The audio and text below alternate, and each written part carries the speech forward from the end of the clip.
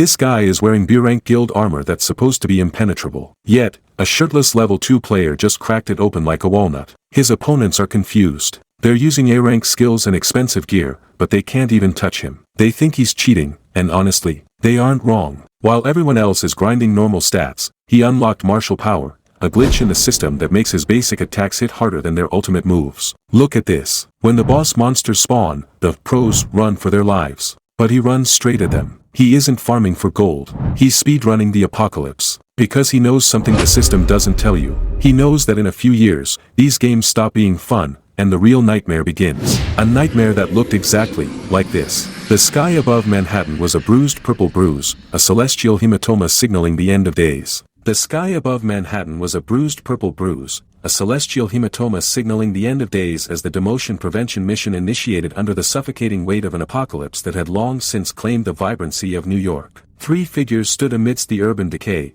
their eyes cast upward in a mixture of awe and primal terror, watching as the fabric of reality tore open to birth a nightmare, the air itself vibrating with the hum of impending doom as the mission objective flashed before them: defense. The ground cracked, asphalt surrendering to the emergence of a jagged, dark spire that pierced the skyline, pulsing with malevolent red eyes that opened one by one to gaze upon the ants beneath it. This was not merely a beast but a calamity given form, the monster of the end, Behemoth, its massive claws tearing through skyscrapers as if they were made of wet paper, summoning storms of lightning that danced around its grotesque silhouette. Players on the ground trembled, their weapons shaking in hands that had lost all strength. For how could mere mortals stand against a creature whose very existence was a decree of planetary execution? The command was simple yet impossible: defeat Behemoth before it ends the world, a task that felt less like a mission and more like a cruel joke played by the system. The monster roared, a sound that shattered glass and resolve alike, forcing the party leader to scream orders to stay in formation, though his voice cracked with the knowledge that if they failed here, humanity's final chapter would be written in blood and silence. BattleNet had begun in 2010, a digital curse that bled into reality, evolving into the Space League by 2022 where humanity was forced to fight for survival against cosmic horrors, a brutal tournament that had whittled the globe down to a mere 10 remaining nations by 2023. Earth stood on the precipice of destruction, humanity's representatives losing ground with every passing second, and now, facing the Behemoth, the end seemed all but guaranteed. The monster gathered a sphere of void energy, a black hole of malice ready to erase the grid, but then, a streak of white light defied the darkness. A single man, Seong Jihan, launched himself into the sky, a solitary figure against the backdrop of annihilation, his body wreathed in purple aura as he became a human missile aimed straight at the heart of despair. He did not hesitate, did not tremble, for in his eyes there was no fear, only the cold calculation of a predator taking down prey. This is where the nightmare ends. With a motion that blurred the line between martial art and miracle,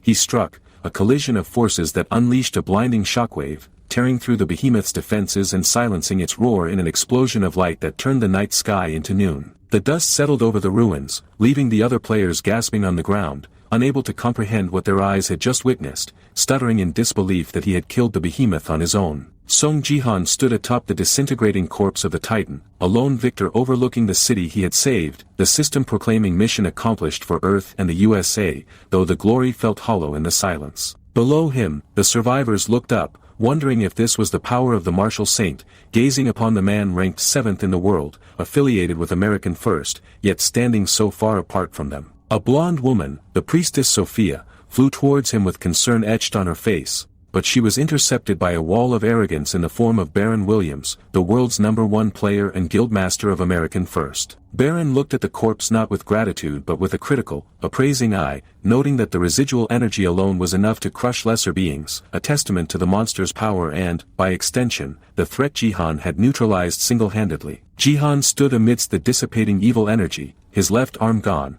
replaced by a swirling mass of dark power that ate away at him, a sacrifice made for a victory that belonged to everyone but him. Sophia landed, horrified by the sight of his missing limb, her hands glowing with green light as she attempted to cast regeneration, panic rising in her voice as she saw the extent of his injury. Jihan flinched, the pain of the Behemoth's evil energy reacting violently to the healing magic, and he coldly ordered her to back away, his focus shifting to the golden treasure chest that had manifested in the rubble. "I don't need pity, I need what I earned." But before he could claim his due, Baron's voice cut through the air like a whip, commanding his guild members to look down at the boss's reward, his tone dripping with entitlement as he declared that he would name those who would receive the spoils. The sycophants cheered, chanting, "American first," like a mantra of exclusion, while Jihan watched in silence, the hero of the hour reduced to a spectator at his own coronation. Baron listed the names, assigning the loot to the priestess and others who had done nothing but cower, deliberately omitting the name of the man who had struck the killing blow. Sophia,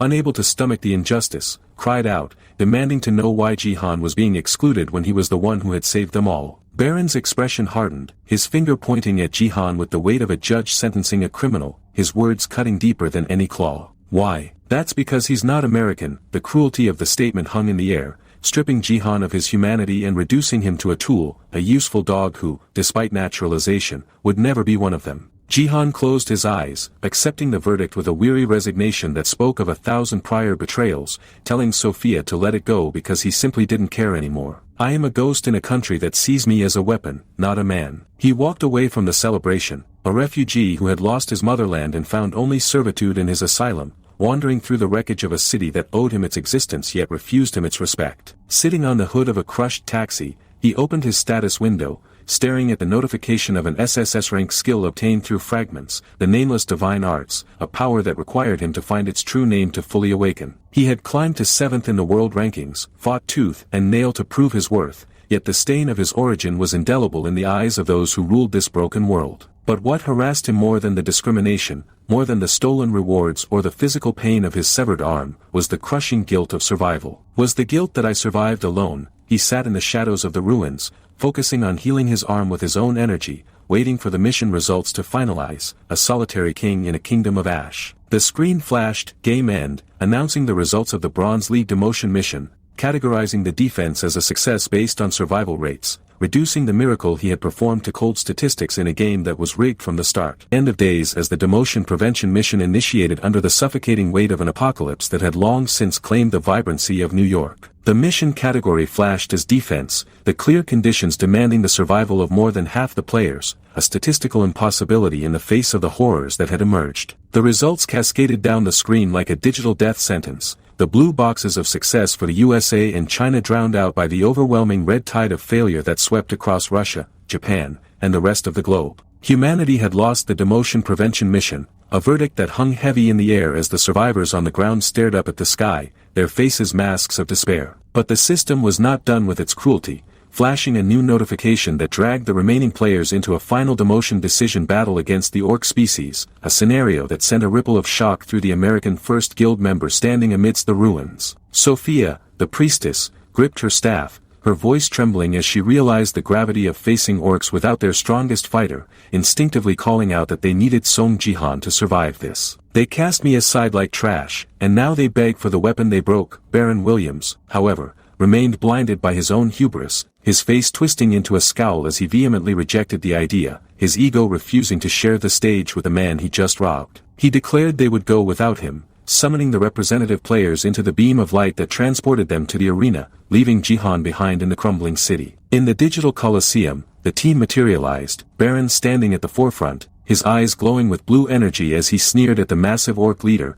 calling them disgusting pigs with a confidence born of ignorance. The orc, number 4772, loomed over them, a mountain of muscle and malice holding a massive axe. Baron glanced around, noting it was just his elite team and a Chinese ranker, and clenched his fist, reaffirming to himself that they didn't need the outcast to win. Baron powered up, his body erupting in a violent red aura as he screamed that he could do this alone, charging forward with the desperate need to prove his supremacy. He unleashed a storm of lightning, declaring himself the representative of humanity, but his attack was nothing more than a light breeze against the titan before him. The orc leader didn't even flinch, effortlessly dodging the strike with a speed that belied his size, his massive axe swinging down in a blur of motion that shattered Baron's defenses and his delusions in a single blow. Blood sprayed across the arena as the slaughter began, the Chinese ranker falling first, his body crushed underfoot as the system coldly announced the death of a humanity player. Panic seized the group, Sophia screaming in terror as her teammates were ripped apart like wet paper,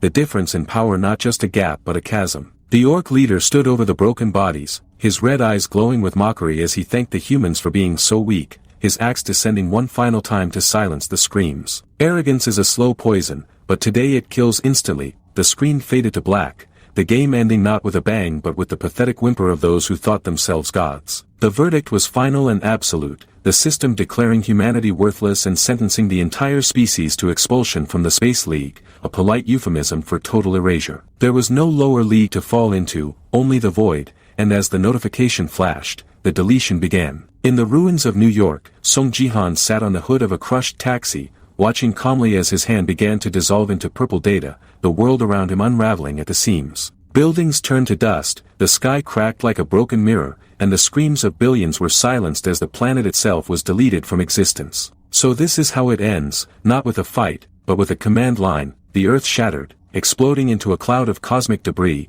leaving nothing behind but the cold indifference of space and a message confirming humanity's deletion was complete. But in the absolute darkness, a red warning box pulsed, an error detected in the perfect execution of the system's judgment. There were still humans remaining, or rather, one human who refused to fade. Seong Jihan floated in the void, his body glowing with a white light as his nameless divine arts resisted the deletion code, a lone spark in an ocean of nothingness. He wondered if he was the only one alive again, the irony of his survival bitter on his tongue, realizing that if he had only known the true name of his skill, he might have saved them all. High above, unseen entities observed this anomaly, intrigued by the creature resisting their will, acknowledging his potential despite his weakness. Text boxes appeared in the void as the constellations debated his fate, noting that they could not overlook any possibilities. A vote was cast, the blue and red panels clashing in the darkness until a decision was reached. Player Seong Jihan would be returned to the league's first entry era. The world spun, reality rewriting itself around him,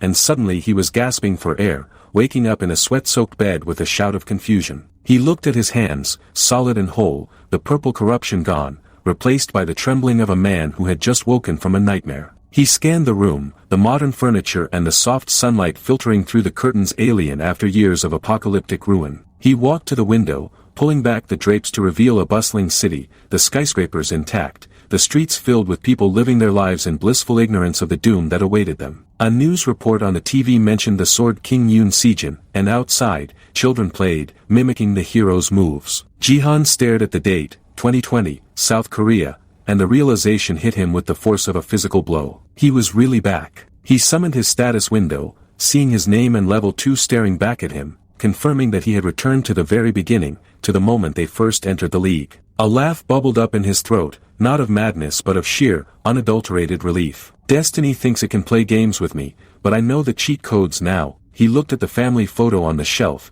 the faces of those he lost smiling back at him, and his expression hardened into a mask of steely determination. He realized that this was not just a second chance but a weapon, an opportunity to use the information from his past life to rewrite history. He clenched his fist, the strength of his resolve far outweighing his low level, vowing that he must change the future. He turned away from the window, his eyes burning with a fire that would consume the league, declaring that he would protect everyone this time. It would be different, not because of hope, but because he had seen the end of this game, and he refused to let it happen again. The year was 2020, a time that felt like a lifetime ago, filled with the naive roar of crowds and the vibrant energy of a world that didn't yet know it was doomed. The memories flooded back, images of a packed stadium, the cheers of thousands echoing for a match between Korea and China, a time when the nation still held its head high in the East Asian League. It was a golden age, or so it seemed, anchored by a single man whose power was absolute. Yoon Sae-jin, the Sword King, a warrior ranked third in the world, his dual blades glowing with the violet aura of a man who touched the realm of the divine. The footage played in Jihan's mind, a montage of dominance where steel met flesh and monsters fell like wheat before a scythe. He was Korea's pride, a national treasure whose mere existence guaranteed safety and status. But history is written by betrayals, and this was the moment the ink turned to blood. Shifted to a press conference, the Sword King standing in a sharp suit, his expression calm, his words a guillotine falling on the neck of a nation. He announced his naturalization to Japan, taking the name Ito Ryuhei, a decision that wasn't just a transfer of citizenship but a death sentence for his homeland. Jihan sat on his bed, watching the broadcast on his TV, the annoyance rising in his chest like bile. I still get annoyed whenever I see that face. The news anchors wore expressions of professional panic, analyzing the catastrophic drop in rankings that would follow, the loss of their greatest deterrent leaving the country exposed. It was the beginning of the end, a slide into the abyss where Korea fell from grace, plummeting into the lower ranks at a speed that terrified the experts. Jihan turned off the TV, the black screen reflecting a face that had seen too much. The nation had ruined itself with mental victories, clinging to past glories while the world moved on, and no one talented enough to replace the traitor ever appeared. Battle.net was not a game, it was a slaughterhouse where death in the server meant a stopped heart in the real world. 2 years from now, the Space League would turn the tutorial into a war for survival, and the lower-ranking nations would be fed to the wolves. Monsters appeared in the cities, towering nightmares that turned skyscrapers into tombstones, starting one-sided massacres that wiped countries off the map. The survivors all whispered the same regret, a mantra of futility: if only the Sword King had stayed. Jihan stood before a framed photo on his wall, the glass reflecting the face of the man who abandoned them. Untitled was that kind of player, selfish and absolute, but he was also something else. Jihan's fist clenched, trembling with a mixture of rage and grief, before he drove it into the frame. The glass shattered, a spiderweb of cracks obliterating the Sword King's smile. As to why my older sister loved this fucking bastard, the fragments fell, leaving only the image of a woman and a child, the family he couldn't save, the ghosts that haunted his regression. If she were still alive, perhaps the world wouldn't have burned. But ifs were for those who couldn't change the future, and Jihan was done with hypotheticals. He turned away from the ruin of the photo, the chapter of his past closing as chapter 2 began. He walked to the window, looking out at the city that was still standing, the massive sword statue gleaming in the sunlight, a monument to a hero who was already gone. He pulled up his status window,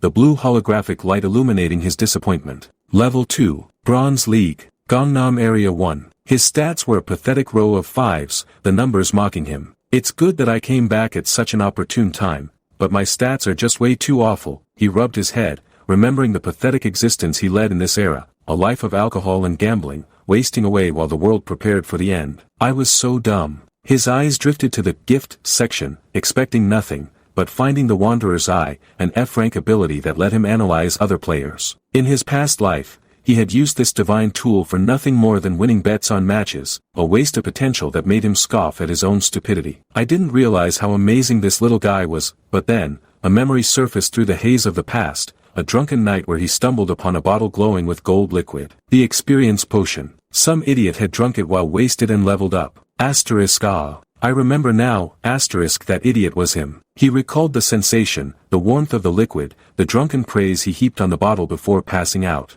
He shook his head, clearing the cobwebs, and looked back at the system window. Something was wrong. The achievement points counter sat at a staggering 100,000. His eyes widened. What the heck? Why the hell is this so high? Achievement points were the currency of legends, hard-earned and rare, yet here he was, a level 2 nobody sitting on a fortune. Putting aside the fact that points were usually useless for a low level, the sheer volume was an anomaly. Did something change when I went back in time? He reached out, his finger hovering over the inventory tab. The screen expanded, and his heart skipped a beat. Sitting in the grid was a card glowing with a chaotic, prismatic light. The achievement point exchange voucher, rank X. The description was a revelation, a special privilege given to the last survivor, who chose to retry. A special item, is it for only me? The realization hit him like a physical blow. This wasn't just a regression, it was a reward. He used the voucher, the system announcing the addition of the achievement shop to his window. That's insane, he muttered, a grin tugging at the corner of his mouth. The shop opened, listing upgrades that cost a fortune. Shop upgrade, status window expansion, extra class slot. He hesitated.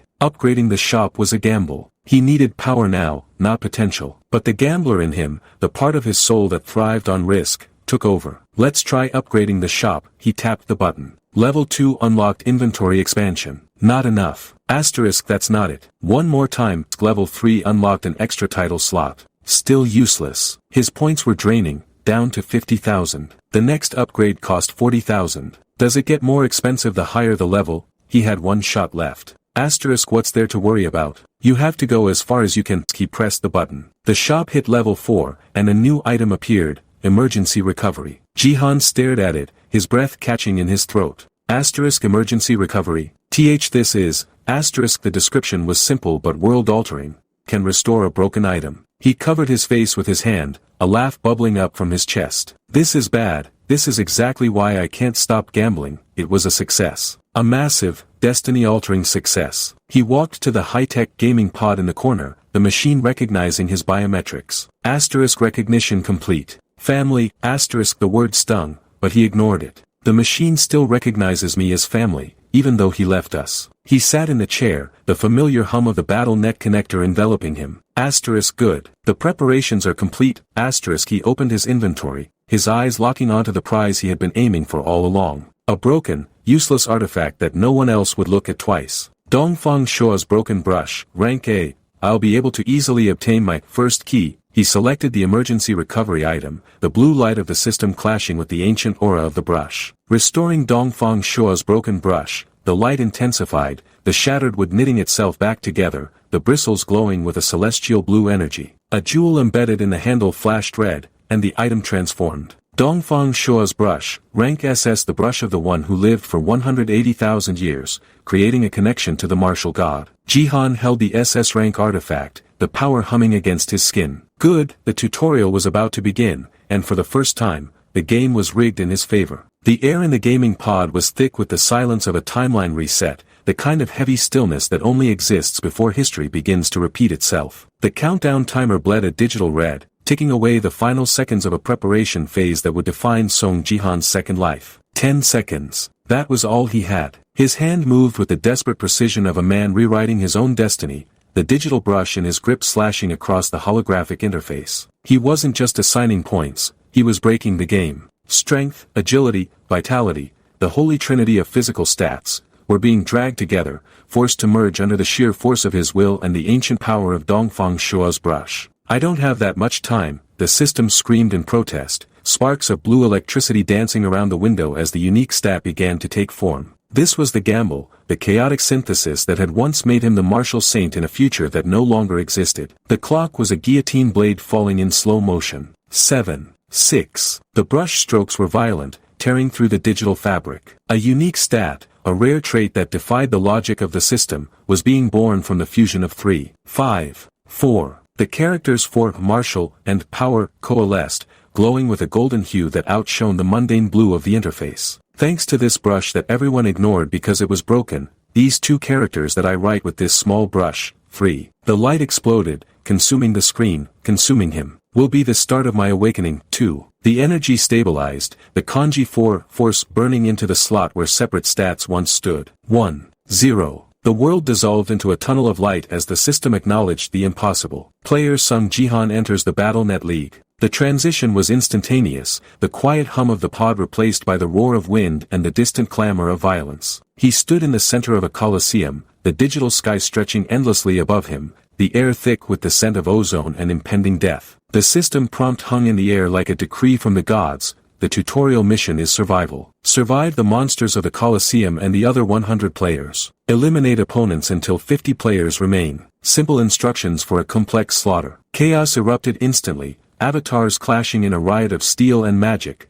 but Jihan stood calm amidst the storm. He looked at his hands, feeling the flow of power that shouldn't exist at level 2. He pulled up his status window, his heart pounding a rhythm of anticipation. Asterisk wait, what happened to martial power? Status, asterisk the window materialized, and there it was. Name, Seong Jihan. Level, 2, Affiliation, Bronze League, Gangnam Area 1. And right below it, the anomaly that made him a god among insects. Martial power, 5, magic power, 5, and used stat points, -1. A deficit that didn't matter because the conversion was a success. It worked. Relief washed over him, followed immediately by a surge of triumph. I have martial power, the system chimed again, sweet music to his ears. You've cleared the achievement. You've earned 10,000 achievement points. He dismissed the window, his gaze drifting to the brush in his hand. It's nice to see you again, he thought, a faint smile touching his lips. But then, a sensation pricked at him, a raw,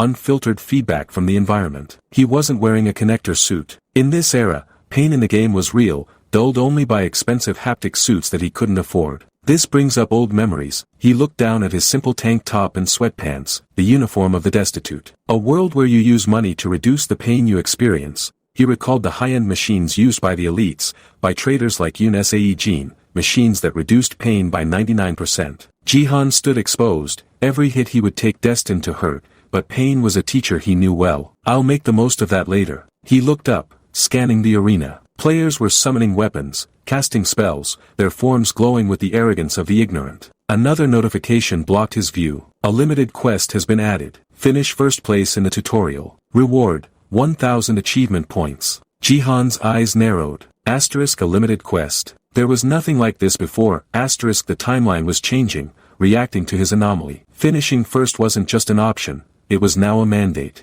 A grin spread across his face, predatory and sharp. This is going to be a piece of cake since I have martial power. The game officially started. Survive until the game ends. Then why don't I mo? His thought was cut short by a shadow looming over him. A massive sword swung down, aimed at his skull. Die, newbie, a player shouted, eager for an easy kill. The blade descended with lethal intent, a strike that would have cleaved a normal level 2 player in half. But Jihan didn't flinch. He didn't dodge. He simply raised his hand. The sound of steel hitting flesh never came. Instead, there was a dull thud as his palm caught the blade, stopping it dead in its tracks. The attacker froze, his eyes bulging in disbelief. As expected, Jihan thought, his grip tightening on the steel. The most fun thing you can do in a game. The metal groaned under his fingers, spiderwebs of crack spreading along the blade. Is smurf on new players. With a casual flick of his wrist, he shattered the weapon, the shockwave sending the attacker flying back. Thanks for the first kill, Jihan whispered, his eyes glowing with a terrifying blue light.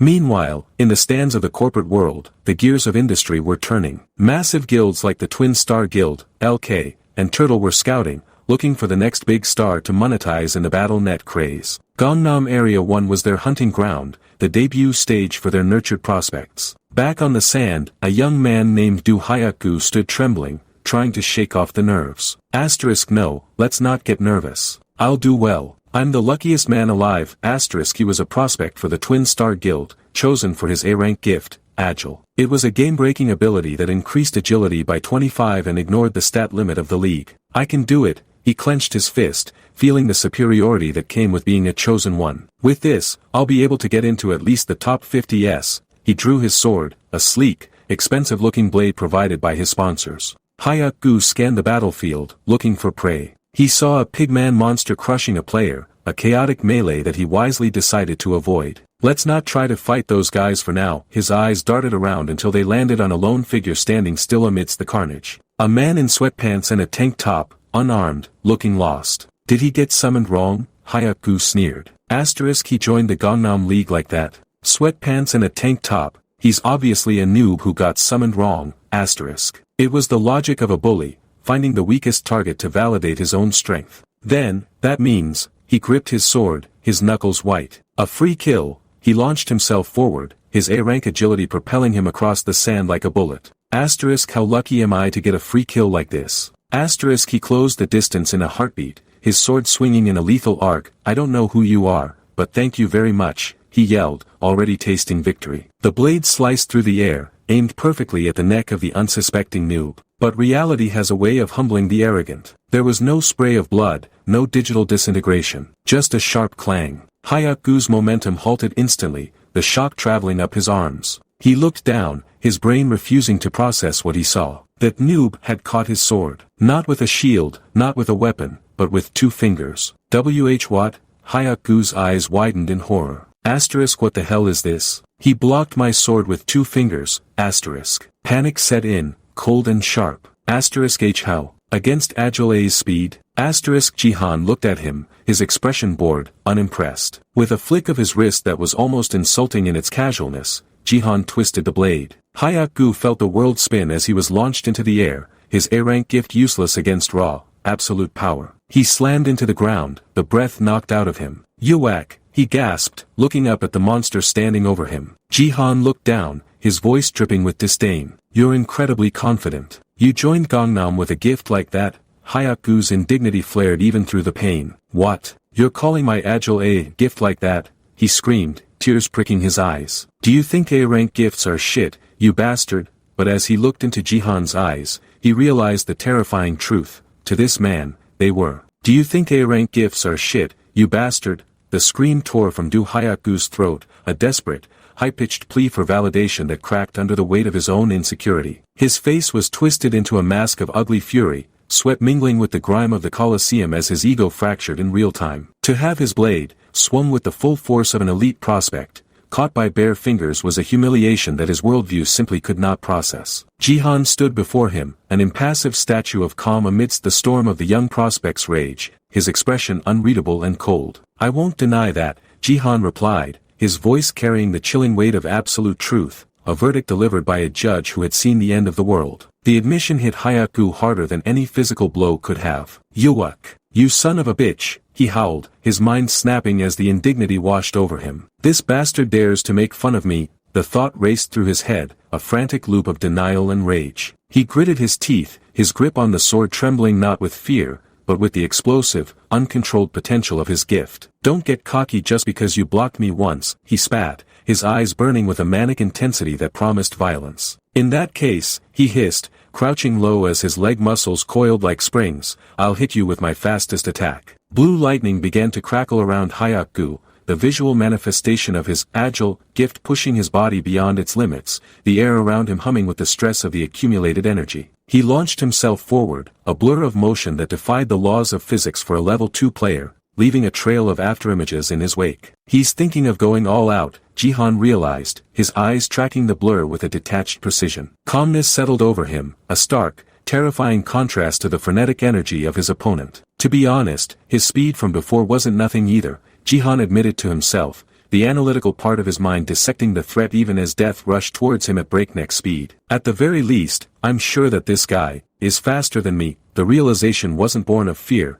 but of cold, hard fact, a recognition of the raw statistical gap that defined this early stage of the game. The blade came whistling in, a crescent of death aimed at his vitals, moving with a velocity that should have been impossible to evade. The Colosseum floor became a dance of death, the sand kicking up in spurts as Hyuk-gu became a storm of steel. Asterisk swish. Swish, asterisk. The attacks were relentless, a barrage meant to overwhelm, to cut, to kill, leaving no room for breath or thought. Jihan was on the back foot, weaving, ducking, his movements economical but strained, the wind of the blade grazing his skin. "As I thought, my body is too slow," he critiqued, feeling the jarring lag between his mind's command and his body's response. "It's not easy to get used to falling straight to level 2, the discrepancy was a physical weight. His mind held the reflexes of a martial saint, but his limbs were heavy, burdened by the low stats of a beginner. Another slash tore past his face, close enough to sever a lock of hair, a reminder of how thin the line was between survival and the void.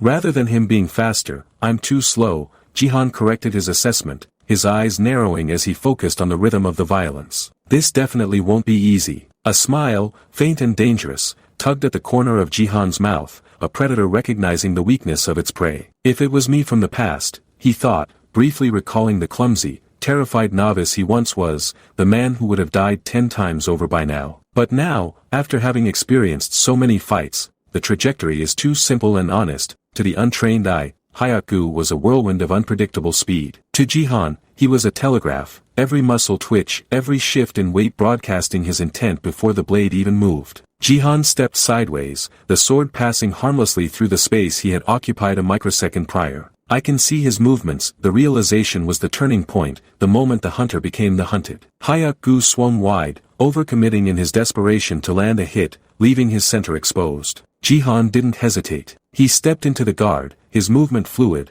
bypassing the lethal arc of the sword with a ghost-like grace. His hand shot out, striking with the precision of a surgeon and the force of a pile driver. The impact was dull, heavy, a sickening thud that echoed in the silence of the arena. Hyuk-gu's eyes widened, the pupils contracting to pinpoints as the breath was driven from his lungs in a violent rush. "Hwa ah!" The cry was strangled, a gasp of shock and pain as the world tilted on its axis. Hyuk-gu stumbled back, his momentum shattered, his brain unable to process how the prey had suddenly become the predator. Asterisk huh? What? Asterisk confusion reigned in his mind, a chaotic swirl of disbelief. Jihan didn't give him time to recover. With a fluid motion, he snatched a sword from the ground, or perhaps he wrested it from Hyuk-gu's weakening grip, and in a blur of motion that mirrored his opponent's earlier speed, he struck. The blade went home. A wet, sickening sound echoed as steel pierced digital flesh. Hyuk-gu gasped, blood, or its red pixelated equivalent, spurting from his mouth. "Kook," he choked, looking down at the steel protruding from his chest, his mind reeling. Impossible," he stammered, his knees giving way as the strength drained from his legs. He collapsed to the sand, the light fading from his eyes as his avatar began to glitch, dissolving into blue cubes of data. I'll definitely win the next time we meet. Don't you forget it," he screamed, a final act of defiance from a man who couldn't accept his loss, his voice fading into the digital wind. Jihan watched him fade, his expression unreadable. To be able to think about next time while dying, he mused, a dark amusement coloring his thoughts. What a good world, the system chimed, confirming the victory. You have obtained the first kill in the tutorial. Obtained 100 achievement points. As Hyakgu vanished completely, the sword in Jihan's hand began to crumble, turning into dust as the system reclaimed its assets. When the player dies, their weapons disappear with them. Unfortunate. Jihan tossed the hilt aside, dusting off his hands as he surveyed the battlefield. The arena was still a chaotic mess of combat, but he had carved out a small island of silence. Since I'm warmed up, let's increase the pace, he decided, his gaze sweeping the battlefield with cold calculation. To get first place, I need to get at least 5 or more kills. His eyes landed on a distant commotion, a chaotic brawl that most players were avoiding. As expected. No one's even looking at where the monsters are. In the distance, a horde of pig-headed monstrosities, the Urks, roared and stomped, their axes gleaming under the artificial sun. Inside Battle.net, other than players, there also exists monsters. Jihan recalled the basic mechanics that govern this world. But since one monster only counts as 0.1 kills, you need 10 for it to register 1 kill. So, most players avoid them and aim for other players. It was a simple equation of efficiency that dictated the flow of the tutorial, a rule that everyone followed. Everyone except him. A blue window materialized before him, shattering the norm. A new quest has been created. This group that numbers in the 30s are the strongest monster group within the Colosseum. Annihilate them and show the difference in strength. Reward, 500 achievement points. Jihan stared at the screen, doing the mental math instantly. New quest. Even when considering monster hunting's inefficiency, with a reward like this, 500 points, isn't that 5 times the first kill bonus? A predatory grin spread across his face, the smile of a man who had just found a shortcut to power. If it's like this, there's no reason to not do it. He turned towards the horde, his posture relaxed, almost casual, as if he were walking to a convenience store rather than a slaughter. In the end, monsters are still just monsters, he thought, cracking his neck. Compared to real Urks, this is nothing. He remembered the terrifying legions from the future, beasts that could tear tanks apart like wet paper. These tutorial mobs were pale imitations, mere toys for his amusement. Well then, his eyes narrowed, focusing on the chaotic mass of muscle and tusks. Let's play. He leaped from the stands, landing with a heavy thud in the center of the monster pit, the impact sending a cloud of dust billowing outwards. The Urks paused, their beady red eyes locking onto the intruder. A naked human is approaching us, one roared in their guttural tongue, confused by the audacity. Human. Crazy, another bellowed. Kill. Human. The mob mentality took over, and they charged, a wall of green flesh and rusty iron intent on crushing him flat. Jihan didn't flinch. He ran straight at them. An axe swung down, massive enough to cleave a boulder. Jihan sidestepped it with the grace of a dancer, the wind of the swing ruffling his hair. The trajectory is too simple and honest, he critiqued again, weaving through the forest of blades as if he had rehearsed this dance 1,000 times. He moved like water, flowing around the clumsy attacks. He grabbed the handle of a descending axe, using the Urk's own strength to pivot. Axes, he thought, feeling the weight of the weapon as he wrenched it free, are thrown like this. With a torque of his hips, he hurled the weapon, sending it spinning into the skull of another monster. Blood sprayed, pixels scattered. Kook! Impossible. The Urk gurgled, collapsing. The system updated, eliminated. Jihan didn't stop. He was a whirlwind of violence, picking up dropped weapons, using them until they shattered, then moving to the next. Kill him. The Urks roared, fear beginning to seep into their rage. They swarmed him, trying to bury him under sheer numbers, but it was like trying to catch smoke with bare hands. Jihan was a blur, dual-wielding stolen axes, spinning, slashing. Swish. Thud. Bodies piled up. He broke an axe handle over an Urk's head with a sickening crunch. How pathetic, he scoffed internally, looking at the stunned creature. Who told you to shout while performing a sneak attack? The Urk stared at his broken weapon, then at Jihan, confusion clouding its primitive mind. Human weapon broke. Your weapon also broke. We'll kill now, the creature gleefully announced, raising its own axe, thinking the tide had turned. Jihan looked at the splintered wood in his hand, then at the monster, unimpressed. Use a better weapon, dude, he sighed. All these weapons are lacking oomph and don't befit your size. As the Urk swung, Jihan stepped in, delivering a punch that shattered the remaining wood and the Urk's jaw in one motion. Yuwu! The impact sent a shockwave through the mob, clearing a circle around him. Standing amidst the carnage, Jihan spotted a sword lying in the dust, likely dropped by a careless player earlier. Let's see. He picked it up, testing its weight. He pulled up his status window again. He had 1 point to spend. Asterisk if I were to raise just one, it has to be martial power. Asterisk he tapped the interface. The unique stat, the amalgamation of strength, agility, and vitality, glowed with potential. Asterisk a unique stat that combines strength, agility, and vitality into one. Even at the same value as other stats, this broken stat is at least twice as powerful. Asterisk he watched the number tick up from 5 to 6. Asterisk but most importantly, there's another reason why martial power is special to me. Once martial power hits 30, Nameless Divine Arts rank, SSS opens up. Asterisk. It was the key to his past power, the foundation of the martial god. I need to get Nameless Divine Arts as soon as possible. Suddenly, a notification blinked. Your level has increased. Jihan froze. Asterisk, but this stat has a fatal disadvantage. Martial power doesn't go up just by pressing the button. Huh. It went up. Asterisk he stared at the screen, baffled. Asterisk a level up in the middle of a game. Normally, EXP's calculated once the game is over. Normally, you have to gain a bunch of combat experience and go through a lot of training to raise martial power. Asterisk he clenched his fist, feeling the surge of energy coursing through him. Putting in points is just to raise the growth cap. Ain't this great? A dangerous smile played on his lips. I don't know what's going on, but if it keeps going up like this. Swish, a sharp sound cut through his thoughts. An arrow. Jihan tilted his head, the projectile whizzing past his ear with mere millimeters to spare. An arrow? He turned to see two figures approaching. A woman with a bow, her posture relaxed but ready, and a large man clad in heavy plate armor, holding a tower shield. You dodged, the man grunted, his voice echoing from within his helmet. Lucky bastard, the woman smirked, knocking another arrow. There's not much time left, so let's finish this up quick. She glanced at her partner. Yes, let's. Like we agreed on before, the kill goes to the person who lands the last hit. Yes. Jihan analyzed them instantly. Asterisk looks like they teamed up. This happens every now and then. The original purpose of the survival map is one-on-ones,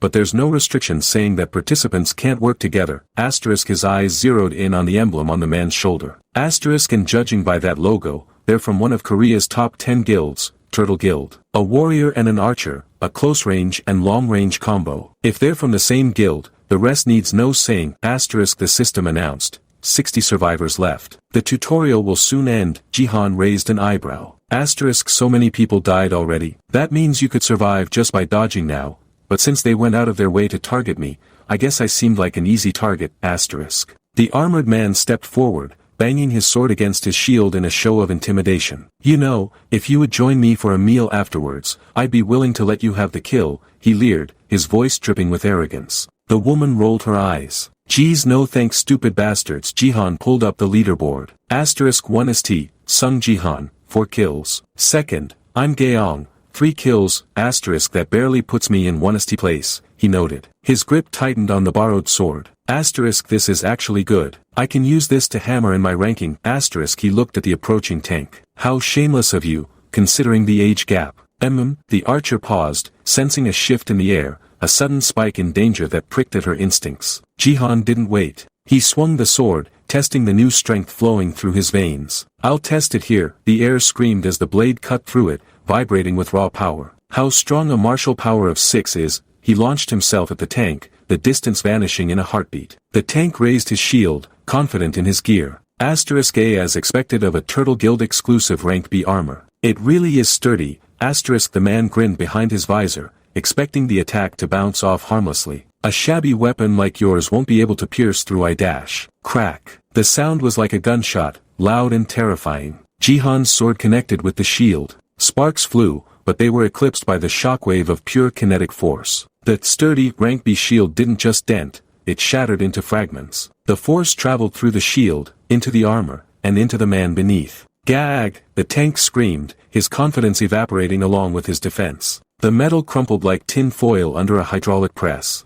UF, he flew back, crashing into the sand, his body convulsing from the impact. Why you crazy asshole, he shrieked, staring at the monster in the tank top who had just dismantled his defense with a single strike. Jihan stood over him, the broken sword in his hand, a testament to a power that defied the logic of the tutorial. This was no longer a game. This was an execution. In the cool, blue-lit sanctity of a high-tech viewing room, the chaos of the Colosseum felt a world away. Lee Hae-yeon, the executive manager of the Twin Star Guild's PR Division 3, sipped her coffee, the porcelain cup clinking softly against the saucer. Whoa, this is rather surprising, isn't it? She mused, her eyes fixed on the screen, a flicker of genuine interest breaking through her professional veneer. It's truly a relief, huh? She added, a small, knowing smile playing on her lips. What do you mean? A deep voice asked, the confusion evident. Hye-yeon glanced at the man beside her, then back to the screen where the carnage was still replaying in her mind. Well, she began, her gaze drifting to the dark-haired woman sitting quietly in the corner. It's a relief that person wasn't summoned right next to you, of course. The camera shifted to focus on the woman in the corner, Im Gaeong, Twin Star Guild's prized prospect and Lee Hae-in's bodyguard. Her expression was steely, her eyes sharp, but there was a tension in her posture that hadn't been there before. You could have been eliminated, much less hold on to your second-place ranking, Hye-yeon stated, the brutal truth delivered with a casual air. The holographic leaderboard shimmered into view, confirming the reality. *1 St, Seong Jihan, 6 kills. Second, I'm Gaeong, 4 kills, the gap was small in numbers, but massive in implication. If you end up getting matched with that guy in the next match, I guess you should avoid him. Hye-yeon advised, her tone shifting to one of strategic caution. Gaeong's fist clenched, the leather of her glove creaking under the pressure. Gosh, this kid, Hye-yeon thought, noticing the flash of defiance in her bodyguard's eyes. Gaeong looked up, a smile that didn't reach her eyes plastered on her face. Forget it. There's no way our Jaeong would lose, Hye-yeon quickly corrected herself, sensing the pride at stake. Just stomp him to the ground, but the bravado was thin. It's fine, miss. I'll avoid him, Gaeong replied, her voice tight. Hae-in's expression hardened instantly. No, this is a command. Fight him to gain intel, she ordered, the executive taking over. If you say it like that, understood, Gaeong acquiesced, standing up and walking away, her heels clicking rhythmically on the floor. As she left, Hae-in's gaze lingered on the screen, on the close-up of Seong Jihan's eyes. Like I've seen him before, she whispered, a sense of déjà vu prickling at the back of her mind. Seong Jihan shifted to the digital reconstruction of the fight. Im Gaeong, a blur of motion, her sword a streak of crimson light, slicing through opponents with the grace of a dancer. Swish. / she was fast, lethal, a true prospect. The S voice, internal and analytical, broke down her profile. Known to possess an S-rank gift, she was a prospect the Twin Star Guild ambitiously rolled out, Gaeong's blade connected, pixels scattering like cherry blossoms. She lived up to everyone's expectations at the league and didn't fall short in taking first place, the leaderboard flashed again. Or, she wouldn't have if not for the appearance of Seong Jihan. In another room, the scout team from the Turtle Guild was in an uproar. Does this make any sense? A man in a suit yelled, clutching a tablet as if he wanted to snap it in half. He's first place despite being level 2, unaffiliated, and having absolutely no proper equipment. Behind him, the guild's armored players looked sheepish. So, when can we go eat? One mumbled. Please shut up, another hissed. The scout ignored them, his mind racing. He got 6 kills in ragged clothes and sweatpants. That's basically no different from being unarmed. Is that really possible for someone at level 2? The image on the screen showed Jihan standing alone in the center of the arena, a king in a wasteland of corpses. Just who are you? The scout demanded of the screen. Chapter 5, the title card faded, replaced by the towering skyline of Gangnam, the sun gleaming off the glass of a luxury high-rise. Inside, Seong Jihan sat on a plush sofa,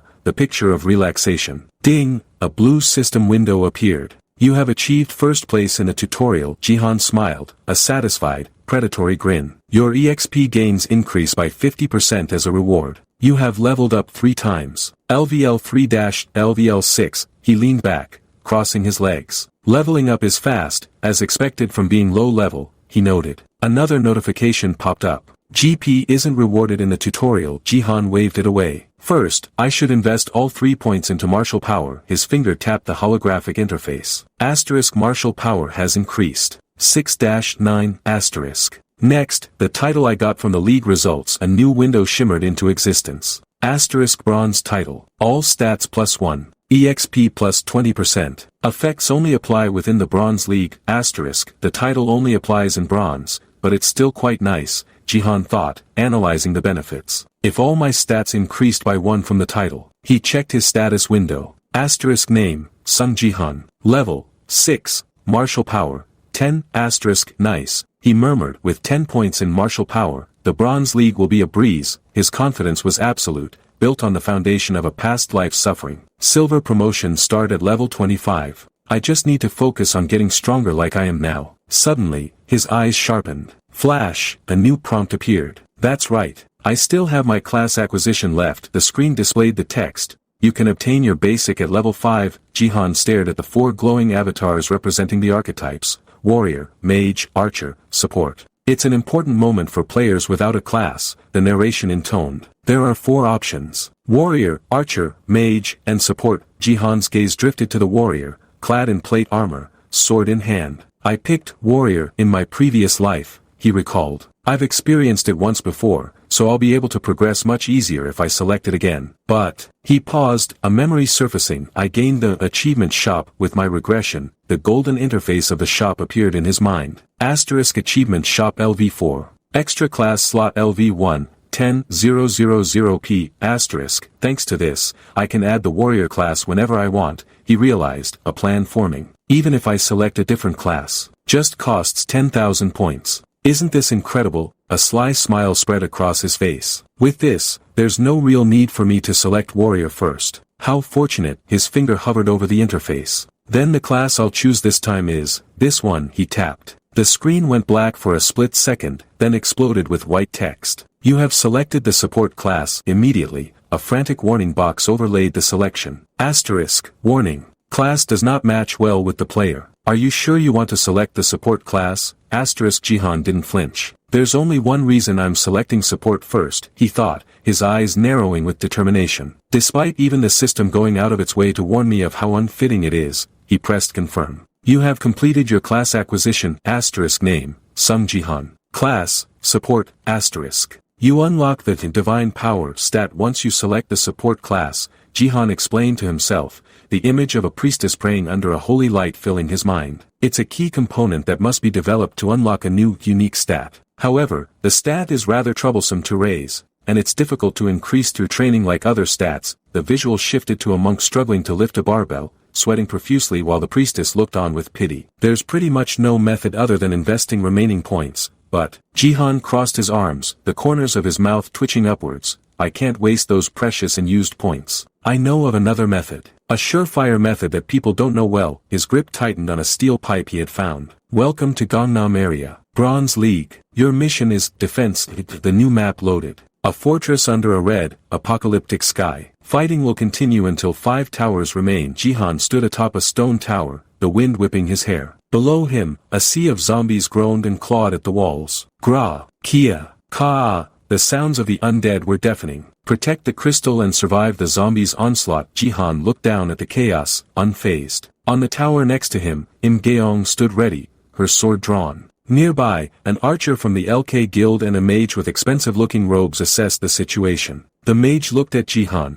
scanning him with a skill. Flash, blue light enveloped them. Ah, of all maps, it's this one, the mage complained. Oh, defense, the archer replied. The people I'll have to do the mission with this time. The mage sneered, looking at the archer. The archer has B-rank equipment and is affiliated with LK, and the mage doesn't seem to be affiliated anywhere but has great equipment. Not bad, then, his gaze fell on Jihan. However, Jihan stood in his tracksuit, holding a rusty pipe. The most important thing in this map is, flash, a beam of light shot down from the sky, illuminating Jihan. The support, the words hung over his head, a digital label that seemed to mock him. Seong Jihan, the mage gasped. What? It's a defense. What? You're a support. The mage's face twisted into a mask of incredulity and rage. Wow, fuck. This is driving me crazy, he screamed, tearing at his hair. This is why I wasn't going to participate in the tutorial season. Ha ha ha ha. He pointed a trembling finger at Jihan. Take a look at his clothes and the state of his equipment. Are you a fucking beggar? The mage stepped closer, his voice rising to a hysterical pitch. Do you think I bought this expensive equipment to carry fucking losers like you? Jihan stared at him, impassive.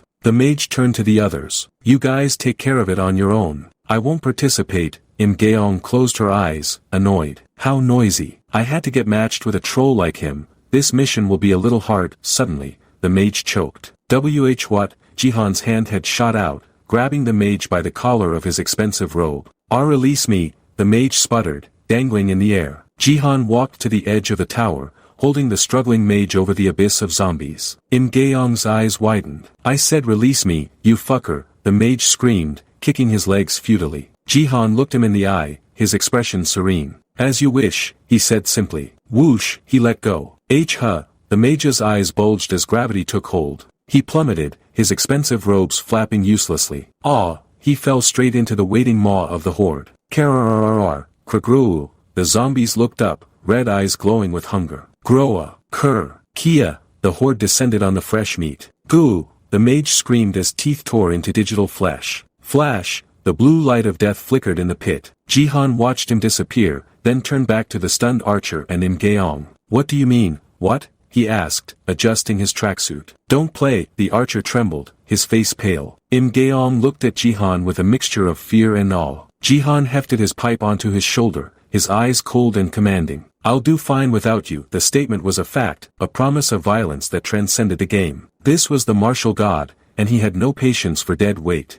Wait, the command cut through the tension, accompanied by a hand raised in a gesture of absolute authority. Seong Jihan stood over the prostrate form of the mage, his expression unreadable, a mask of cold indifference. On the ground, the mage who had just been decimated was now on his knees, his forehead pressed against the stone in a display of pathetic submission. I'm going to try harder, he stammered, his voice trembling with the fear of a man staring into the abyss of elimination. Haven't you already killed me enough? Kim Gyu-hyuk screamed, his face contorted with a mix of terror and indignation, sweat beading on his brow as he looked up at the monster in the tracksuit. The system had been clear. In this Bronze League defense game, each player was granted 3 lives. But for Kim Gyu-hyuk, the math was terrifyingly simple. After being slaughtered by Seong Jihan in the initial skirmish, he had immediately revived, burning through his second chance. Now, standing in the digital afterglow of his own death, he realized the precariousness of his existence. After his second death, he had only 1 life left.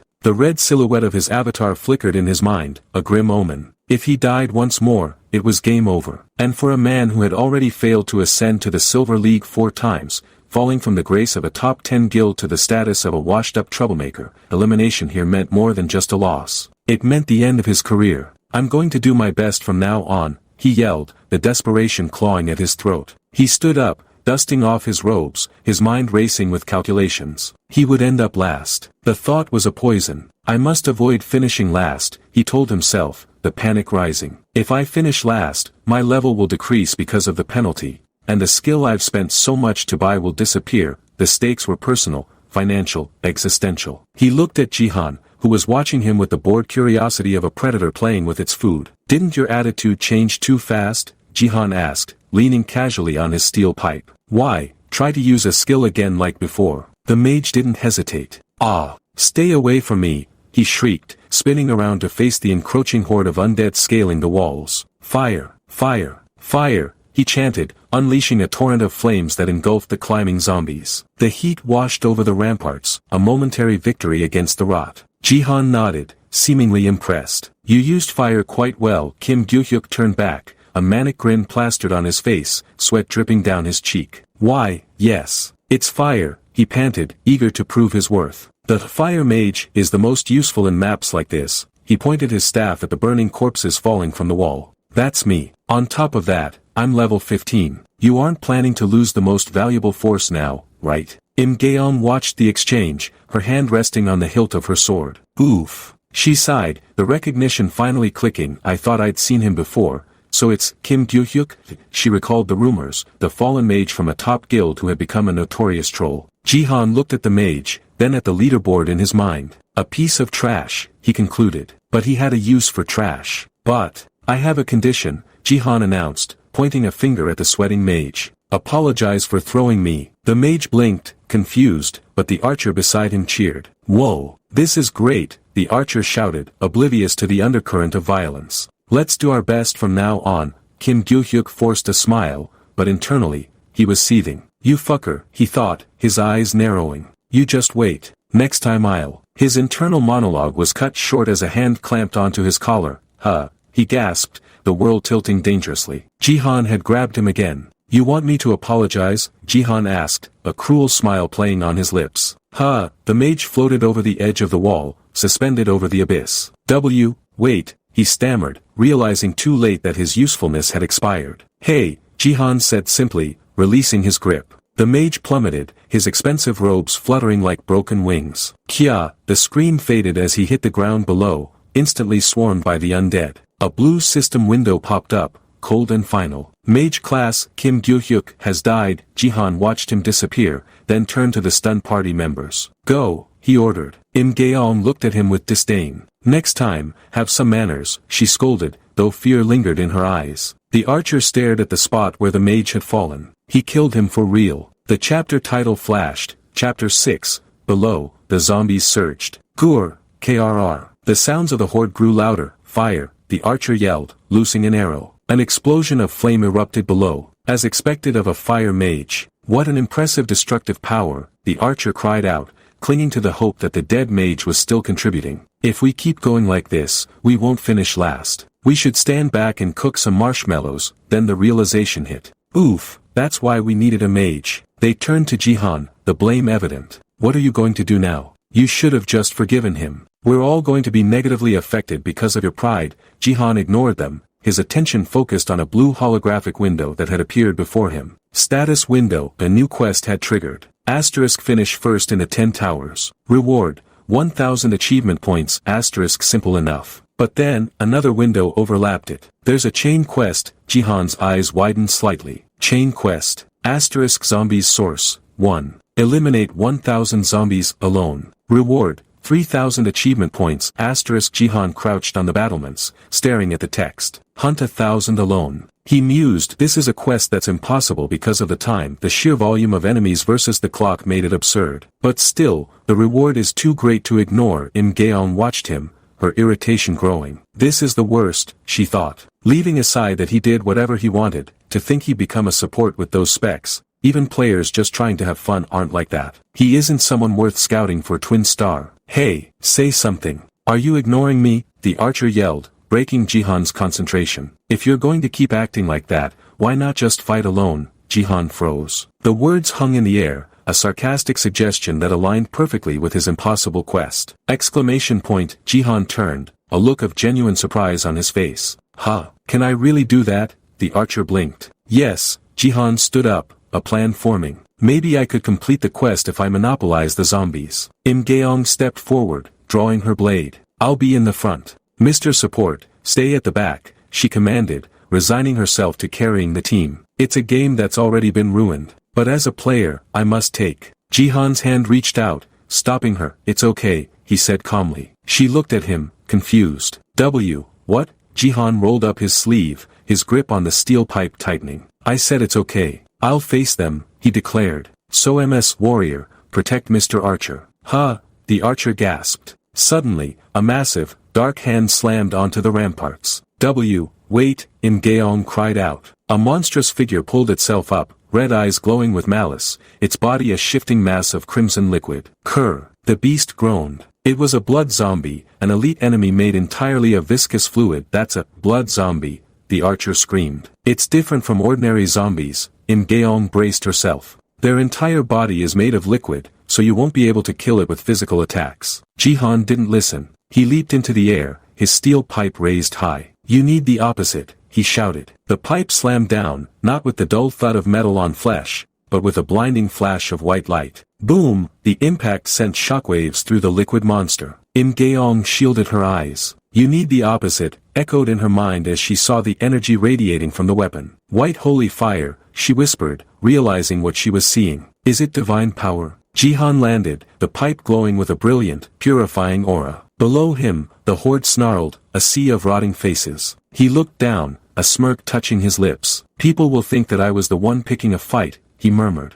Without hesitation, he vaulted over the wall, diving straight into the mass of undead. Slash, the pipe cut through the air, leaving trails of white light that incinerated the zombies on contact. Limbs flew, heads exploded, and the invincible blood zombie was torn apart by the holy energy. Im Gaeong watched from the wall, stunned into silence. The support was tearing through the enemy lines with the ferocity of a berserker and the grace of a grandmaster. I don't know if I'll be able to do it, Jihan thought, his pipe spinning in his hands as he decimated another wave. But let's try it. He landed amidst the chaos, the blue quest counter ticking upward in his vision. Asterisk eliminated zombies, 6/1000.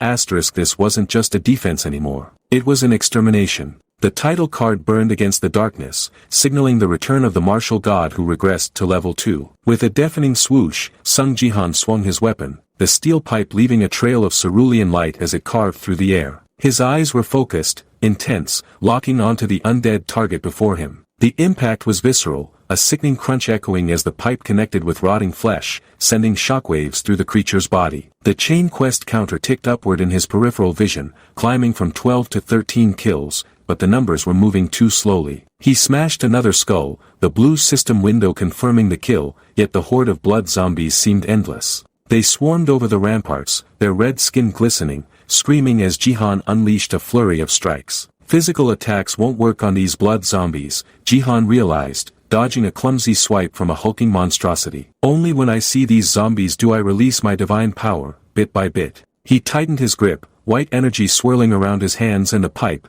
concentrating the holy fire. He wasn't just swinging blindly, he was charging up, preparing to unleash a devastating wave and take them down all at once, he decided, swinging the pipe in a wide, luminous arc. The energy exploded outward, a blinding white flash that engulfed the ramparts. Whoa, amazing, the archer cried out, shielding his eyes from the brilliance. Im Gaeong watched in stunned silence, her eyes tracking the precise movements of the man in the tracksuit. That support, he's insane, the archer yelled, cheering him on. If he's a master of that level, then who cares if he's a bit rough? You've got to respect it. You're doing great. Good job. Im Gaeong, however, saw something deeper. Sweat beaded on the archer's brow, but her focus was absolute. He's fighting by freely controlling his divine power and not wasting a single bit, she analyzed, her warrior's instinct screaming that this was impossible. That kind of control doesn't even make sense. Her eyes widened as a realization struck her, a sense of déjà vu washing over her. And most importantly,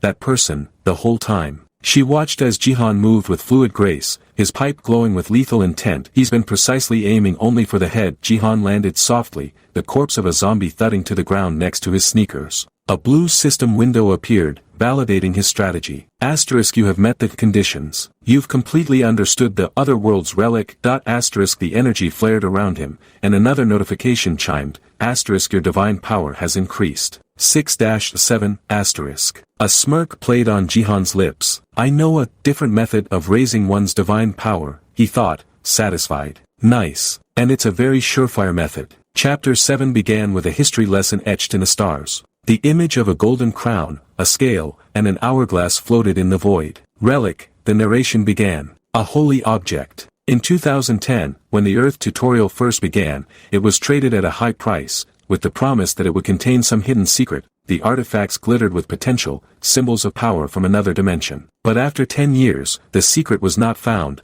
and eventually its value kept dropping. The hourglass cracked, sand spilling out like wasted time. And the other world's relic, in particular, had no merit, so there were countless people who didn't know of its existence. The image shifted to faceless gray figures standing around a glowing artifact, ignorant of its true purpose. However, I raised my divine power using the other world's relic, Jihan's internal voice revealed. Shifted to a bright gymnasium, where a blonde woman tied her hair back, sweat glistening on her skin. America First Rank 3, Saintess Sophia, the caption introduced her. Jihan, in his past life, looked at her with confusion. I'm talking about my divine power. I was able to increase it thanks to the other world's relic, she explained casually, gesturing to the destroyed training dummies around them. Though you can no longer do it once the tutorial ends, Jihan was skeptical. Was that really possible? He asked. Of course, Sophia beamed, looking at him with amusement. How else would I have become a saintess? She clasped her hands around a glowing, ornate cross. If you clutch the other world's relic for a long time and pray, you can raise your divine power,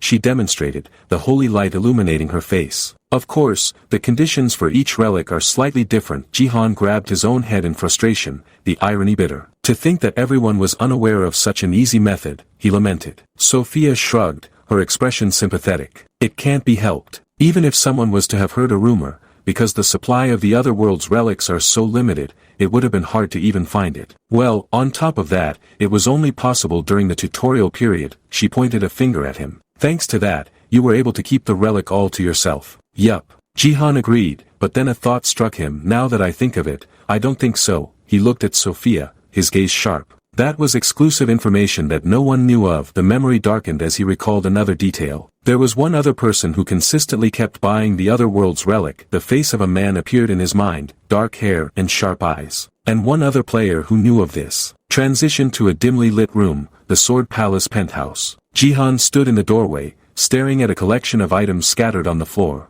A golden scale, a chalice, an hourglass. This is, he gasped, sweat running down his face. They're all the other world's relics, their divine power has all already been absorbed, so the majority of them are all empty. He looked at the inactive Holy Grail, the crucifix, the pendant. The identity of the other player who collected these other world's relics was, another saintess that I know. His gaze drifted to a framed photograph on the wall. A family portrait. A smiling woman holding a baby, standing next to a man. My sister, he whispered. Seong Jihan. My sister, along with Untitled, was the best supporter representing Korea, and a sort of heroine, he recalled, the image of her in white and blue robes, radiating light, filling his mind. The fact that she died is something long of the past. He reached into the pile of discarded relics, but among the other world's relics that my sister left behind, I found that metal pole. He held up the long, gray cylinder. A green system window popped up. Asterisk metal pole. Item rank, E, the other world's relic. If you strike the heads of the heretics, your divine power will increase. Asterisk.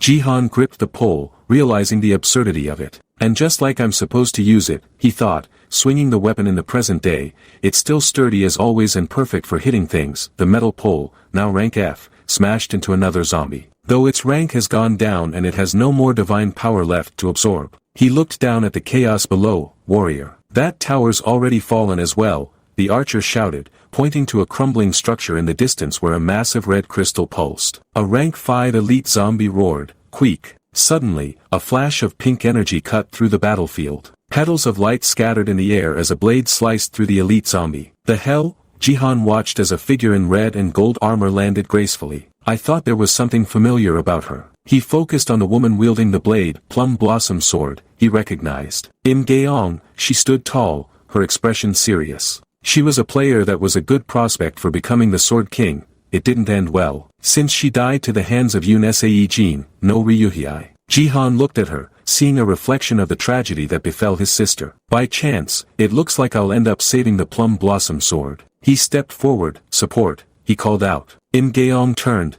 surprised. Exclamation point, she blinked. May we join the battle? She asked, her pride as a warrior evident. If we fight, I think we can aim for a higher rank. Jihan ignored the request and opened his status window. Asterisk 398 kills. Rank 5, asterisk the chain quest required 1000 kills, we're way off, he muttered. Time left 01:28.67, and there's not much time left either. He looked at Im Gaeong and the archer. If it's the plum blossom sword, then even without me she'll be able to do more than hang on, he calculated. I'll give it a try I suppose. He channeled his energy, white lightning crackling around the pipe. I'll leave the top to you, he told them, turning his back to the safety of the wall. Without hesitation, he vaulted over the edge, diving headfirst toward the swarm of thousands of zombies below. Gather everything that I have, he thought, the air rushing past him. The blue aura around the pipe intensified, becoming a beacon of destruction, and exploded. He slammed into the ground, a vertical beam of white energy erupting from the impact point, disintegrating the undead in a massive radius. Okay, the sound effect echoed as the shockwave cleared the area.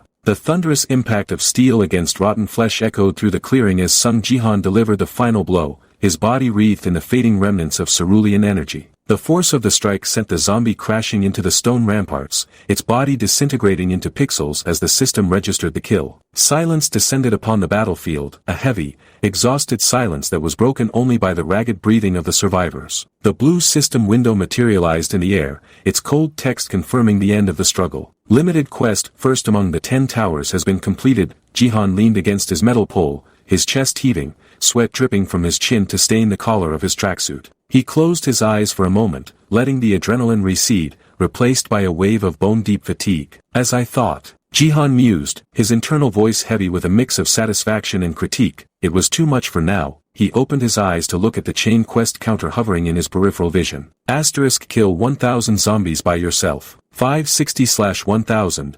Asterisk the numbers mocked him, a testament to the sheer impossibility of the task at his current level. Even with his regressed knowledge and superior combat instincts, the sheer volume of the undead horde had been overwhelming. The game has ended, the system announced, the blue light engulfing his feet as the teleportation sequence initiated. Mr. Support, you were amazing. Thanks for everything. The archer's voice cut through the magical hum, filled with genuine awe and gratitude. Jihan looked up to see the young man waving enthusiastically, his face beaming with the joy of survival. Behind him, the stoic figure of the warrior stood silently, her cape fluttering in the wind of the dissolving instants. Thanks for the carry. You're the best, the archer continued, his praise effusive. Jihan offered a small, tired nod. I'll challenge this again later when I get a bit stronger, he decided, watching the fortress walls fade into white light. Though, I don't know if the same quest will appear. As the world began to blur, footsteps approached him. The warrior woman, clad in her crimson and gold guild uniform,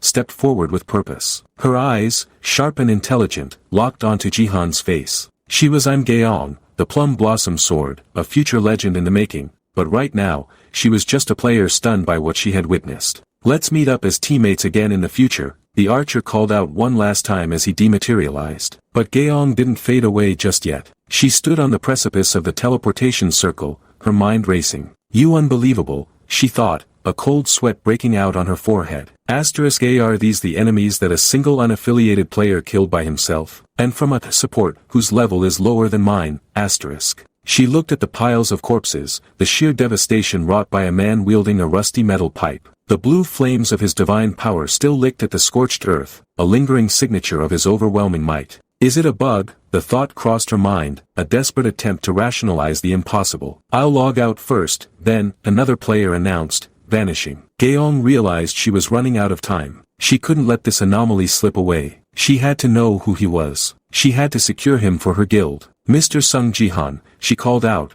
her voice steady despite her racing heart. Jihan paused, the teleportation light halfway up his legs. He turned to face her, his expression impassive. Plum blossom sword, he recognized her instantly. In his past life, she had been a tragic figure, a star extinguished too soon. Do you know me? Gaeong asked, surprised by the recognition. Jihan's eyes narrowed slightly. I don't think we would have met before now, he deflected, playing the role of the ignorant rookie. Gaeong didn't press the issue. I need to talk to him, she resolved. With the potential and results he's shown during the 2 tutorials, this man is someone the Twin Star Guild desperately needs. She took a breath, steeling herself. And as a player of Twin Star, I am Gaeong, for the recruitment offer. She stepped closer, her intensity radiating off her. Give me your number. The request hung in the air, blunt and unexpected. Jihan blinked, his stoic mask cracking for a fraction of a second. Huh? He uttered, genuinely confused. Gaeong froze, her face flushing as the realization of her social blunder crashed down on her. What?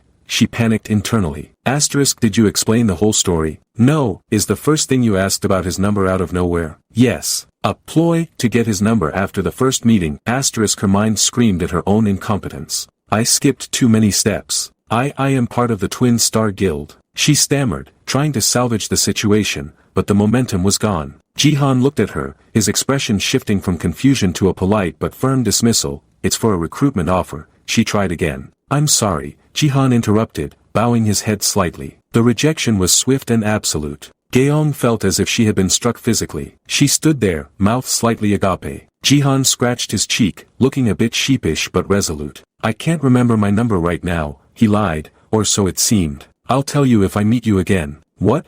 Gaeong whispered, her brain refusing to process the excuse. What kind of nonsense is, I don't remember my number? She stared at him, her pride stinging. Jihan tapped the blue system window, finalizing his exit. Then, goodbye, he said, and with a flash of light, he was gone. Gaeong was left alone on the ramparts, the wind howling around her, the rejection echoing in her ears. Ah, she let out a breath, her shoulders slumping. Did I just get rejected? Shifted to the bright, clear skies of the real world. Chapter 8. The city of Seoul bustled with life, a stark contrast to the blood-soaked ramparts of the tutorial. Jihan walked down the street, still wearing his tracksuit, blending into the crowd of civilians. He scratched his head, a genuine look of perplexity on his face. Now that I think about it, I've used an American phone number for a long time, he thought, the irony of his excuse to Gaeong hitting him. What was my Korean phone number? He passed a cafe named Someplace, the smell of coffee drifting into the street. It's not like I can ask someone else what my phone number is,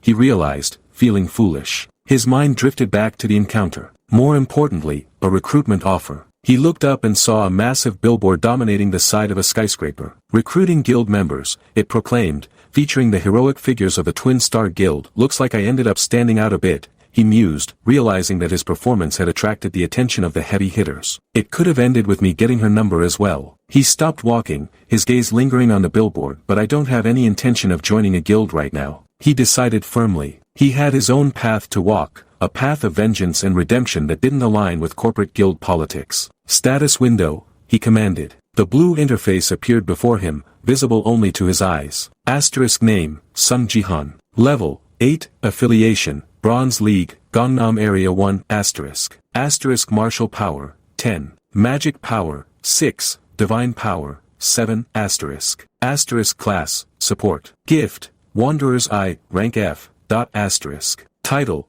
The One Who Conquered the Tutorial, Bronze. GP, 1, 500. Let's see. He analyzed the data, my level increased by 2, level, 8, and I got 1500 GP. Including the increase in my divine power, it's not bad. He scrolled to the GP store, his eyes scanning the list of items. Otherworld's Relic, Hammer, Rank E, 3000 GP, the prices were steep. I can't buy any of the relics with only 1500 GP, he sighed, disappointed. 2020 should be on the cheap side, but it's still this much. He continued his walk, the towering apartment buildings of Gangnam rising around him. He approached a sleek, modern high-rise, the home he had once shared with his family. I should go home and look through Nuna's safe, he planned, hoping to find resources left behind by his sister. The elevator ride was silent, the numbers ticking up to the 67th floor. Beep beep beep, he punched in a code, the electronic lock chirping in recognition. Click, the door opened, revealing a dark, quiet apartment.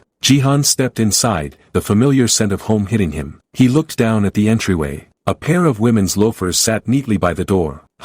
He stared at them, a jolt of confusion and recognition shooting through him. Beside them lay a plastic bag from a convenience store, filled with instant ramen and snacks. Every person has a moment in their life they regret, the narration began, Jihan's internal monologue turning somber. He stared at the cheap food, a symbol of a lonely, struggling existence. As I lived through my previous life, I also had many regrets. His hand reached for the handle of the inner door, trembling slightly. No, maybe, hope and fear warred in his heart. But among them, the one I regretted the most. He pushed the door open, the light from the living room spilling out to illuminate his face, was that I couldn't protect you. A girl stood in the living room, bathed in the soft afternoon light. She turned, her long dark hair swaying. She was wearing a school uniform, her face young and unblemished. What's up? She greeted him cheerfully. You went outside at this time. Jihan stood frozen in the doorway, his eyes wide, drinking in the sight of her. Yoon-se, his niece, alive. How's the hangover? She asked, tilting her head. Jihan didn't answer immediately. Memories flooded his mind, memories of a future that had now been rewritten. I had so many things I wished to tell you if we ever met again, he thought, the emotions threatening to overwhelm him. He saw a vision of himself from the past, sitting on that couch in a white shirt, clutching a bottle of whiskey, broken and useless. It'll be fine. You're very strong, S.A. The ghost of his past self whispered. He saw himself handing her a hangover drink, trying to be an uncle despite his failures. That's why I'll protect you from now on. Thank you for protecting me. And then, the darker memory, the fire, the rubble, the weight of her limp body in his arms. And so just trust in me, uncle, her dying words echoed in his soul. Sorry that I couldn't protect you, he remembered screaming, his voice raw with grief, holding her shattered form as the world burned around them. It might sound shameless of me, he thought, tears pricking the corners of his eyes in the present, but I really... What? Why aren't you saying anything? S.A. asked, breaking his trance. Come in and wash your hands, she smiled, a radiant, innocent smile that erased the horror of his memories. Uncle, really wanted to see you again. Jihan stepped into the room, the ghost of the future fading away. S.A., he said, his voice soft. The caption introduced her formally, Yoon-se. She's 17 years old. She's my niece who was born between Yoon-se Jean and my Nuna. He looked at her, really looked at her, ensuring she was real. Are you already back from Jeju? He asked, trying to keep his voice steady. I ended up returning before the others. She laughed, scratching her cheek nervously. Jihan watched her, a wave of protectiveness washing over him. When she was born, my Nuna was busy with work. So I often took care of Essa ever since she was a little kid. Behind her, on the TV screen, a news report flashed. Sword King, Yoon-se Jean to join new defense forces. Is Korea safe in the league? The image of her father, the traitor, loomed over them. Everyone's talking about Dad. Essa said, her smile faltering slightly. I lost all of my family when I was a little kid. Now only the two of us are left. Hee. She tried to brush it off with a laugh, but the pain was evident. Jihan smiled gently. She's my important family member. Yoon-se. He started, wanting to comfort her. Yes. Jihan rubbed his face, hesitating. No. Did you get a call from your dad? He asked, needing to know the extent of the damage. Seo stiffened. Ah, he did call me, but... She looked down, her hands clasping together, he said. She paused, the words heavy on her tongue. He said, he fell in love. The sentence hung in the air, absurd and cruel, a final dagger from the man who had abandoned them. But for Jihan, it was just another confirmation. The future was changing, but the villains remained the same. And this time, he was ready for them. The words hung in the air like a sick joke, delivered through the speaker of a phone that felt suddenly too heavy to hold. He said, he fell in love. Seo's voice trembled, relaying the absurd, infuriating excuse her father had given for abandoning his country and his only daughter. Jihan stood in the living room, his blood turning to ice. Anyway, that's all you need to know, Seo said, trying to end the call, but her composure was cracking. What do you mean, Dad? Fall in love? Did you lose your mind? She screamed into the receiver, her desperation echoing in the empty apartment. I won't ask for your understanding, the man on the other end replied cold and distant. Then what do you want me to do from now on? Are you really going to abandon me and leave? Seo cried out. The answer was a single, devastating word. Yes. Seo sat on the toilet lid, phone pressed to her ear, her world collapsing. That was the condition she put forth before accepting my feelings, her father explained, as if discussing a business deal. Dad, you accepted such a ridiculous condition, she whispered, disbelief warring with heartbreak. I'm hanging up, he said, and the line went dead. Jihan, listening to the retelling of this memory, felt a surge of rage so potent it nearly choked him. Asterisk that piece of trash. Asterisk he stared at the family portrait on the wall, the smiling face of the Sword King mocking him. Ha! He exhaled, a sound of pure fury. No, he was always like that, Jihan realized, his eyes narrowing. An irresponsible piece of trash. Crash! The sound of shattering glass punctuated his thought. Jihan's fist was buried in the wall, right through the face of Yoon Sae-jin. The glass spiderwebbed, obliterating the image of the traitor. He abandoned his country and daughter because of a woman, Jihan seethed, his hand still amidst the ruins of the photo. Do you know how much the innocent Seo suffered because of you? A dark, terrifying aura began to emanate from him, swirling like black smoke. Seo watched him, her eyes wide, the sheer intensity of his anger making the air vibrate. Uncle, she called out softly. You broke this photo, right? Jihan froze. The black aura dissipated instantly as he realized what he had done. Oops, he flinched, turning to face her with a look of panic. Seo. I'm sorry, he stammered, waving his hands defensively. I was just too angry and... He stopped, his internal monologue racing. But he's still Seo's dad, did I go too far? He looked at her, expecting tears or anger. Instead, Seo looked at the broken frame with a strange expression. Why did you break it first? She asked, her voice steady. I was thinking of doing it. She clenched her fist, a bright, genuine smile breaking across her face. Uncle, don't worry, she reassured him. I'm okay, really. Jihan looked at her, seeing past the smile. Asterisk yes. Seo was always like this, asterisk he thought,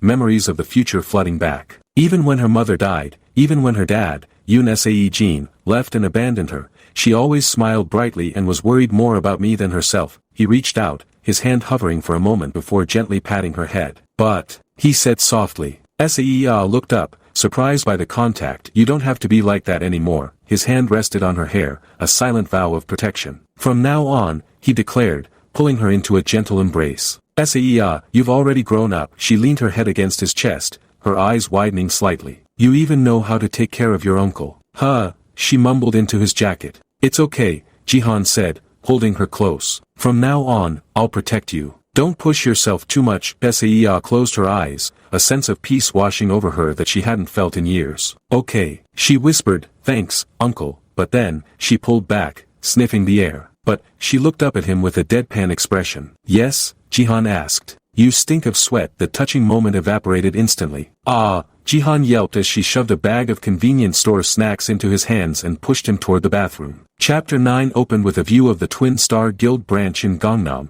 a towering monument to corporate power. Inside the pristine lobby, Im Gaeong walked briskly, her face a mask of irritation. Behind her, a subordinate struggled to suppress a laugh. PFF, Gaeong stopped, her eye twitching. PFT. Haha, the girl couldn't hold it in. Gaeong glared. Miss, you can laugh out loud. The girl exploded into laughter.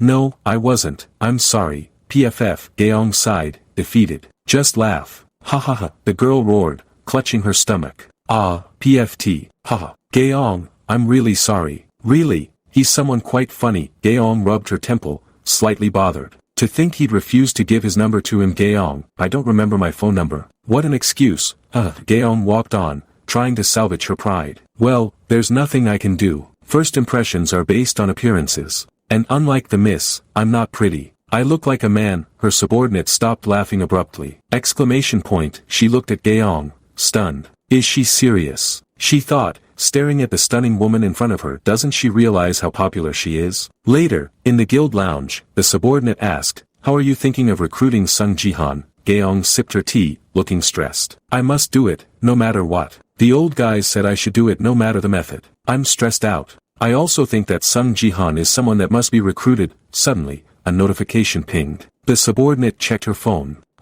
What? How come this person turned on the stream? She exclaimed. Gaeong looked over. Miss, are you still watching gambling streams? What do you mean by gambling? This is strategy analysis. Yeah, sure, the subordinate projected a hologram. Miss, isn't that? Gaeong's eyes went wide.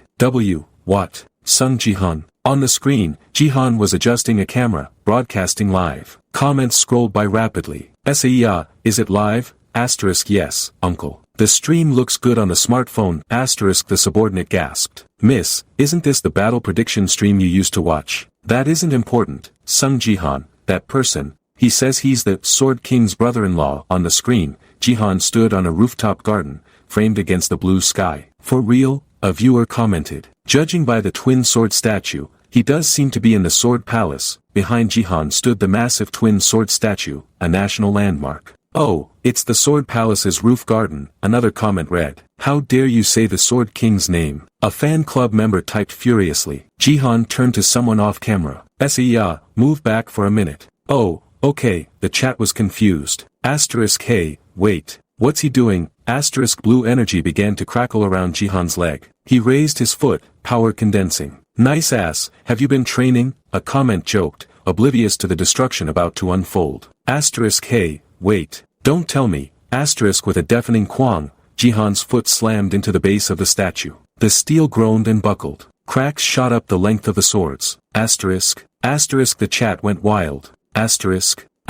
Massive chunks of metal began to rain down. The symbol of the Sword King, the pride of the nation, was crumbling under a single kick. The statue collapsed in a cloud of dust and debris. Whoa! The viewer count skyrocketed to 20,316. Dislike buttons were smashed in a frenzy. That bastard, how dare he destroy the Sword King statue? Isn't he afraid of the Sword King's fan club? You crazy old bastards, stop praising a traitor so much. The stream was a war zone. Dislikes hit 103,527. Viewers climbed to 1,297,836. Suddenly, a blue system message appeared before Jihan. You've obtained an achievement. Jihan tore off his ruined jacket, revealing his white shirt.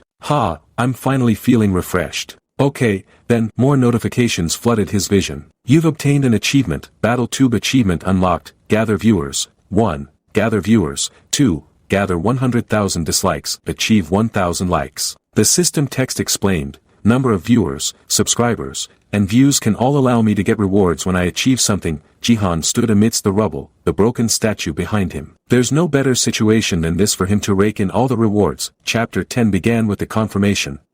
You have achieved, gather 100,000 dislikes. Jihan smiled at the camera, a cold, calculated look in his eyes. Did he really break that with his bare hands? Someone asked. Jihan ignored it. Just as I expected, there's a lot of dislikes, he thought, satisfied. To think there'd be a time where Yoon Sejin would be of use. The chat was furious. How dare you destroy the twin sword statue that's a symbol of the Sword King? What if the Sword King doesn't come back because you did this?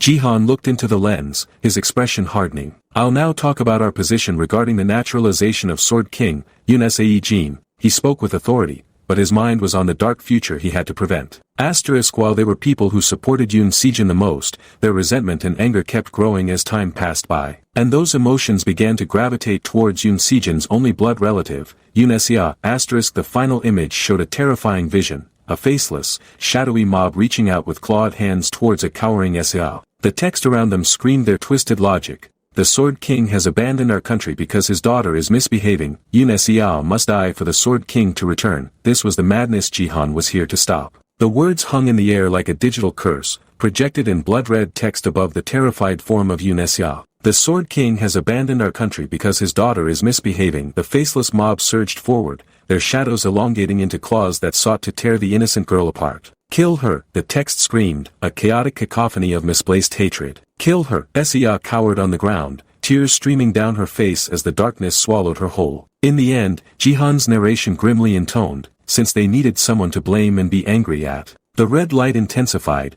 consuming the girl until she was nothing but a silhouette against the blood-colored void. I hope all of you listen to this carefully, Jihan announced, his voice cutting through the visual nightmare. I'll gladly become that target. Kwang, Jihan's fist smashed into the projection, shattering the image of the encroaching mob like glass. The shards of the nightmare dissolved into blue sparks as Jihan stood amidst the digital wreckage, his expression unyielding. Fucker. Stop this right now, you fucking brat. The chat exploded with rage, but Jihan ignored them. You're asking us to listen to what you have to say but you're already destroying things, another user typed. Jihan looked directly into the camera lens, his gaze piercing the screen. Ito Ryuhei won't be coming back, he stated flatly. Seong stood behind him, her eyes wide with shock at the mention of that name. Jihan pulled out a smartphone, the screen displaying a recording file. I'll let you hear the original recording, he said, holding the device up to the camera. This is the call that Ryuhei had with his daughter after he decided to naturalize as a Japanese. The timer on the screen ticked forward.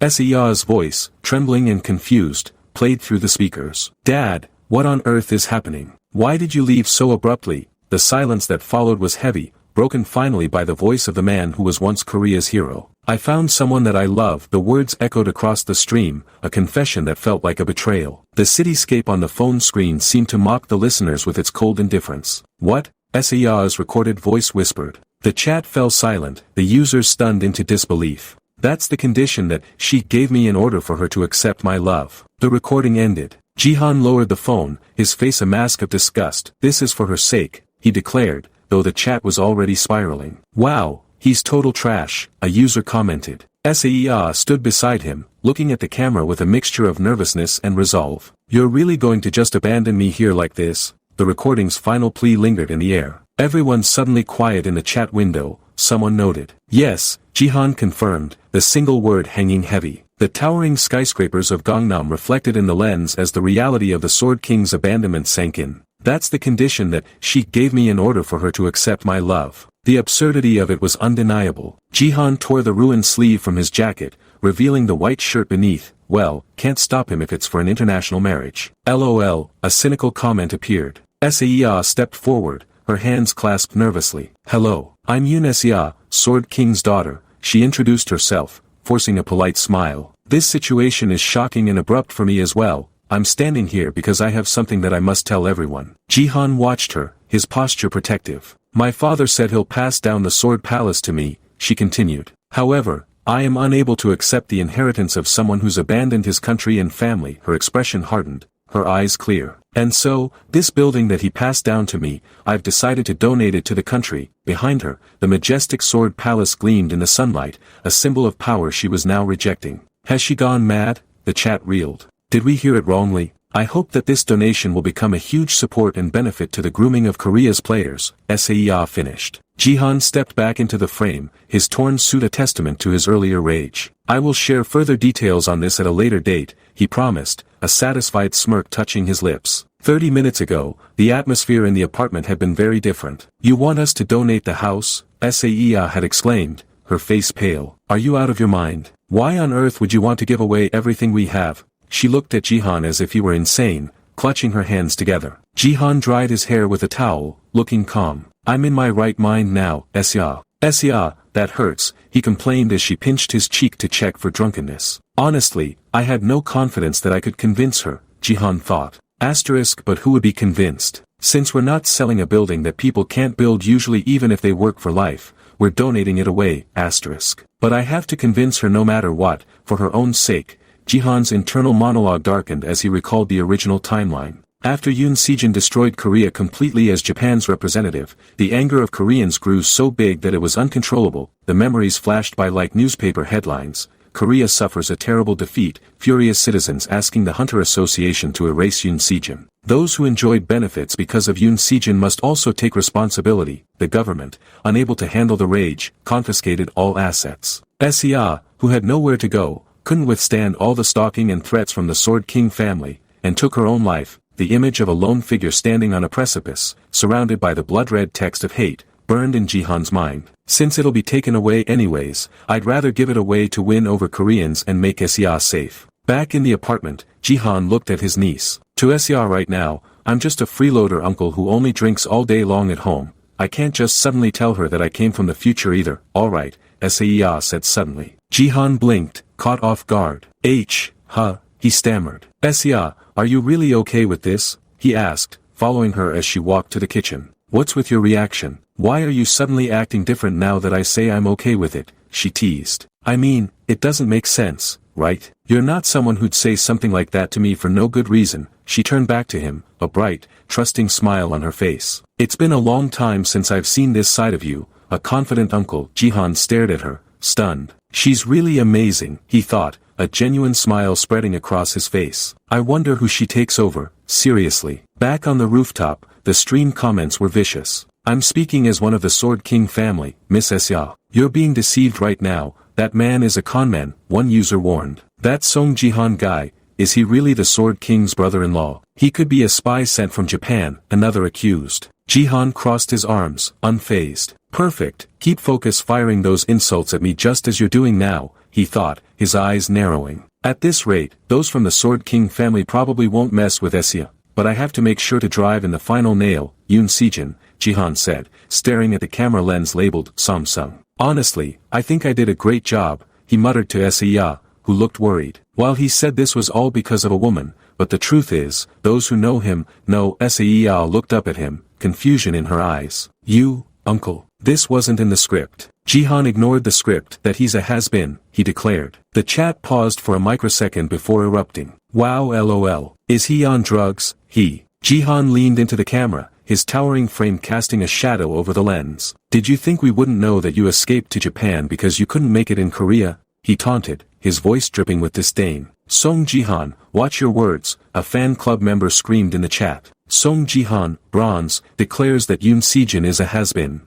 Another mocked. The screen displayed the word worst in bold, jagged letters as the stream disconnected. Seah stared at the laptop screen, horrified. She gasped. Make sure to stay well in Japan, Jihan's voice echoed from the now-ended broadcast. As I'll be meeting you soon enough to crush you. He stood on the rooftop, adjusting his torn sleeve, the sunset painting the city in hues of orange and gold. Did you have to go that far? Seah asked, looking at him with concern. Jihan smirked, scratching his cheek. There's no way I'd act normally after dying and regressing to the past. I guess I looked like a freeloader who drinks all day long to you.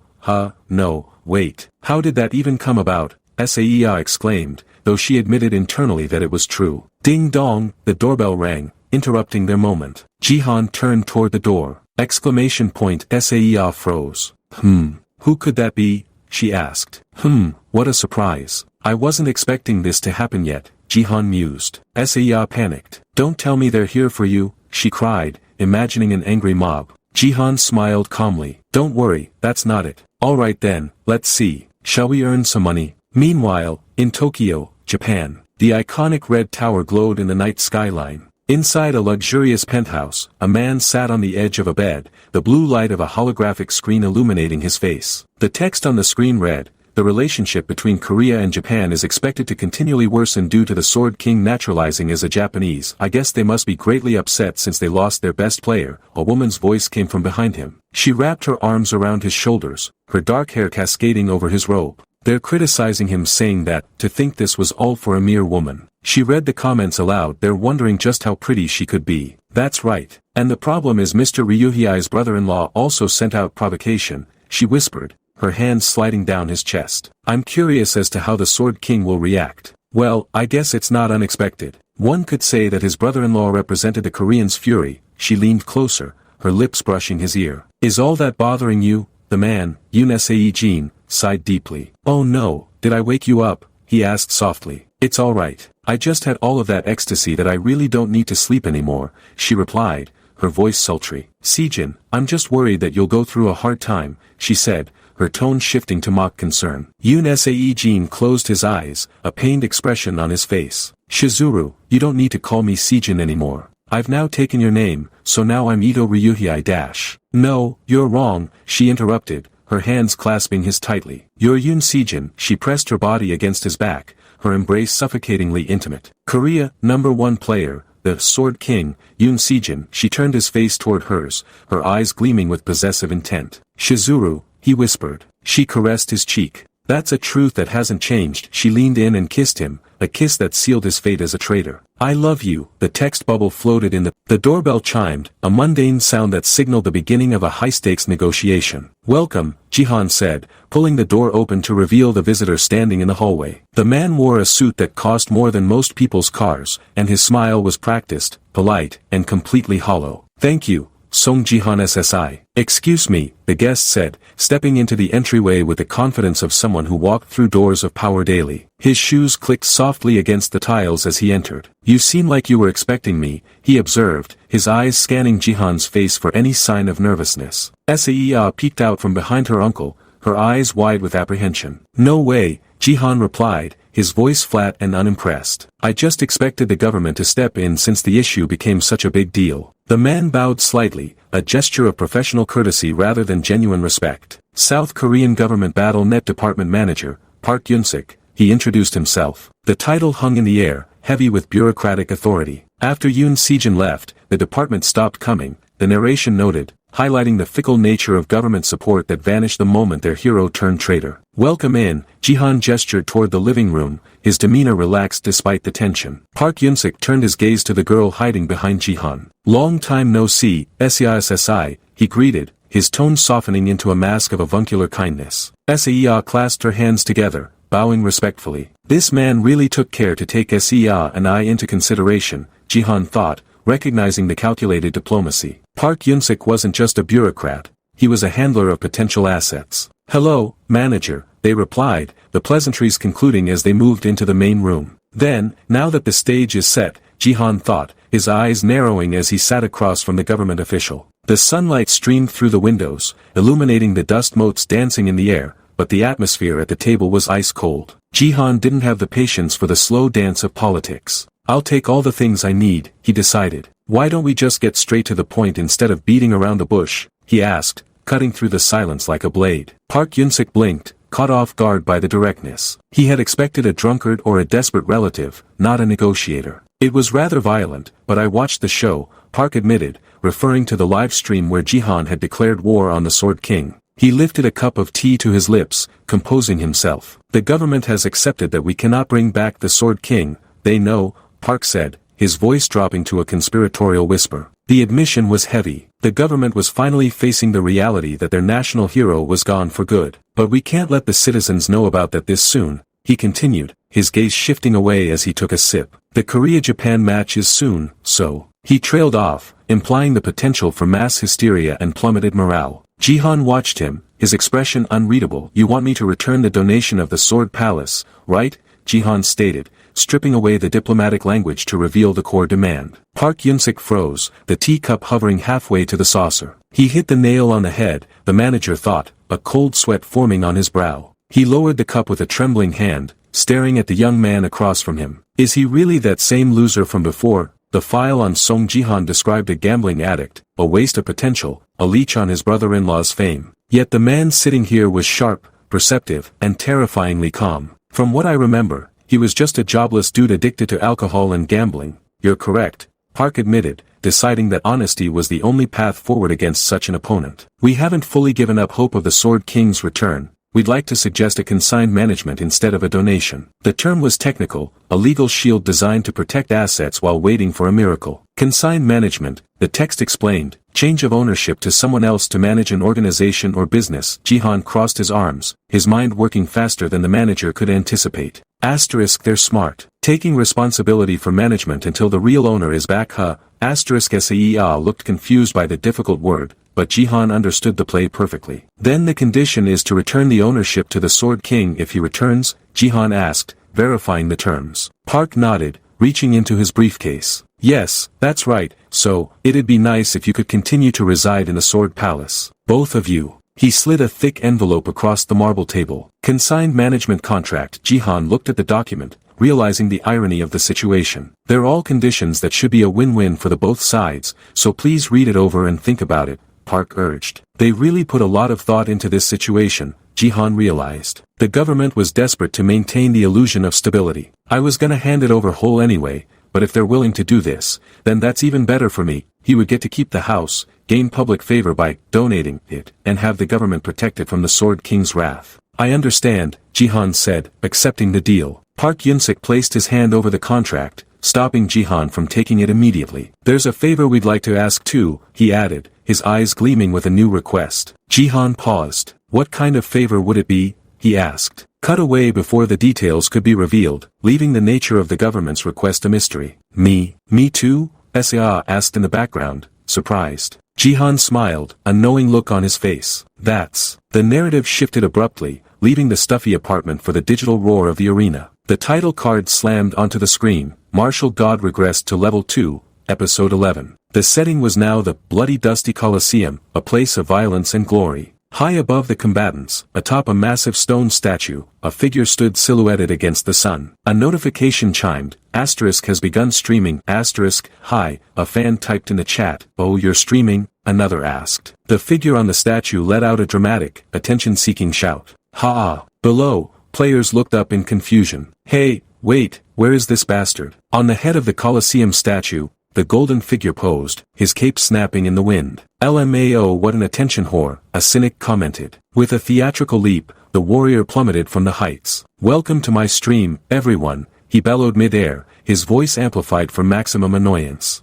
He landed with a superhero impact, dust swirling around his golden boots. Traveling specialist streamer, he announced, flashing a blindingly bright smile at the camera drone. Coming to you again with a bright smile. His armor was a garish gold, polished to a mirror sheen that screamed wealth and arrogance. Welcome, Goldie, the chat scrolled. I was waiting so damn long for you lol. A donation alert rang out, the sound of digital coins hitting a cup. Asterisk, part-time boss, has gifted you 100 GP. Teach those bronze bastards a lesson today too, golden light, asterisk. The streamer's face contorted into a greedy grin. Oh, my, a donation right away, he exclaimed. Suddenly, he began to shake his hips in a grotesque parody of a popular dance. I'll react with this 02 dance in appreciation even though it's a dead trend, he shouted, shamelessly debasing himself for views. Bro, how old is that trend? A viewer asked, cringing. I'm disgusted, another typed. In the background, the other players watched this display with sheer hatred. A warrior in gray armor stared, his fists clenched, that fucking. Tears of frustration streamed down his face. Fuck, dear God, I was hoping for him to get hit by a car. He whimpered, it's that son of a bitch again. The hatred was palpable. He's an infamous troll, the narration revealed, exposing the rot beneath the golden armor. Asterisk, he used to be a respected gold leaguer, but he demoted himself to bronze for content, calling it deep sea traveling. An image flashed to the golden warrior diving into a cartoon ocean, chasing terrified fish labeled bronze. Asterisk, he doesn't care about the game itself. He only cares about having fun. Asterisk, the visual of him splashing in the water, terrorizing the weak, perfectly encapsulated his twisted psyche. Asterisk, the pinnacle of a troll. Asterisk, wow, there are people here so deep in the ocean. Wahahaha, his laughter was a screech of pure malice. His equipment and stats are still gold rank, so he supposedly feels excitement in harassing and killing bronze players who are weaker than him. Back in the arena, he feigned innocence, a sweat drop emoji floating above his head. I'm not that evil, he typed, mocking their anger. They're right, you sociopath bastard. The internal screams of the bronze players echoed the sentiment of anyone who had ever faced a smurf account. Golden light touched his chin, his eyes scanning the crowd like a predator selecting the weakest gazelle. Anyway, that's enough boring talk, he declared, dismissing their pain. Let's see who the first victim will be. He drew his sword, the blade glowing with enchantments far too powerful for this tier. Let's look at some players he began, the camera zooming in on the cowering newbies. But then, his gaze snagged on something unexpected. His eyes widened. That's standing calmly amidst the panicked crowd was a man in a simple tracksuit, holding a wooden practice bat. The streamer's brain short-circuited, replacing fear with opportunistic greed. Asterisk content. Asterisk, he thought, seeing not a threat, but a viral thumbnail. He had no idea that the content he just found was about to demonetize his entire existence. Content? The streamer's internal monologue screamed, his eyes locking onto the man in the tracksuit as if he had just discovered a vein of pure gold. Standing amidst the chaos of the arena, holding a humble wooden practice bat, Seong Jihan looked less like a warrior and more like a confused pedestrian who had wandered onto a battlefield. He's treating him like an object, the chat observed, the digital peanut gallery already sensing the disparity in dignity. Seong Jihan SSI, the golden streamer bellowed, rushing forward with a microphone in hand, desperate to milk this encounter for every ounce of engagement it was worth.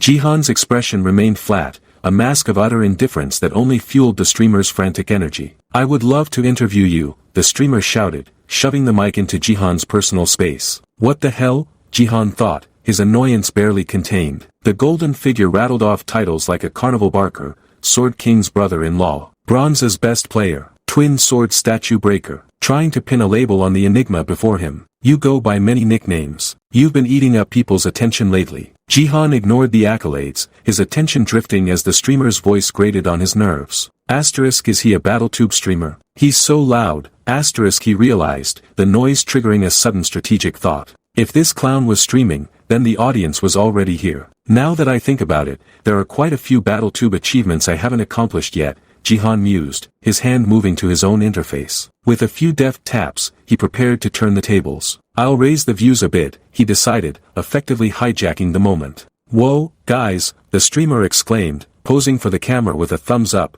completely unaware that his spotlight was being stolen in real time. I'm being completely and perfectly ignored, he narrated to his audience, trying to play off the awkwardness as comedy, but the chat was already shifting. You gotta be at least on the Sword King's level to talk to him, lol, a viewer mocked. Then, the realization hit the chat room. Hey, I think Seong Jihan's also streaming. The digital tide turned instantly. Oh yeah, he is. There's the on-air mark. Let's go watch. The streamer's face fell, his golden facade cracking as he watched his view count hemorrhage. He's streaming. Shit, he cursed internally, panic setting in. Then I basically advertised him for free. I need people to watch my stream, not his. His desperation was cut short by a notification that would change the nature of this game entirely. A mission window popped up, glowing with malicious intent, has registered a reward mission. Kill Seong Jihan so that he ends up in last place. Reward if successful 2000 GP, the streamer's eyes bulged. Asterisk WH what? 1 GP is about 1001, so this is like 2 million won. Who is? Asterisk before he could finish the thought, the chat flooded with bloodlust. Golden Light Nim,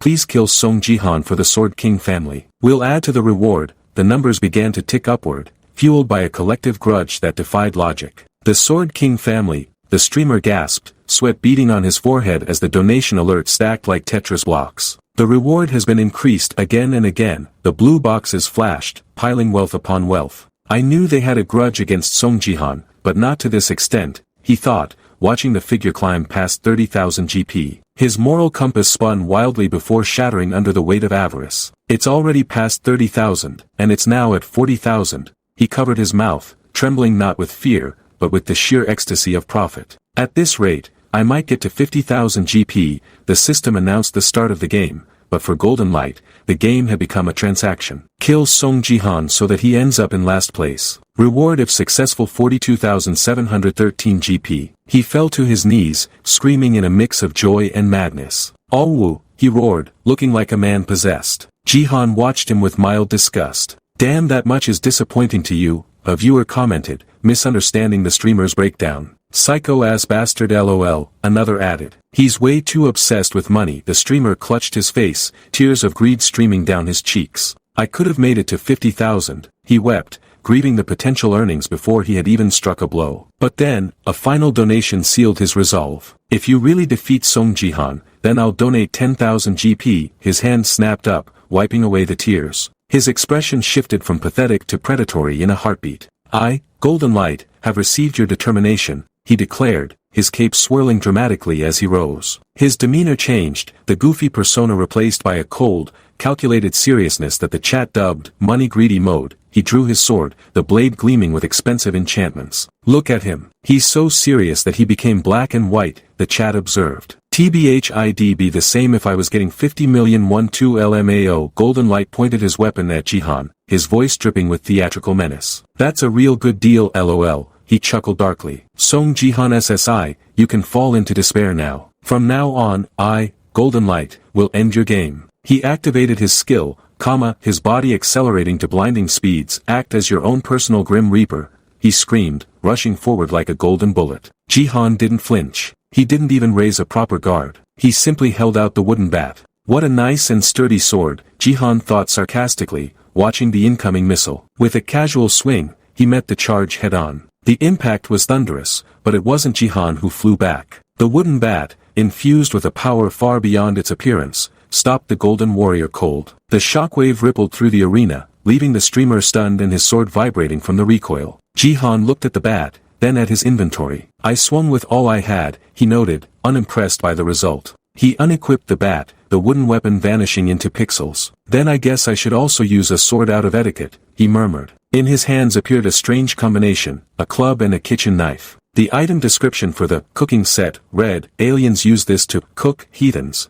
It was a weapon made for slaughter, disguised as culinary tools. The chat was baffled. But what's with his weapons? They asked. Jihan didn't explain. He simply moved. Raising the kitchen knife, he unleashed a flurry of strikes that defied the laws of bronze rank combat. Blue energy slashed through the air, sword chi, sharp and lethal. Kuhawuk, golden light screamed as the invisible blades carved into his armor. The chat exploded in confusion. What was that? Is that sword chi? Yeah it is. Holy shit, a bronze using sword chi. But guys, isn't white sacred flames divine power? The questions piled up, but the result was undeniable. Player, Seong Jihan, first blood. The system announced the kill with cold efficiency. Achievement points increased by 100. Standing over the fallen streamer, Jihan looked at the smoking knife in his hand. I haven't cooked in a while, he thought, the thrill of the hunt fading into a dull satisfaction. The streamer's body lay still, the golden armor tarnished and broken. Jihan turned away, dismissing the opponent as finished business.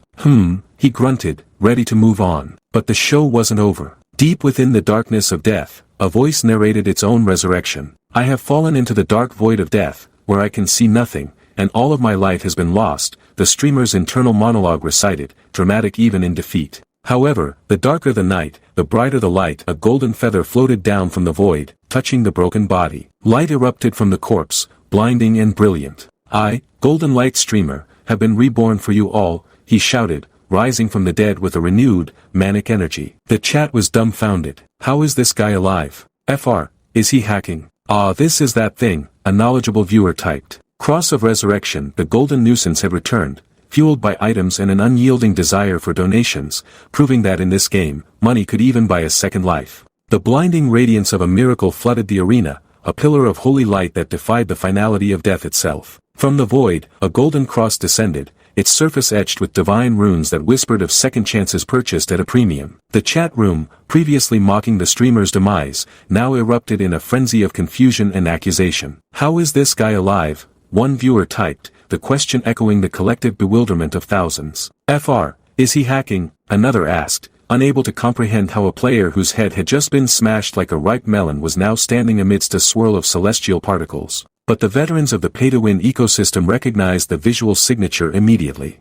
This is that thing, a knowledgeable user noted, identifying the exorbitant item that broke the balance of the game, the Cross of Resurrection. It was a legendary consumable, a safety net for the wealthy that allowed a single resurrection per game, though it was banned in national leagues and major events for obvious reasons. Here, in the lawless wild of a normal match, it was fair game. The light coalesced, reforming the shattered body of the golden streamer, knitting bone and flesh back together until he stood whole once more. His golden armor gleamed with renewed luster, his cape billowing in a phantom wind as he struck a pose of triumphant return. He was alive, fueled by the donations of his bloodthirsty audience and the power of his wallet. My, he crooned, his voice dripping with regained confidence as he wagged a finger at his killer. I let down my guard and ended up showing you something unbecoming. He tapped his temple, signaling his superior intellect, fully believing that this resurrection was merely a dramatic plot twist in his personal hero's journey. But if you wait just a moment, you will see me gloriously separate Seong Jihan's head from his.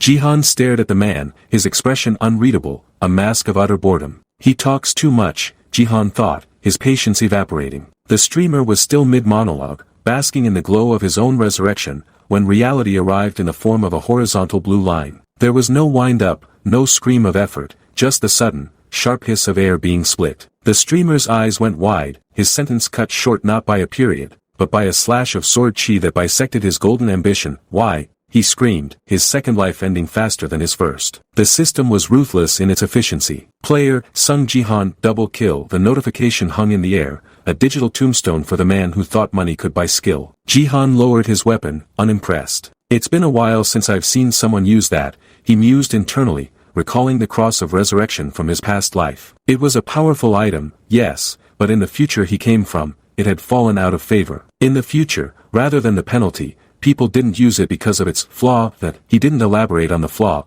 dismissing the thought as he turned his gaze toward the stands. The arena, usually filled with the roar of digital spectators, felt different today. More importantly, I thought it was a bit noisier than usual today, he observed, scanning the grand architecture of the Colosseum. But it's because we have spectators now that it's a real game. His eyes locked onto a group of figures seated in the VIP section, their elegance stark against the brutal backdrop of the arena. They were tall, pale, and radiated an aura of supreme arrogance. So, the spectators this time are elves, Jihan realized, his grip tightening on his weapon. The chat marveled at the high-resolution rendering of the fantasy race, cooing over their beauty, but Jihan saw only enemies. Unpleasant bastards, he spat in the privacy of his mind. Those guys also played a big part in the destruction of humanity. To the viewers, they were content. To Jihan, they were the architects of an apocalypse he was determined to prevent. Well, still, he thought, forcing himself to look away. I was planning on dealing with that later anyway. I need to deal with the ones in front of me first. He turned back to the arena floor, only to find it rapidly emptying. The other players, witnessing the effortless double execution of a high-level streamer, had come to a unanimous decision: flee. They scrambled over walls and sprinted toward the exits, their survival instincts overriding any desire for combat. What am I, an outcast or something? Jihan wondered, watching them scatter like cockroaches exposed to light. Heek! A warrior screamed, vaulting a barrier in sheer terror. Now's not the time for us to be fighting each other. Run faster, a mage yelled, his robes flapping as he ran. Seong Jihan will kill golds as well. The reputation of the bronze rank anomaly had mutated into that of a horror movie villain. Jihan sighed, watching his prey vanish into the labyrinthine corridors of the map. Ah, the hunting efficiency is dropping too low, he calculated, realizing that chasing them down one by one would be a waste of time. He needed targets that would come to him. I even went and got a D-rank relic, he murmured, looking at the strange assortment of items in his hands, a sturdy wooden club and a sharp kitchen knife. I need to fight more to discover if there is a manifestation condition or not. He swapped the knife to his other hand, the blade catching the light. What the? A holographic window materialized before him, glowing with the blue hue of a system quest. Goblin subjugation, the text read. Subjugate the goblins that have gathered around the goblin champion.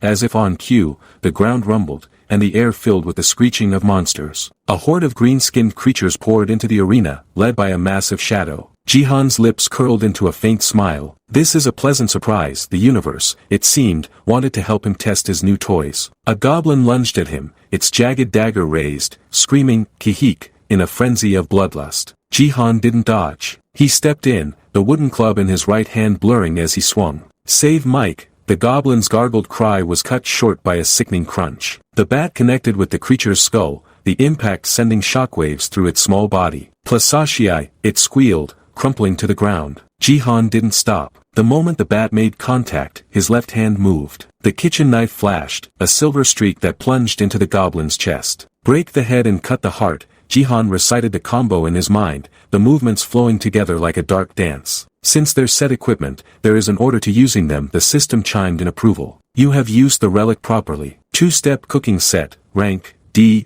reacts. Jihan felt the resonance, a surge of energy that confirmed his theory. As I thought, this is how you use them, he noted, his eyes gleaming with cold satisfaction. It's great that I discovered it before the game ended. He looked around. The goblin horde lay in ruins, their bodies scattered across the sand. But it really did take too long, he admitted, surveying the carnage. If I figured it out just a little sooner, there would have been a few more goblins left. Whatever, he dismissed the thought, sensing a looming presence behind him. It's not completely over yet. A shadow engulfed him, massive and suffocating. Behind him stood the goblin champion, a behemoth of muscle and rage, wearing a necklace of skulls and wielding a club the size of a tree trunk. The system helpfully provided a boss description, Unlike the other goblins who are only 1m tall, this goblin can grow to 3m and possesses excellent intelligence and physical prowess. It uses its incredible stats too. Jihan glanced at the wall of text and sighed. The description is hella long. He didn't wait for the boss to finish its roar. He launched himself upward, the wooden bat leading the charge. With a thunderous crack, he smashed the champion's skull, interrupting its entrance and its life simultaneously. The giant monster staggered, its eyes rolling back. So what?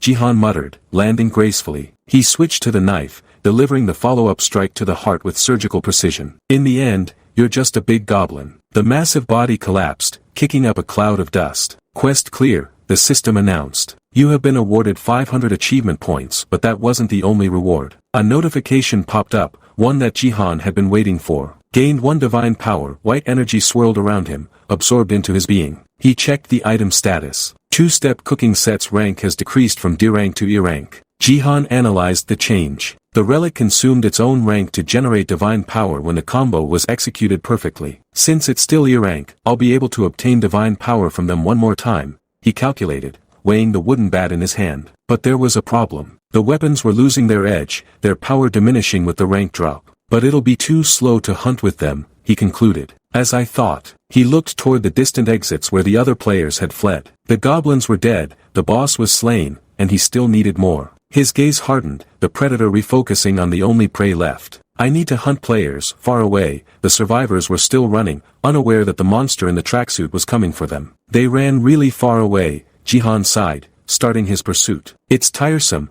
but it can't be helped. The blinding radiance of the Colosseum's sun beat down on the empty arena floor, highlighting the absurdity of the situation. They ran really far away, Jihan sighed, the distance between him and his prey stretching out like a bad joke. His patience, already thin, was fraying at the edges. It's tiresome, but it can't be helped, he muttered, adjusting his sleeves with the casual demeanor of a man preparing to do chores rather than commit a massacre. If they won't come to me until the end, he reasoned, his internal logic cold and predatory, I'll have to go to them. The air around him began to crackle, blue arcs of electricity dancing off his tracksuit like manifestations of his killing intent. He gripped his weapons, the wooden bat and the kitchen knife, transforming from a bored participant into a calamity. The chat, sensing the shift in atmosphere, ceased their mockery. Look how serious he looks, one user typed, a shiver virtually transmitted through the screen. Super scary LMAO, another agreed, while a third critiqued, Seong Jihan doesn't know how to appeal to the broadcast, missing the point entirely. Jihan wasn't there to entertain, he was there to exterminate. Meanwhile, in the real world, the humiliating reality of defeat was setting in. In a high-end gaming setup in Yeoksam, Gangnam, the golden streamer tore at his hair,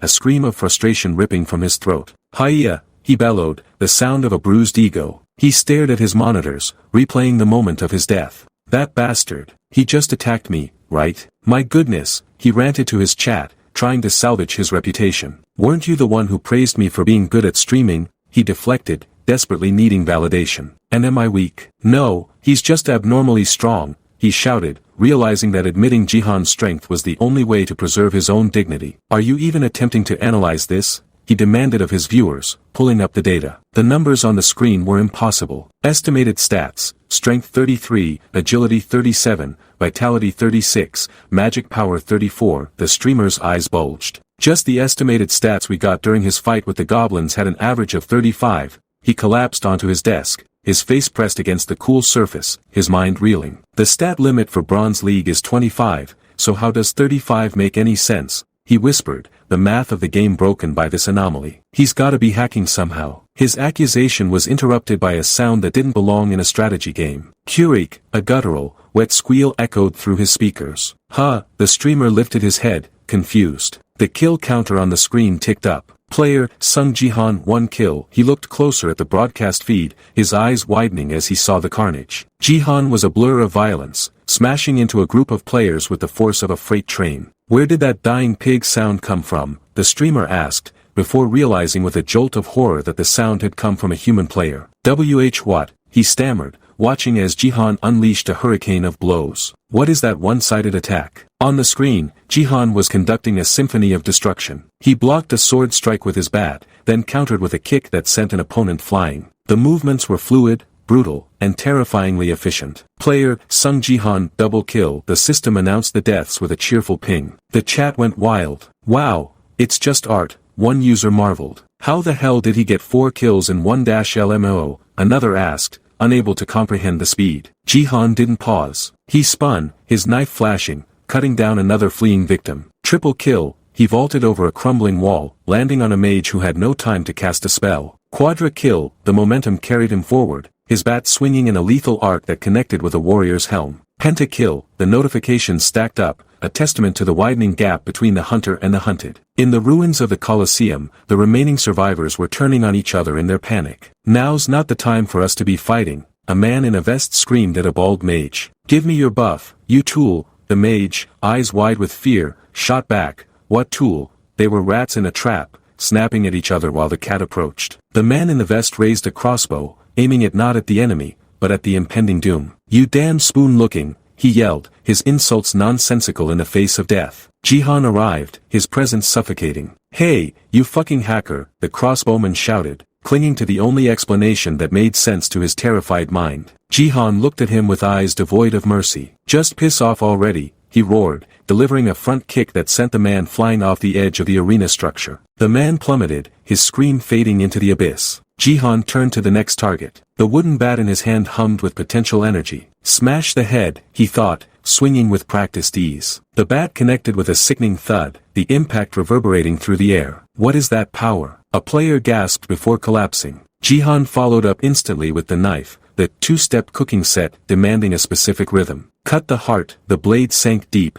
finishing the job. Nearby, 2 players hiding behind a pillar watched the massacre, their laughter nervous and hysterical. Lol, lol, they typed, their minds breaking under the strain. Then, Jihan turned his gaze toward them. The laughter died. TLQKF, one typed, the Korean characters for a curse word escaping his fingers as Jihan loomed over them. The bat rose, and the screen went dark for them. Player, Seong Jihan, double kill, the notification rang out, marking the end of the resistance. The chat was in disbelief. WTF. He has 10 kills now, a viewer exclaimed. LMOO absolutely insane, another noted the historical significance. Isn't this the first time someone got 10 kills in survival since Unsae Jin? The comparison to a legend solidified Jihan's status. That traitor again, LOL, someone joked darkly. Jihan ignored the accolades. A blue window appeared before him. 2-step cooking set, rank, E, reacts, he felt the surge of energy. Gained 1 divine power, immediately followed by the cost.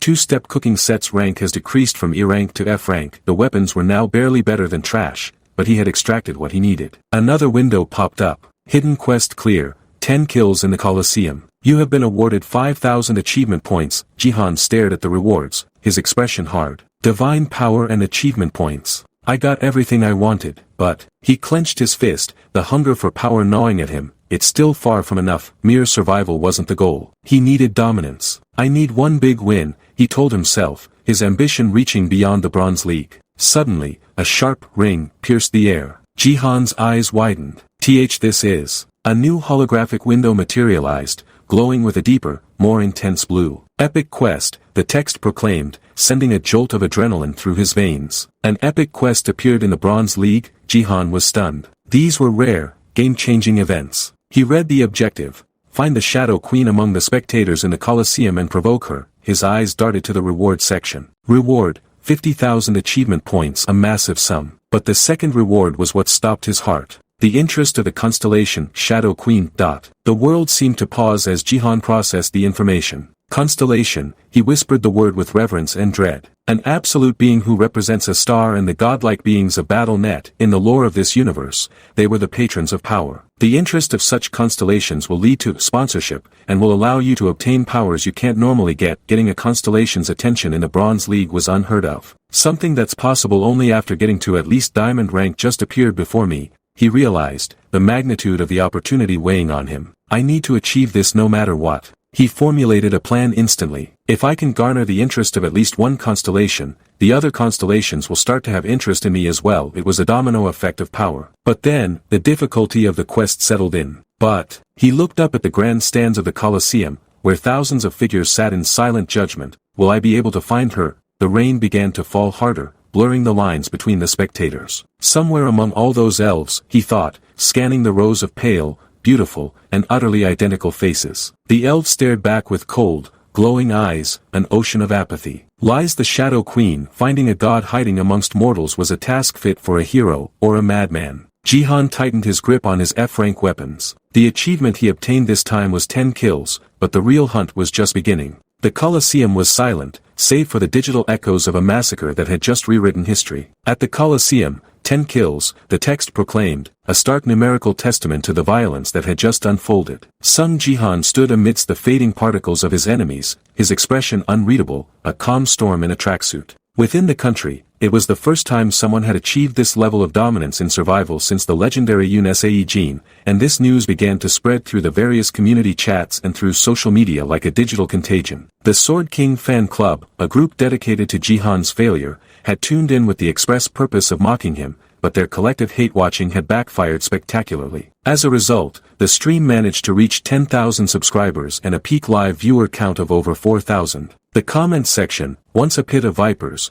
had turned into a confused mixture of awe and mockery directed at the detractors. Look at the Sword King Fan Club members trembling in rage, one user typed. I only watch the best, another added, twisting the knife. At this point, isn't the Sword King Fan Club just advertising on behalf of Seong Jihan? The irony was palpable. The Sword King Fan Club who wished Seong Jihan to fail ended up just helping him out instead. And so, all of the hatred ended up being pointed towards Golden Light, the streamer who had foolishly tried to hunt the predator. His stream list was now a graveyard of insults. This bitch needs to die, one comment screamed. How can a fucker who can't even beat a bronze civilian get to gold? Another demanded, questioning the very validity of his rank. You better be careful when you walk alone at night, Golden Light, a third threatened. The humiliation was total. The man who only reached 20% of Seong Jihan's kills. Lol, a pixelated avatar mocked. He ended up just promoting him through his stream. LMAO.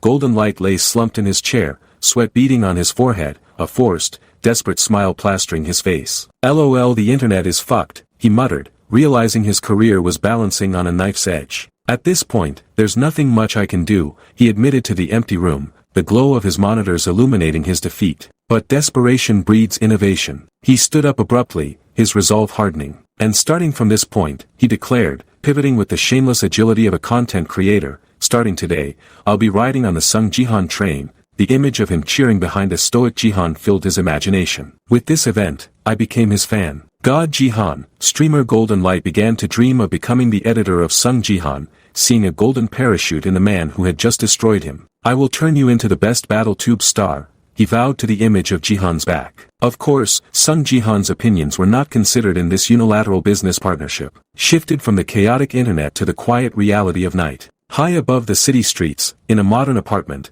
Yoon sat frozen on the couch. Wow. She breathed, her eyes wide. What the fuck did I just watch? She asked the empty air, the brutality of the replay still searing her retinas. She turned to her uncle, who was casually drinking a glass of water in the kitchen. Uncle, when did you become so much stronger? She asked, her voice filled with a mixture of shock and suspicion. Jihan lowered the glass, his demeanor nonchalant. The other people are all calling this pitiful. This is just smuffing, he said, repeating the online sentiment. SAR wasn't buying the deflection. The world of battle has always been a cold bitch, Jihan quoted himself, trying to sound profound. SAR's expression went flat. Wow, uncle, your one-liner just now was lame AF. She moved on to more practical matters. Well, besides that, it seems like everyone wants to donate, so why are you blocking off donations? Jihan summoned a blue holographic window, realizing his mistake. I just forgot to set one up separately. SAR offered a suggestion. Then while you're setting it up, why don't you raise the minimum donation amount? Jihan paused. He considered it. If they can just donate whenever they want and the donation notification keeps ringing, it'll be difficult to focus on the game. That's true, he came to a decision. Then, should I set it to around 10,000 GP? SAR recoiled. Yeah. Then isn't that around $10,000? That's too high, she shouted, appalled by his audacity. Jihan sat on the couch, ignoring the financial critique. More importantly, his thoughts drifted to the notification he had received earlier. Or maybe not. Is it actually on the cheap side? He wondered briefly about the donation, before his mind locked onto the real issue. The epic quest that I received this time. He recalled the objective. It was to find and provoke the Shadow Queen, right? The memory of the Colosseum stands filled his mind. No matter how I think about it, I can't think of a way to find her in that crowd of people. Thousands of elves, identical in their apathy, stared back at him in his memory. Should I help you? SAR asked, breaking his reverie. Jihan looked up, surprised. SEA smiled warmly. You always make that sort of expression when something isn't working out right, uncle. You can get everything off your chest when you're with me. I'll help. Jihan looked at her, seeing the resemblance to his sister. I'm saying, even if she takes after Nuna, she takes after her way too much, he thought, a soft smile touching his lips. Really? He asked. Then, shall I see how great my little niece's abilities are? He explained the situation. I have a quest where I need to find the Shadow Queen in the Colosseum. Saya tilted her head. The Shadow Queen? Who's that?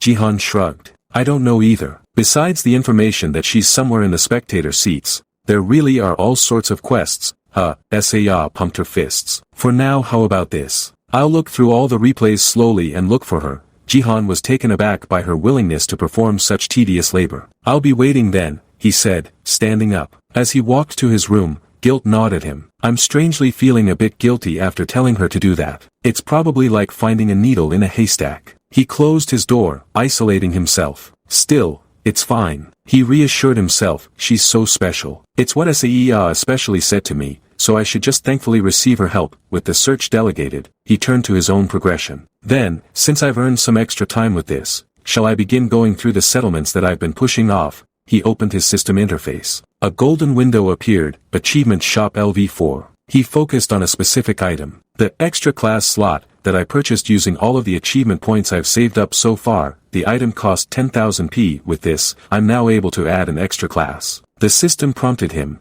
You may choose one class. The options hovered in blue light, warrior, archer, mage. And the job that I'll be choosing this time, Jihan thought, his finger extending towards the screen. He tapped the third option. Mage. The system confirmed. You have completed your class change to mage. A swirl of purple energy erupted from the floor, encircling him in a vortex of arcane power. I can feel the flow of a new power in my heart, he noted, pressing a hand to his chest where the energy pulsed. It's a different feeling from divine power. Then shall I try it out right away? The reason why I chose mage after choosing supporter, he mused, his eyes narrowing. That is because of a unique stat that can only be obtained after having both classes. He brought his hands together, one glowing with the white light of divinity, the other with the purple aura of magic. He began to force them together. HMPH-, he grunted, the opposing energies fighting for dominance, sparking violently. That is, force. The word triggered a memory. Jihan was suddenly sitting in a luxurious bar, the city lights blurring outside. He was next to an older, bearded man,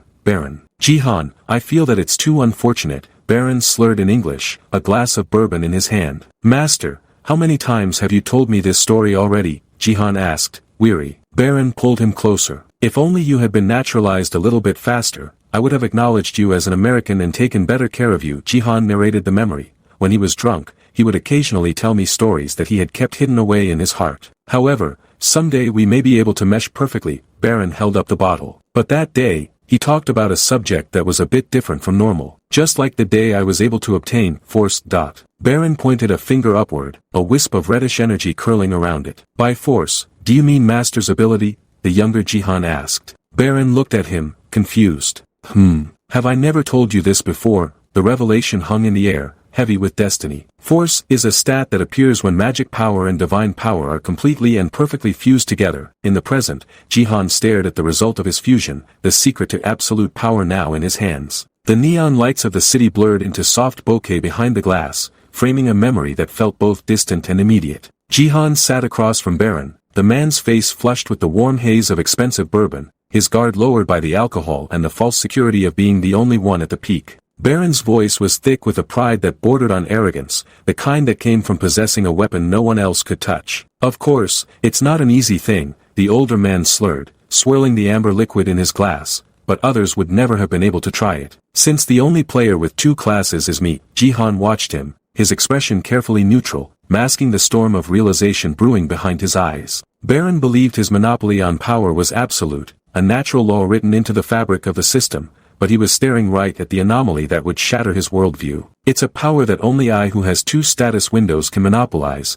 Baron declared, sitting back with a satisfied grin, completely unaware of the irony hanging in the air. That was the SSS-Rank gift that Baron was proud about, Jihan thought, dissecting the memory with the precision of a surgeon. Jihan leaned forward in the memory, the ghost of his past self asking the critical question. Is that really the only condition that is necessary? Baron laughed, a boisterous sound that grated against Jihan's current focus. Besides the fact that divine power needs to be at least level 10, that's right, the information was priceless, a secret key handed over in a moment of drunken camaraderie. I wonder if I, who is not an American, can find out about this top secret information, Jihan had asked, playing the role of the humble disciple. Baron merely shrugged, his eyes twinkling with the secret. Did I not mention it? The only person who is able to obtain 2 classes is me. It doesn't matter if everyone else comes to know about it. The memory faded, replaced by the stark reality of Jihan's apartment, but the truth remained. Baron had been wrong. While he was being arrogant, I could only acknowledge it as the truth,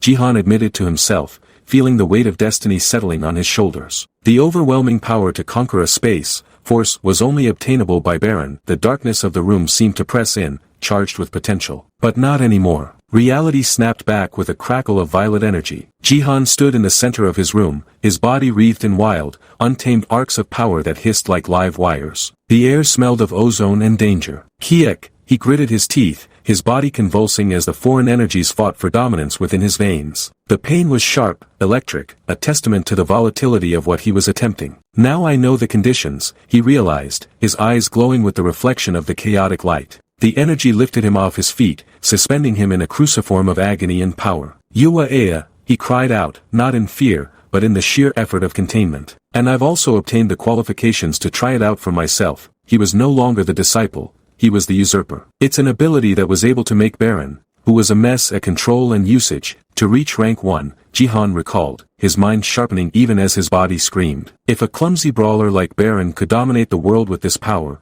what could Jihan, a master of technique, achieve? He focused, his hands trembling as he brought them together. A sphere of red, unstable energy began to form between his palms, spinning with a violent centrifugal force. It's a power I must obtain in order to prepare for the things to come, he told himself, the stakes far higher than mere ranking. Survival demanded evolution. I must do it. He closed his eyes, visualizing the internal flow of his energy. Drag out the divine power from my head to my hands, he commanded his own physiology, and send out the magic power that flows out from my heart and fuse it. The heart pounded against his ribs, a war drum beating a rhythm of destruction. So that no power can leak out from my hands, I need to put all of my focus. The sphere turned a deep, blood red, pulsing like a dying star. Sweat poured down his face, his muscles locking up under the strain. Suddenly, the chaotic spinning slowed, the color stabilizing. Jihan's eyes snapped open, a manic grin spreading across his face. I did dash, he started to celebrate, but the victory was a lie. The sphere collapsed in on itself and then exploded outward with a deafening roar. Arg! Jihan was thrown backward, slamming into the wall with enough force to crack the plaster. Smoke curled from his body as he slid to the floor, groaning in agony. Ugh! He clutched his head, the ringing in his ears drowning out the hum of the city outside. He lay there for a moment, panting, analyzing the failure while the pain was still fresh. I got it wrong, he admitted, staring at the ceiling. It's not a force that I can contain with just strength. He sat up, rubbing the back of his neck, his mind racing through the variables. I just can't seem to get the right sense of it. He looked at his hand, still trembling from the explosion. Do I have to do it after I raise my magic power a bit more? He questioned, doubt creeping in. Am I even able to fuse it all in my hand in the first place? He held up his hand, staring at the empty space where the power had been. And it's not like I can continue to store it in my hands all the time after either. A sudden realization struck him like a bolt of lightning. His eyes widened. He looked at his hand, then at his chest. Continue to store it, he stood up abruptly, the pieces of the puzzle falling into place. Let's make an assumption, he whispered, the theory forming rapidly. You can't forcibly hold on to a power you've already released. The image of the red sphere dissipating into the air played in his mind. But what if, he thought, the audacity of the idea almost terrifying, you keep that power contained within the body. He assumed a meditative stance, his breathing slowing. He visualized the map of his soul, the ancient geography of martial arts. I take the divine power that originates from the upper elixir field. He traced the energy from his mind, and fuse it with the magic power that settles in the middle elixir field. The two energies, white and purple, swirled together in his visualization, volatile and dangerous. And bring the two powers that are running rampant because they can't mix. He guided them down, past the heart, into the depths of his being, to the lower elixir field and contain it using martial power. It was a perfect formation, a closed loop designed to not waste a single bit of power. In his mind's eye, the energies compressed, tighter and tighter, held in place by the iron will of his martial arts. And if I compress them just like this, he thought, squeezing the mental trigger. The reaction was instantaneous and catastrophic. Yuwa, Jihan screamed, his head thrown back as his body became a battlefield. Red lightning erupted from his skin, tearing at his clothes, scorching the air. Attempting to integrate the 3 elixir fields, the system announced, cold and mechanical against his agony. His eyes rolled back, white light pouring from them as the fusion threatened to tear him apart from the inside out. Arg! The pain was beyond anything he had ever felt, a cellular disintegration that burned through his very soul. A bright red warning window flashed into existence, screaming danger. Warning! You have reached a stage that is beyond what a player can withstand. The text was ominous, a digital herald of death. Danger to life detected.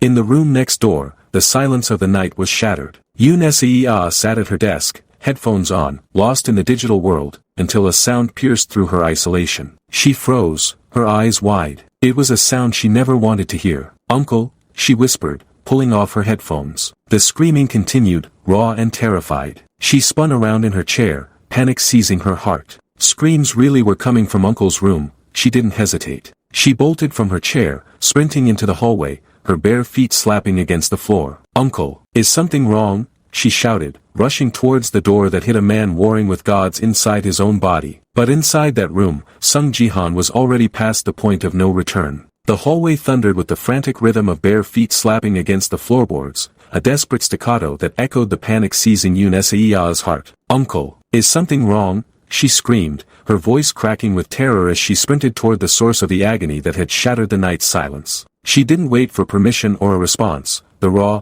guttural cries that had pierced the walls left no room for hesitation. At least answer me, she pleaded, her hand slamming onto the handle, throwing her weight against the door. The barrier gave way, swinging open to reveal the interior of the room, and Seia froze, her eyes widening in sheer shock as the reality of hit her. Uncle, she cried out again, her voice trembling, expecting to find a battlefield, blood, or worse. But the storm had passed, leaving only a strange, heavy stillness in its wake. The title of his existence, the Martial God Who Regressed to Level 2, hung unseen in the air, a silent testament to the burden he carried. Jihan sat on the floor, leaning back against his bed, a wet towel draped over his eyes like a blindfold against the world. A bowl of ice water sat beside him, the cubes clinking softly as they melted, the only sound in the room besides their breathing. Seia sat before him, her posture collapsing from adrenaline to confusion. You were screaming that much because of a headache? She asked, incredulity coloring her tone. Jihan, still hiding his eyes beneath the damp cloth, simply nodded. It's true, he lied, his voice raspy but calm.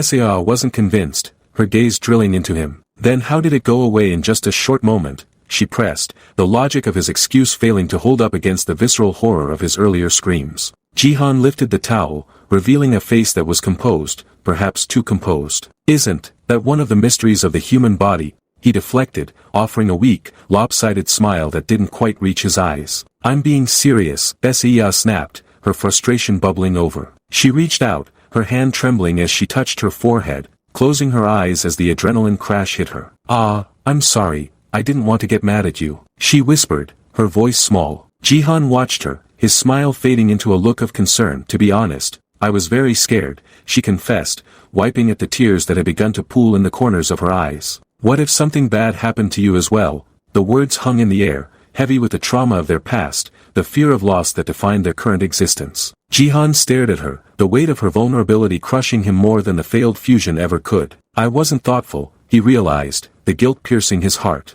I should have been more considerate of Seia's feelings. He looked at her, really looked at her, seeing the terrified girl beneath the brave facade. Uncle, you're really okay, right? She asked again, needing absolute confirmation. Jihan softened his expression, his gaze gentle. Yeah, he promised, his voice steady as a rock. I'm really fine. I'm sorry for making you worry. Seia sniffled, wiping her face with her sleeve, pushing back the fear with a forced brightness. Don't mind me. I'm actually fine, she declared, her voice regaining some of its usual vigor as she playfully punched his arm. It's a relief that nothing bad happened to you. She stood up, dusting herself off, masking her lingering anxiety with action. Then I'll be on my way to find the Shadow Queen again, she chirped, throwing him a cheering gesture before turning to leave. Yeah. Thanks, Jihan replied, watching her go. As the door clicked shut, his smile vanished instantly, replaced by a cold, steely resolve. I should never show her my weak side again, he swore to himself, the vow etching itself into his soul. The room returned to silence, but the system messages hovering in his vision reminded him of the dangerous gamble he had just survived. Needless to say, the combination of the 3 elixir fields ended in failure, he acknowledged, reading the blue holographic box that confirmed his shortcomings. The 3 elixir field integration has failed. I lack both experience and levels. He sat alone against the wall, the bowl of ice water mocking his ambition. But as he replayed the sensation of the energy tearing through him, he realized something crucial. Still, it wasn't a complete failure. He looked down at the towel in his hands, focusing his intent. Crimson energy, volatile and raw, began to bleed from his palms, wrapping around the fabric. Force, he whispered, watching as the towel twisted and contorted under the pressure of the energy, wringing out water as if squeezed by a giant's hand. The red aura intensified, crackling with power. I got the power that I wanted. A new system window materialized, validating his insane experiment. Divine power and magic power have been integrated and replaced by the unique stat, force. The text glowed with a promise of unprecedented potential. I failed in combining the elixir fields, Jihan analyzed, visualizing the internal map of his body where the energies had clashed. Upper elixir field divine power, middle elixir field magic power, lower elixir field martial power. The diagram showed the chaotic separation, but also the new link. But I successfully combined divine power and magic power, which allowed me to obtain force. The diagram highlighted the tenuous connection running through his core. The connection between the 3 elixir fields has been weakly maintained. Jihan sat at his desk, towel on his head, staring at his status window. He frowned, leaning closer. There's something strange about my force stats figures. He scrutinized the numbers. Martial power was 12. Magic power was 6. Divine power was 10. Yet, force was listed at 12. It's 12 from the very start, he wondered, confused by the math. Suddenly, another notification popped up, explaining the anomaly. The stats, martial power and force interact. Sharing stat points, Jihan's eyes widened in shock. They share points, he gasped, the implication staggering. Then that means if I raise just one of them. He reached out and tapped the arrow next to martial power, raising it to 14. Instantly, a second message confirmed his theory, martial power has increased by 2. Force has also increased due to the elixir fields interacting. He stared at the screen, sweat beading on his forehead as he comprehended the magnitude of this discovery. What the? He muttered, a nervous laugh escaping his lips. Isn't this completely overpowered? Having 2 primary combat stats scale off each other was a cheat code written into reality. I'm at this level with only force. He grinned, imagining the future. I wonder how much more amazing the combination of the 3 elixir fields is going to be, but wisdom tempered his greed. Still, let's forget about that for the time being, he decided, wiping his neck with the towel. If I go for another attempt at my current level, I might actually die. He had cheated death once tonight, tempting it again was foolish. I've also gotten what I wanted. Curiosity struck him then. With magic power now integrated into force, what could he do? Should I try using a mage skill? He thought, extending his hand toward the empty air. Fire, he commanded, channeling his new power. A tiny, pathetic flame flickered into existence on his fingertip, sputtering like a dying candle. You lack magic power, the system deadpanned. Jihan stared at the ember, unimpressed. The silence was deafening. How cute, he scoffed, extinguishing the flame. The moon hung high in the night sky, a silent observer to his evolution, before slowly giving way to the golden hues of dawn. The sun rose over the city skyline, bathing the skyscrapers in warm light. Jihan woke with a start, the morning sun hitting his face. Is it morning already? He groaned, sitting up in bed. A notification greeted him. Your divine power has increased to 10, followed by a restriction.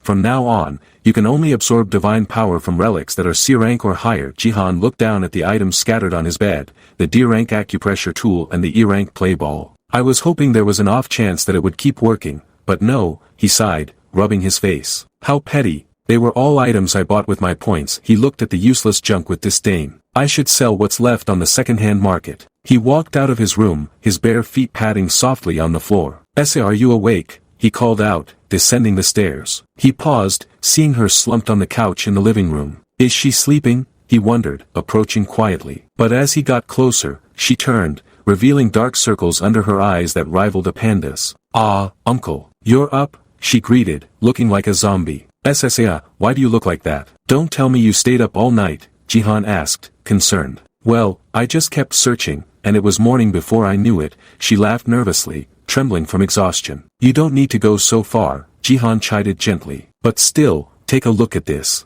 I found something good, she pointed at her laptop screen. This is, Jihan leaned in. Other race close-ups. The video thumbnail showed a channel called Other Race Close-Up Specialist Editor, with 17,000 subscribers. Yeah, there are people with scope gifts who only take close-up shots of other races, SAEA explained enthusiastically. Jihan looked at the screen with a deadpan expression. They're being voyeurs with those great gifts, he muttered, unimpressed by humanity's priorities. In any case, look at this video, SAEA insisted, ignoring his judgment. It's a replay of the game you were in. She clicked play, and the screen filled with a high-definition shot of the Elven throne room. Everyone, take a look at this, the voice boomed, zooming in on the alien royalty, a clue hidden in plain sight that only a voyeur could find. The screen illuminated the room with a high-definition replay of the game, the voice booming with the excitement of a discovery hidden in plain sight. Everyone, take a look at this, the commentator urged, the camera zooming in on the opulent throne room of the elves where two figures sat in regal silence. To the right sat a high elf, bathed in light, but to the left sat a figure of dusk and shadow, a dark elf exuding an aura of cold authority. Wow, elves really are the best. Look at that flawless, smooth ski. The commentator's lecherous praise was cut short as SAEA clicked the mouse, her face twisting in mild disgust. Ugh, the sound is disturbing, so I'll just turn that off, she muttered, sparing them the rest of the voyeuristic commentary. She turned to Jihan, her eyes bright with a theory that had been brewing in her mind. They both look to be high-ranked, but one is a dark elf, she pointed out, the image of the two queens frozen on the screen. Doesn't the title, Queen, somewhat fit how she looks? She leaned back, looking at the dark-skinned sovereign with a critical eye. I wonder if the term, Shadow Queen, makes dark elves a potential candidate, she mused, connecting the dots of the game's lore with a detective's intuition. She looked up at her uncle, seeking validation for her deduction. What do you think? Jihan studied the screen, the logic sound enough to warrant consideration. That makes sense. You did a good job, he praised, offering a warm smile, though his internal tactician remained cautious. It's too early to jump to conclusions.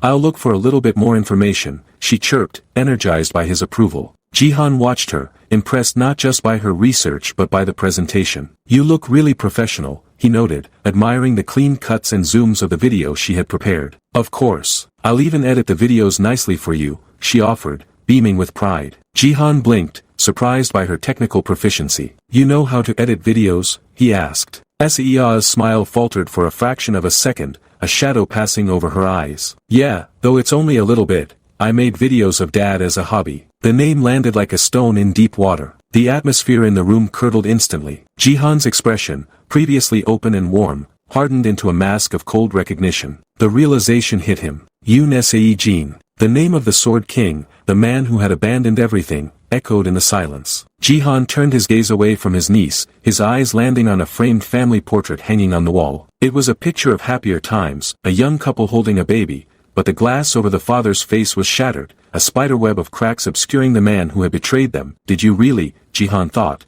the venom in his mind seeping into his very soul as he stared at the fractured image of his brother-in-law. Leave your daughter behind like this? The question was rhetorical, the answer written in the lonely nights and the terror SAEA tried so hard to hide. Pathetic bastard, he spat internally, the judgment final and absolute. Shifted in his memory, transporting him back 2 days prior to a sterile meeting room. Jihan sat across from manager Park Yoon-sik, the air thick with the weight of sensitive intelligence. I think I know who the Sword King's woman is, Jihan declared, dropping a bombshell that made the manager sit up straight. Really? Who is it?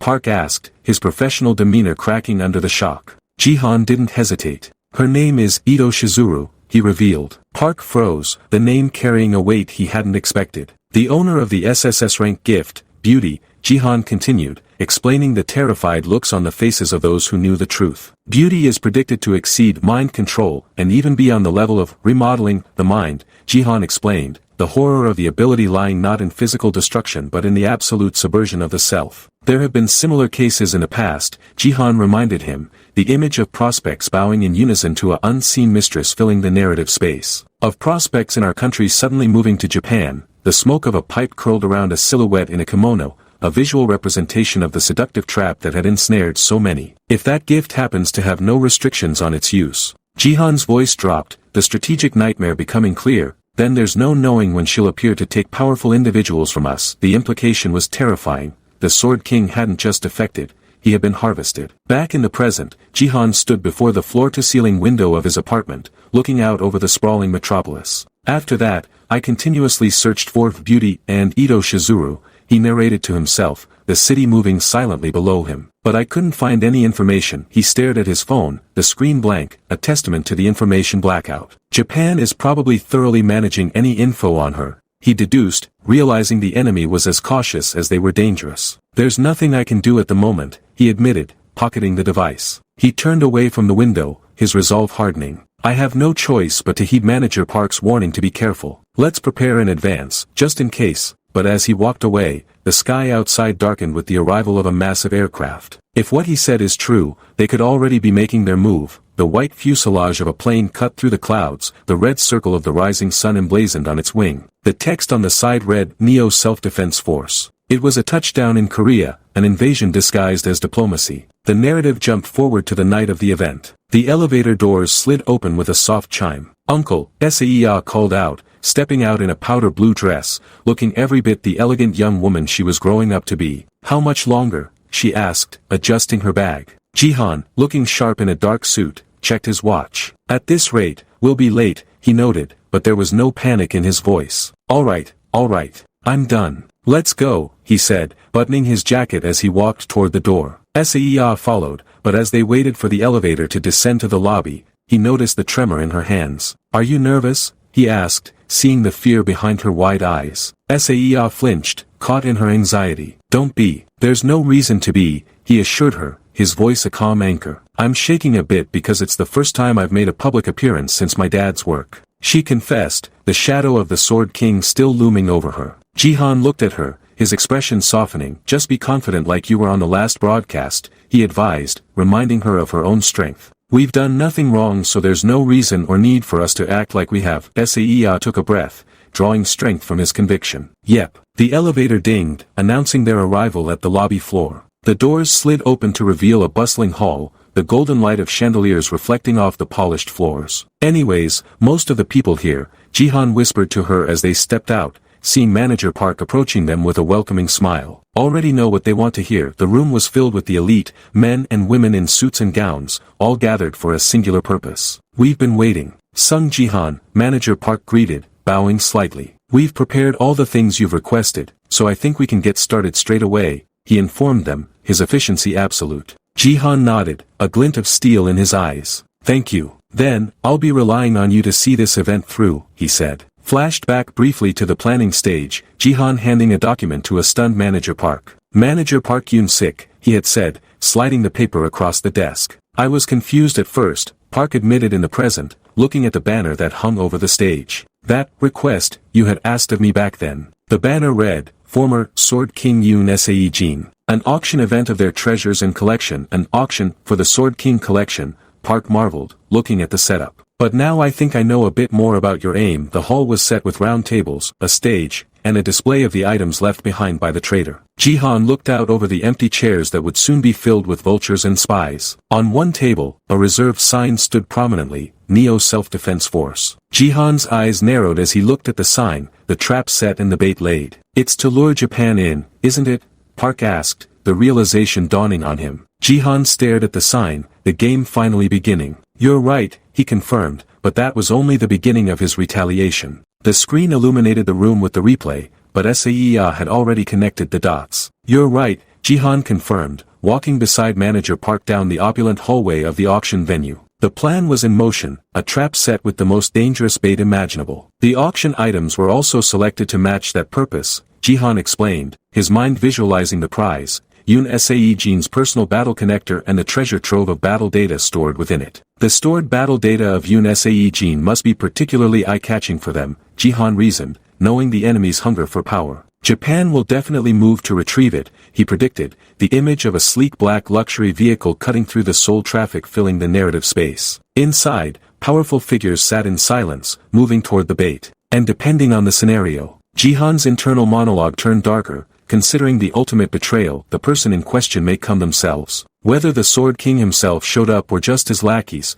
Jihan was ready. Whether or not Yoon Sae-jin comes or not, he resolved, the sunlight washing out the world behind him as he walked. The people will have no choice but to face reality and accept it through this opportunity. Beside him, Manager Park wiped a bead of sweat from his brow, glancing at the young man who seemed to be reading from a script only he could see. Seong Jihan, this man. Park thought, a shiver of awe running down his spine. Even if he's a player, it's like he's looking into the future. Jihan stopped, turning to Park with final instructions. This is the last opportunity to sway the public's opinion, he said, his voice low and urgent. Please ask the reporters to keep an eye on the new Defense Force table. But before they could enter the hall, chaos erupted at the entrance. It's SSS. SSS. Wait, a shrill voice screamed. Security guards struggled to hold back a group of desperate people. You can't enter. Please step back, the guards shouted. SSS froze, her eyes widening in horror as she recognized the faces. I just need a moment. We're SSS family. We're related, an older man yelled, feigning desperation. SSS gasped, the color draining from her face. Aunt, uncles as well. The relatives wasted no time. SSS, are you in your right mind? The aunt shrieked, clutching her purse like a weapon. No matter how urgently you need money, an auction. What kind of things are they? She wailed, grabbing the uncle's arm. You coaxed our naive SSS into this, didn't you? The uncle accused, pointing a trembling finger at Jihan. Jihan closed his eyes, a sigh of pure exasperation escaping him. How dare you sell someone else's important property, you swindler, the uncle spat. Jihan opened his eyes, a cold smirk playing on his lips. Who are you calling a swindler? He asked, his voice dripping with disdain. When you're the people who ran about using my dad's name to commit scams before getting chased out, SSS stepped forward, her shock replaced by a burning fury. There's a limit to how much you can look down on someone, she declared, facing the parasites. Do I look that lowly to you? Do you think I don't know of your ulterior motives of trying to get a share of the fortune in my father's absence? The relatives recoiled, stunned by her defiance. What? The aunt stammered. How dare you? Just look at the rudeness of this brat, she shrieked, looking around for sympathy that wasn't there. SSS stood tall,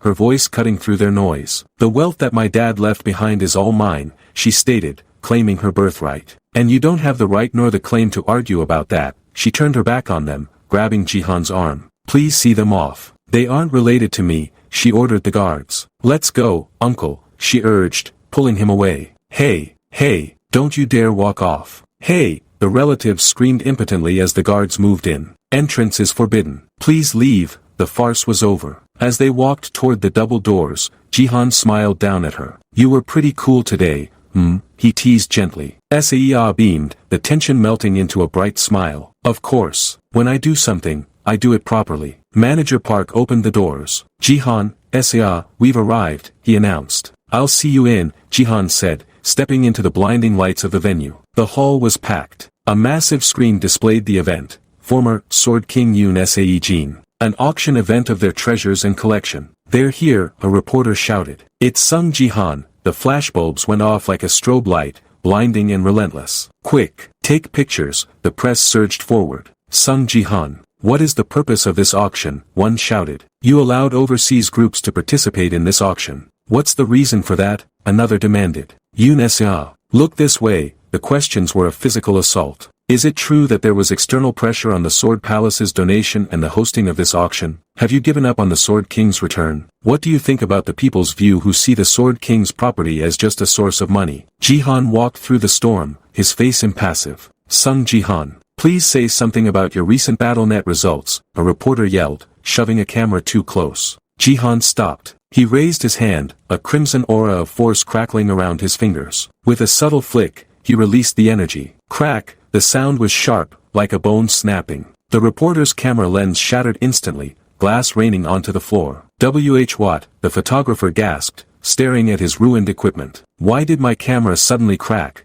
Panic spread through the press pit. There's no power. Why is it doing this? Another cried out as their equipment died. Silence fell over the room like a heavy blanket. Jihan lowered his hand. This is an auction event, not a press conference, he stated calmly, his voice echoing in the quiet. I'd appreciate a little more silence. Jihan took the podium. Then, let's start the auction, he announced. He stood tall, the master of the board. There are 3 items that have been prepared for this auction, he began, gesturing to the display. A sleek, black gaming chair sat on a pedestal. Firstly, the 99% pain-reducing BattleNet connector that SSS-Rank used, he introduced. This item also includes the data stored in the connector. He pointed to the small black drives next to it. In addition, the data from when Seong Jihan analyzed himself, he revealed, dropping the bombshell. And the data collected from the analysis of the top players in Korea and East Asia are also included. The room buzzed with greed. The data of the Sword King is quite precious, a bidder whispered. And as the Korea-Japan match is ahead, the analysis of other players is considerably. The strategic value was incalculable. Jihan watched them, knowing exactly what they were thinking. They won't want to miss out on a single thing,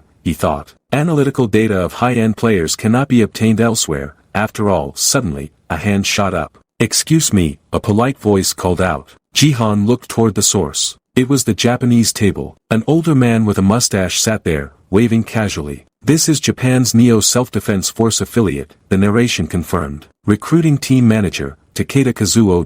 If the auction has started, is it okay to bid straight away?" Takeda asked, his tone conversational. "I will give you 5 billion yen, he declared, dropping a nuclear bid that sucked the air out of the room. For all the items of this auction, the crowd gasped. 5 billion yen. Instant victory. But Takeda wasn't done. "And," he added, his eyes shifting to Saya Sung-san, "I would like to request a private meeting with Yoon-san." Saya flinched, looking at Jihan. Jihan stepped forward, shielding her. "I can see your intentions, you bastards," he thought, seeing the trap within the offer. "I'm sorry, but that will be difficult," Jihan replied aloud, stepping off the stage and walking toward them. His footsteps were heavy in the silence. "If you have business, then state it here," he challenged, stopping right in front of Takeda. Takeda looked up, his smile never fading. "The current situation is not one where a private meeting is possible," Jihan said coldly. "Japan of all countries should know this best." Takeda chuckled, a sound that made the skin crawl. "If you stare at me so intensely, it's too scary," he teased, his eyes narrowing into slits. "I'm undoubtedly a guest who's participating in this auction, so please don't treat me so coldly," he purred, the predator finally revealing his teeth. "I'm undoubtedly a guest who's participating in this auction, so please don't treat me so coldly," Takeda purred, his mustache twitching with a smile that didn't reach his eyes. The air in the auction hall grew heavy, the politeness of his words masking a razor-sharp threat. He leaned back slightly, enjoying the game, his voice dropping an octave as he delivered the warning. "If you keep pressing forward so aggressively." He paused, letting the silence stretch like a rubber band about to snap. "Someone may have to interfere." Right on cue, the space between them was severed. A figure moved with the fluidity of liquid shadow, stepping between the aggressor and the target. A woman in a sharp suit stood there, her presence sudden and absolute, blocking Jihan's path with a long, sheathed katana. She didn't draw the blade, but the barrier was clear. Her body was a wall of disciplined steel. Takeda gestured to his protector with the pride of a collector showing off a rare specimen. "My bodyguard, Shadow, that is," he introduced. The woman turned her gaze toward Jihan, her eyes burning with a golden, predatory intensity. She was no ordinary hired muscle. Jihan stopped, his senses flaring as he scanned the woman standing before him. The pressure emitting from her was dense, a suffocating aura that only high-level players could truly appreciate. "She's not on the level of the Sword King," Jihan analyzed, his mind dissecting her stance and energy flow in a split second, "but she's a great player nonetheless." The threat escalated with a single, subtle movement. The bodyguard's thumb pressed against the tsuba of her katana, the metal giving a sharp click as the blade loosened in its sheath. It was the universal sound of imminent violence, a promise that the next movement would be a draw cut faster than the eye could follow. Seeing the tension peak, Takeda waved his hand dismissively, his facade of joviality returning in an instant. "Ah, there's no ulterior meaning behind this," he lied smoothly, his voice dripping with false innocence. He watched Jihan closely, gauging his reaction to the show of force. "I'm just asking for your caution." Haha, the laughter was hollow, echoing in the tense silence between the two men. But Jihan wasn't listening to the old man anymore. His focus was entirely on the bodyguard, who remained completely silent, her expression unreadable. She stared him down, and then, something shifted. A jagged streak of blue lightning crackled from her eye, a visual manifestation of her internal energy. It wasn't just raw power, it was a specific frequency, a familiar rhythm that Jihan had felt before. The realization hit him like a physical blow, his internal monologue turning sharp with disbelief. "The hell is this?" he thought, staring into the crackling energy that shouldn't exist in a stranger. "This is like Seong Jihan." The signature was unmistakable. The techniques, the aura, the very essence of her power mirrored the Sword King himself. Japan hadn't just come for the data, they had already begun to replicate it. This revelation changed everything, turning a simple auction into a battlefield of stolen legacies. It happened in a flash. The air in the auction hall turned to ice as the shadow bodyguard lunged forward, her movements a blur of lethal intent that would have ended any normal player. But our boy Seong Jihan didn't even flinch. The text on the screen confirms the absolute speed of the encounter, stating it happened in a flash as the woman known as Shadow appeared in front of Seong Jihan like a vengeful ghost. She thought she had the upper hand, her hand reaching for the hilt of her blade to deliver a finishing blow right to his face. But Jihan is a different breed. He stood there with his eyes shadowed, a mask of cold indifference that screamed absolute dominance. Before she could even register his movement, our guy countered. He punched her. The impact was a blinding white explosion of kinetic energy, the sound effect pong echoing through the silent hall as his fist connected with her face. It wasn't just a punch, it was a statement. The bastard didn't stand a chance. Shadow was sent reeling, her body contorting from the sheer force of a blow that shouldn't be possible for a Bronze League player. She stumbled back, her head snapping to the side, sweat and shock spraying into the air as her world tilted on its axis. Jihan just stood there, his posture relaxed, his suit jacket barely ruffled. He looked down at her with a judgmental gaze, his eyes piercing through the remnants of the impact. He asked her if she wanted to keep going, his voice a low rumble of mocking pity. His hand reached out in a casual gesture, a Sigma move that showed he wasn't even taking this fight seriously. Shadow was frozen, her hand trembling as she gripped her katana,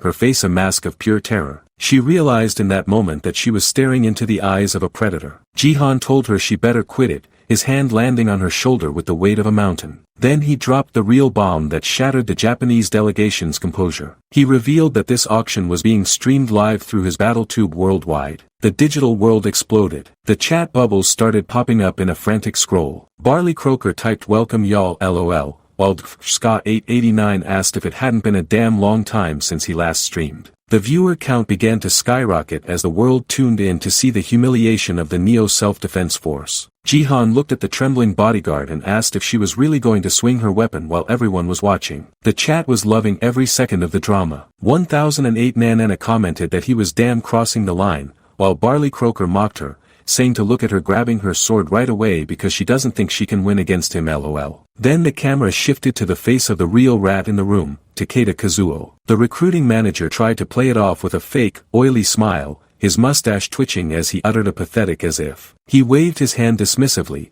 claiming his bodyguard was a bit too harsh and that he would apologize in her stead. He bowed his head in a fake display of humility, but his eyes remained greedy. He got straight to the point, his voice dripping with entitlement. He said there was something they had to be clear on. He declared that the 5 billion yen offer included the private meeting. The bastard wanted Seiya. Jihan's expression hardened, his eyes narrowing into slits of pure killing intent. He said he needed to hear the response to that offer from Yun-san. Seiya was caught off guard, her eyes wide with shock as she gasped, me. The chat went into a frenzy of protective rage. Ska889 called Takeda a damn swine trying to hit her up, while eternally barking dogs screamed to protect Sinem. Takeda remained smug, his hands clasped together in a gesture of false friendship. He asked her what she would do, his internal monologue kukukuku revealing his true, disgusting nature. He was convinced she would 100% agree. He thought to himself, how could she reject this offer unless she's an idiot? He saw her as nothing more than a commodity to be bought with Japanese yen. But our girl has more spine than her traitor father ever did. She looked him dead in the eye and delivered the ultimate rejection. I reject your offer, she said,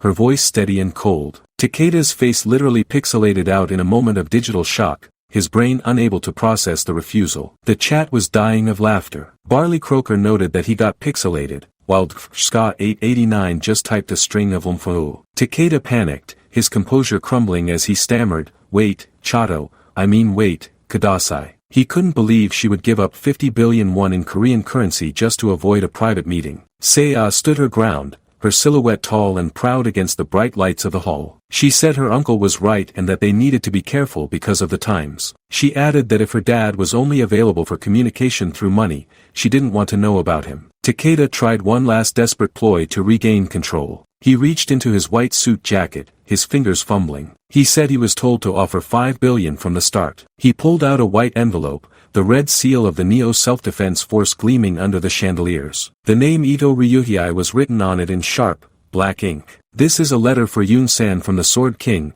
he announced, throwing the bait. Seiya was paralyzed, the name of her father hitting her like a physical weight. The chat was suspicious, eternally barking dog asking if there was no way they didn't plan this beforehand. Takeda mocked the entire country, asking if the Korean battle.net concerned parties didn't have 5 billion yen desuka. The people in the room were seething, one man in a suit gritting his teeth and calling him a son of a bitch. Jihan watched Takeda with a cold, analytical gaze. He remembered that before the regression, this man was banned from entry into the US because he was suspiciously good at recruiting foreign players. He was known as Japan's calamity. Jihan knew he needed to be wary of him. The atmosphere in the hall was suffocating. The chat continued to spiral, asking if Japan took the items too easily as if they promised them this beforehand. They worried this would look bad in the media. Bidders at the round tables complained that 5 billion from the get-go made no sense and asked what the point was in having them come here. Seiya took the letter, her hand steady despite the turmoil in her heart. She started to read the words of the man who abandoned her. The text on the screen revealed the cold reality of the Sword King's heart. Dear Yoon Seiya,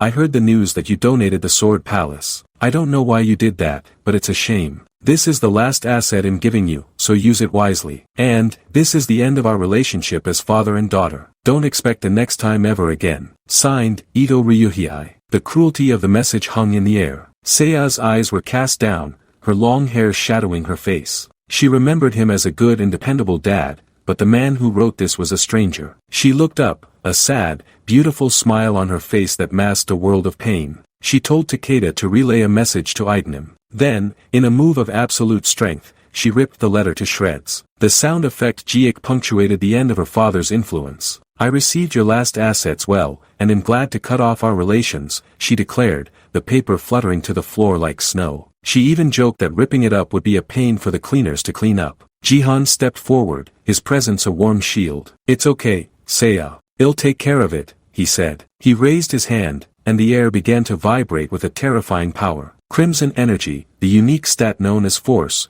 began to bleed from his fingers. It swirled into a violent red vortex, a cyclone of power that filled the auction hall. The reporters and guests were frozen in terror, their faces masks of pure shock. Jihan wasn't done showing off. He decided to reveal his new class. Fire, he whispered. A small, concentrated orb of intense flame erupted from his hand, incinerating the remnants of the letter and the arrogance of the Japanese delegation in one go. The crowd lost their minds. The sound effect Wyoho echoed as the flames danced. Fire, they screamed. That person was a mage. Takeda was sweating buckets, his mouth agape as he stared at the monster in front of him. He couldn't comprehend how Jihan could have warrior-level combat skills and also possess mana and divine power. The final image shows Jihan from behind, his dark hair framed by the flickering orange glow of his magic, a martial god who had truly returned to rewrite the rules of the game. The world finally realized that Seong Jihan was not just a player, he was a calamity in the making, and the auction was just the beginning of his vengeance. The lighting in the room shifted, the warm gold of the chandeliers replaced by the harsh, flickering red of Jihan's force.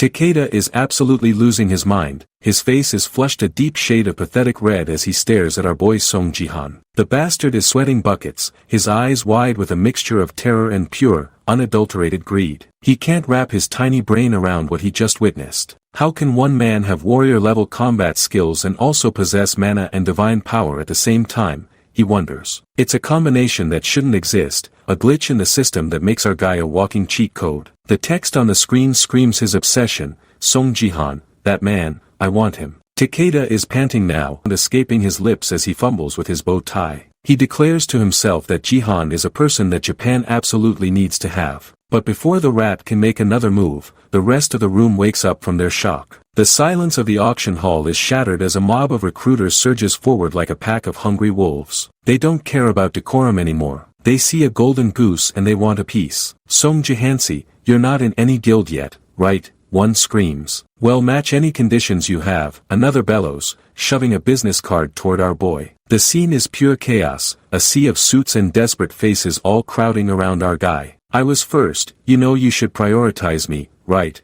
A simpleton yells, trying to push his way to the front. Let's talk, they plead, but Jihan just looks done with the whole situation. Our boy stands there with his hands up, looking genuinely uncomfortable as he's buried under a mountain of business cards. Wait, it's a bit uncomfortable if you just crowd around me like this, he says, his voice steady but clearly annoyed. He's not in the right condition to talk about this kind of stuff, and honestly, who would be when surrounded by these vultures? But then, the vibe shifts instantly. The camera pans down to a pair of legs, then to Yoon Seiya standing behind him. She looks pale, her eyes shadowed. Uncle, she whispers. Jihan turns, his expression softening into immediate concern. Seiya, sorry, you can go ahead of me, I'll catch up with you right after this, he tells her, thinking she's just overwhelmed. But Seiya isn't just overwhelmed. No, not that, she mutters, her face darkening as a cold sweat breaks out on her forehead. She gasps, her hand flying to her temple. My head, she moans, and the world seems to tilt.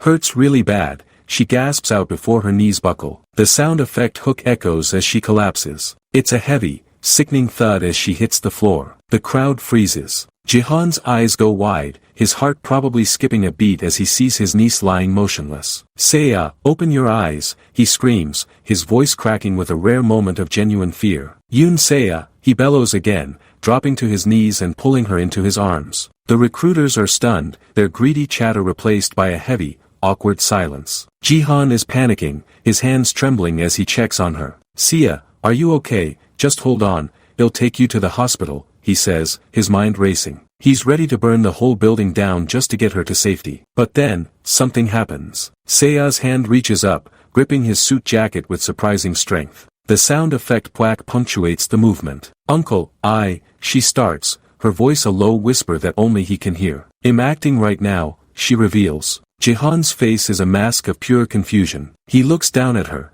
and for a split second, the shadow over her face lifts. She gives him a tiny, mischievous wink, a classic Sigma move from our girl. I thought you were struggling amidst the crowd, so I put on an act, she explains, adding a little teehee in her head. She's a genius, using her own collapse to give her uncle an escape route from the vultures. Jihan is speechless, his mouth hanging open as he realizes he's been played by a teenager. The crowd is still whispering, the sound effect sugan filling the air.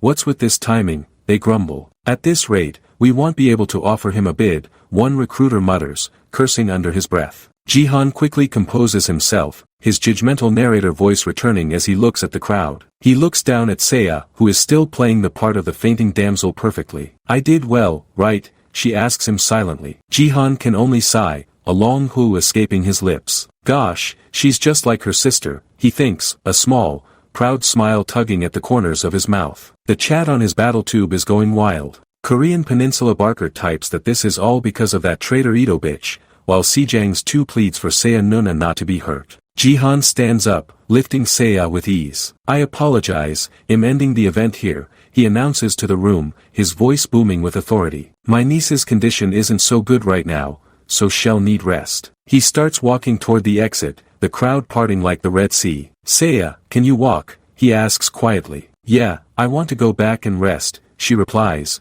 still keeping up the act. But of course, the rat Takeda can't let them leave without one last attempt. Excuse me, Songsun, just one moment, he calls out, stepping into their path. He's still sweating, his mustache twitching. I apologize if my attendance was a bother, he says with a fake, oily smile. I want to officially invite you and greet you properly. Can you contact me later? He asks, holding out a crisp white business card. Our boy doesn't even hesitate. He reaches out, his fingers brushing the card, and then mana explodes. The sound effect tat echoes as the card is snatched away. But Jihan doesn't put it in his pocket. He uses his force, the crimson energy swirling around his hand. Truly hilarious, he says, his eyes cold as ice. With a sharp jock sound, the business card is ripped into 1,000 tiny pieces right in front of Takeda's face. That is my response, Jihan declares, his voice dripping with absolute dominance. Takeda lets out a pathetic eek, his hands flying up to his face as the paper confetti rains down on him. Jihan doesn't look back. He walks out of the hall, leaving the Japanese recruiter trembling in his wake. But as the door closes,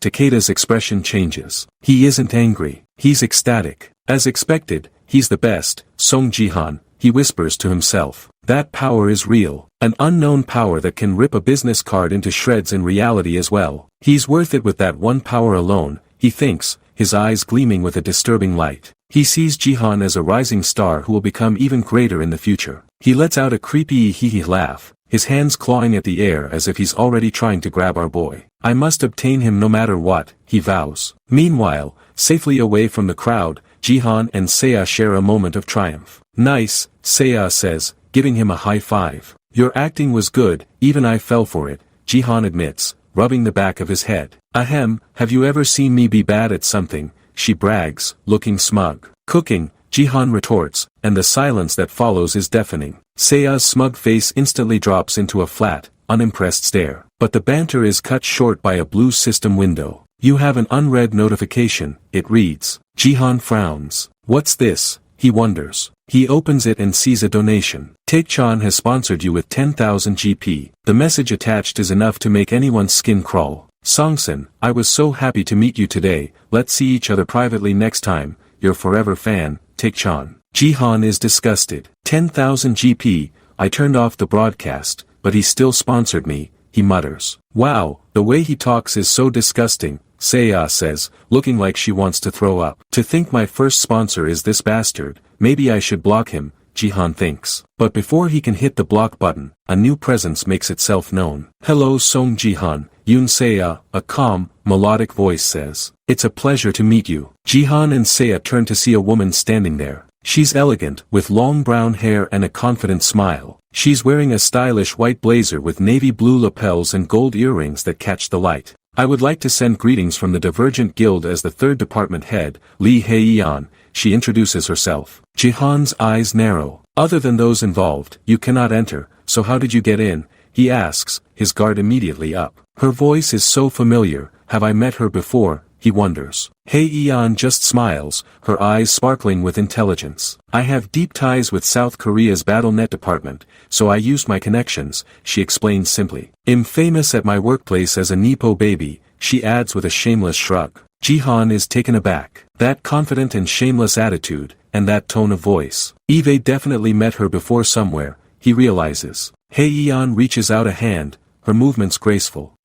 Before getting to the main point, she says, her smile widening. Guesser of the victory, Song, she says, using a title that hits Jihan like a physical blow. Wait, he thinks, his eyes widening in shock. Eve been your fan for such a long time, she continues. As she speaks, a vision of the future, or perhaps the past, flashes in Jihan's mind. He sees a woman with her hair tied up, wearing a white masquerade mask that covers half her face. She has a small scar on her cheek and a predatory grin. She's dressed in a high-collared black coat with fur trim and a red lining. That person is definitely, Jihan thinks, his heart racing. Seiya looks between them, confused. What is it? She asks, noticing her uncle's stunned expression. His expression is actually stunned for once, she thinks. Heek, is he like that because he's fallen for her? She wonders, her imagination running wild. But Jihan isn't thinking about romance. He's thinking about a legend. While the world is full of possibility, it is difficult to ignore that, he recites, his voice low. That's the famous quote of Dostoevsky, a great writer,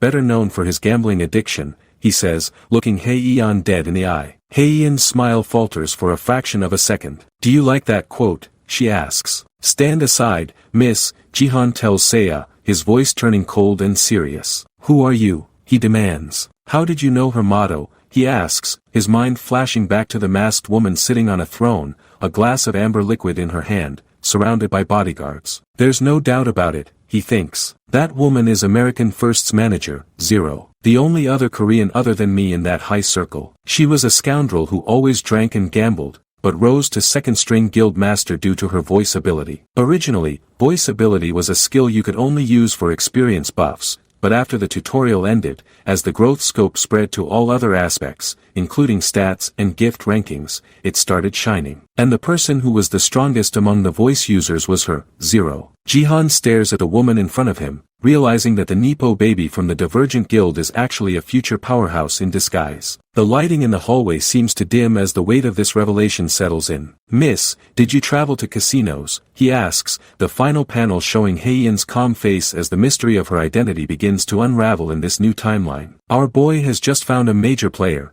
and the game is about to get a lot more complicated.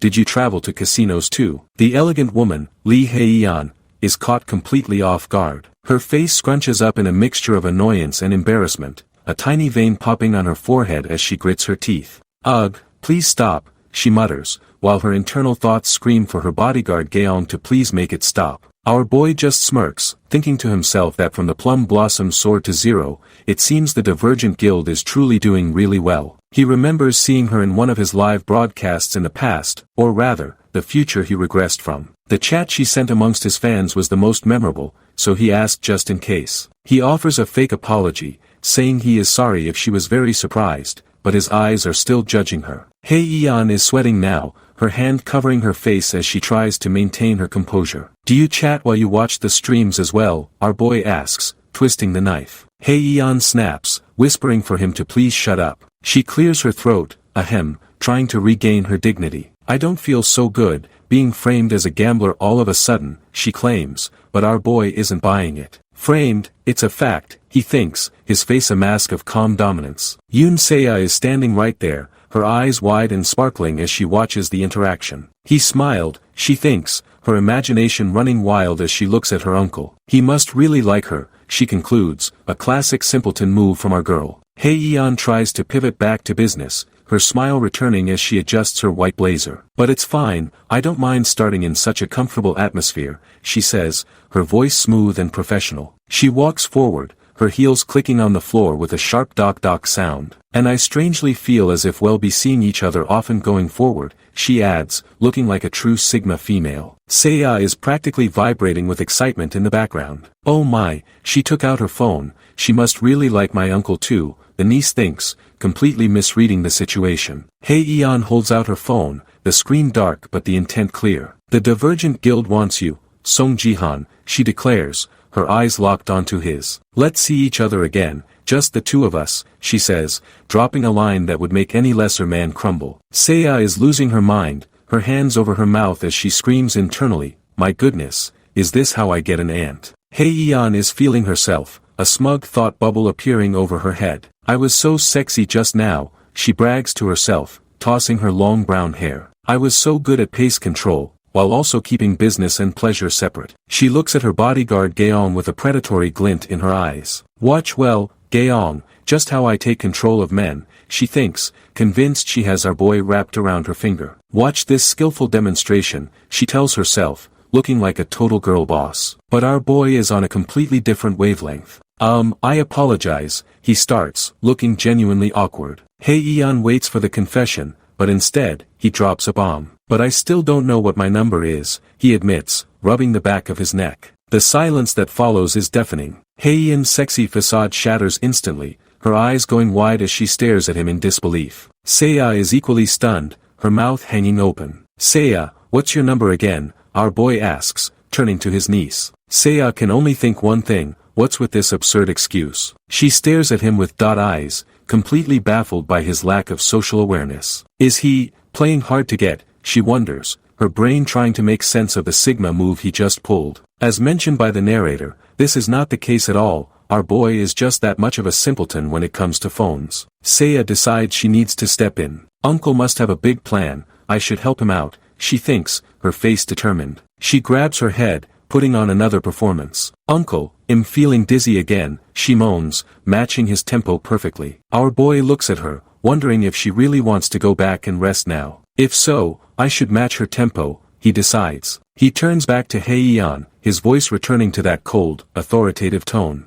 My niece's condition isn't so good right now, so I'll go ahead for now. If you give me your business card, I'll contact you first, he says, effectively ending the conversation. Hye-yeon is left standing there, her business card held out like a participation trophy. Oh, okay, she stammers, her face pale and her eyes twitching. Se-ah is practically skipping away, thinking to herself that she doesn't have to worry about her uncle's love life at all. She hums a little tune, looking smug. Our boy just looks confused, a single question mark appearing over his head. Hye-yeon is fuming, her face darkening as she looks at her bodyguard. Gaeong, she growls. The bodyguard is shaking, trying to hold back her laughter. Yes, miss, she squeaks out. I'd rather you laugh, Hye-yeon says, her voice dripping with venom. I'm about to get really pissed off, so just laugh. Gaeong can't hold it in anymore, letting out a series of kiki sounds as she loses it. You're being annoying, Hye-yeon snaps, walking away as the sun sets over the city. The scene transitions to the elevator, where the lighting is dim and the mood is quiet. But uncle, you know what was really unexpected? Se-ah asks, looking up at him. Our boy grunts. I never expected you to wear my dad's clothes, she says, referring to the Sword King's suit. Our boy looks down at himself. I've gotten too big, what can I do? I don't fit my clothes anymore, he explains. The clothes didn't do anything wrong, Se-ah teases. True, as long as it looks good on you, it's fine, she concedes. But then her face turns serious. But uncle, that comment earlier was bad, she says. What comment? Our boy asks, looking genuinely lost. It was way too old and tacky, she scolds him. How old is the "you're the first man ever to reject me" kind of tactic? She imagines him standing there with roses, looking like a cheesy romance lead. You rejected me, she mimics, while our boy just sweats. What is she talking about, he wonders. It's fine to play hard to get, Seiya continues, wagging a finger at him. But saying you don't know your phone number was terrible. I only saved the situation because I caught on. Our boy can only sigh. I really don't know, Seiya, he tells her, but she just looks at him with pure disbelief. Do you already have dementia? She asks, her face a mask of shock. It's not that, he mutters as the elevator doors close. The screen fades to the scene shifts to a new environment, a blue system window appearing. Welcome to Bronze League Gangnam area. A pillar of blue light erupts from a stone tower, crackling with electricity. This mission is a defense mission. Guard the crystal and survive the zombie mob. Our boy stands there, his suit slightly rumpled, looking exhausted. Phew, I'm tired, he sighs. It was a real pain trying to comfort Seiya. He thinks back to her crying, screaming that she ruined his chance at a relationship because she was stupid. Did she think I liked Lee Hae-yeon? He wonders, scratching his head. Who would like a gambler like that? He closes his eyes, his expression softening. Either way, I didn't think I would meet Zero like this again. A flashback begins, the colors fading to a sepia tone. Shit, I lost again, a voice screams. We see a man holding a soccer ball, the text identifying him as Diego Massid from Argentina, the winner. This makes no sense, Jihan, how can someone like him win?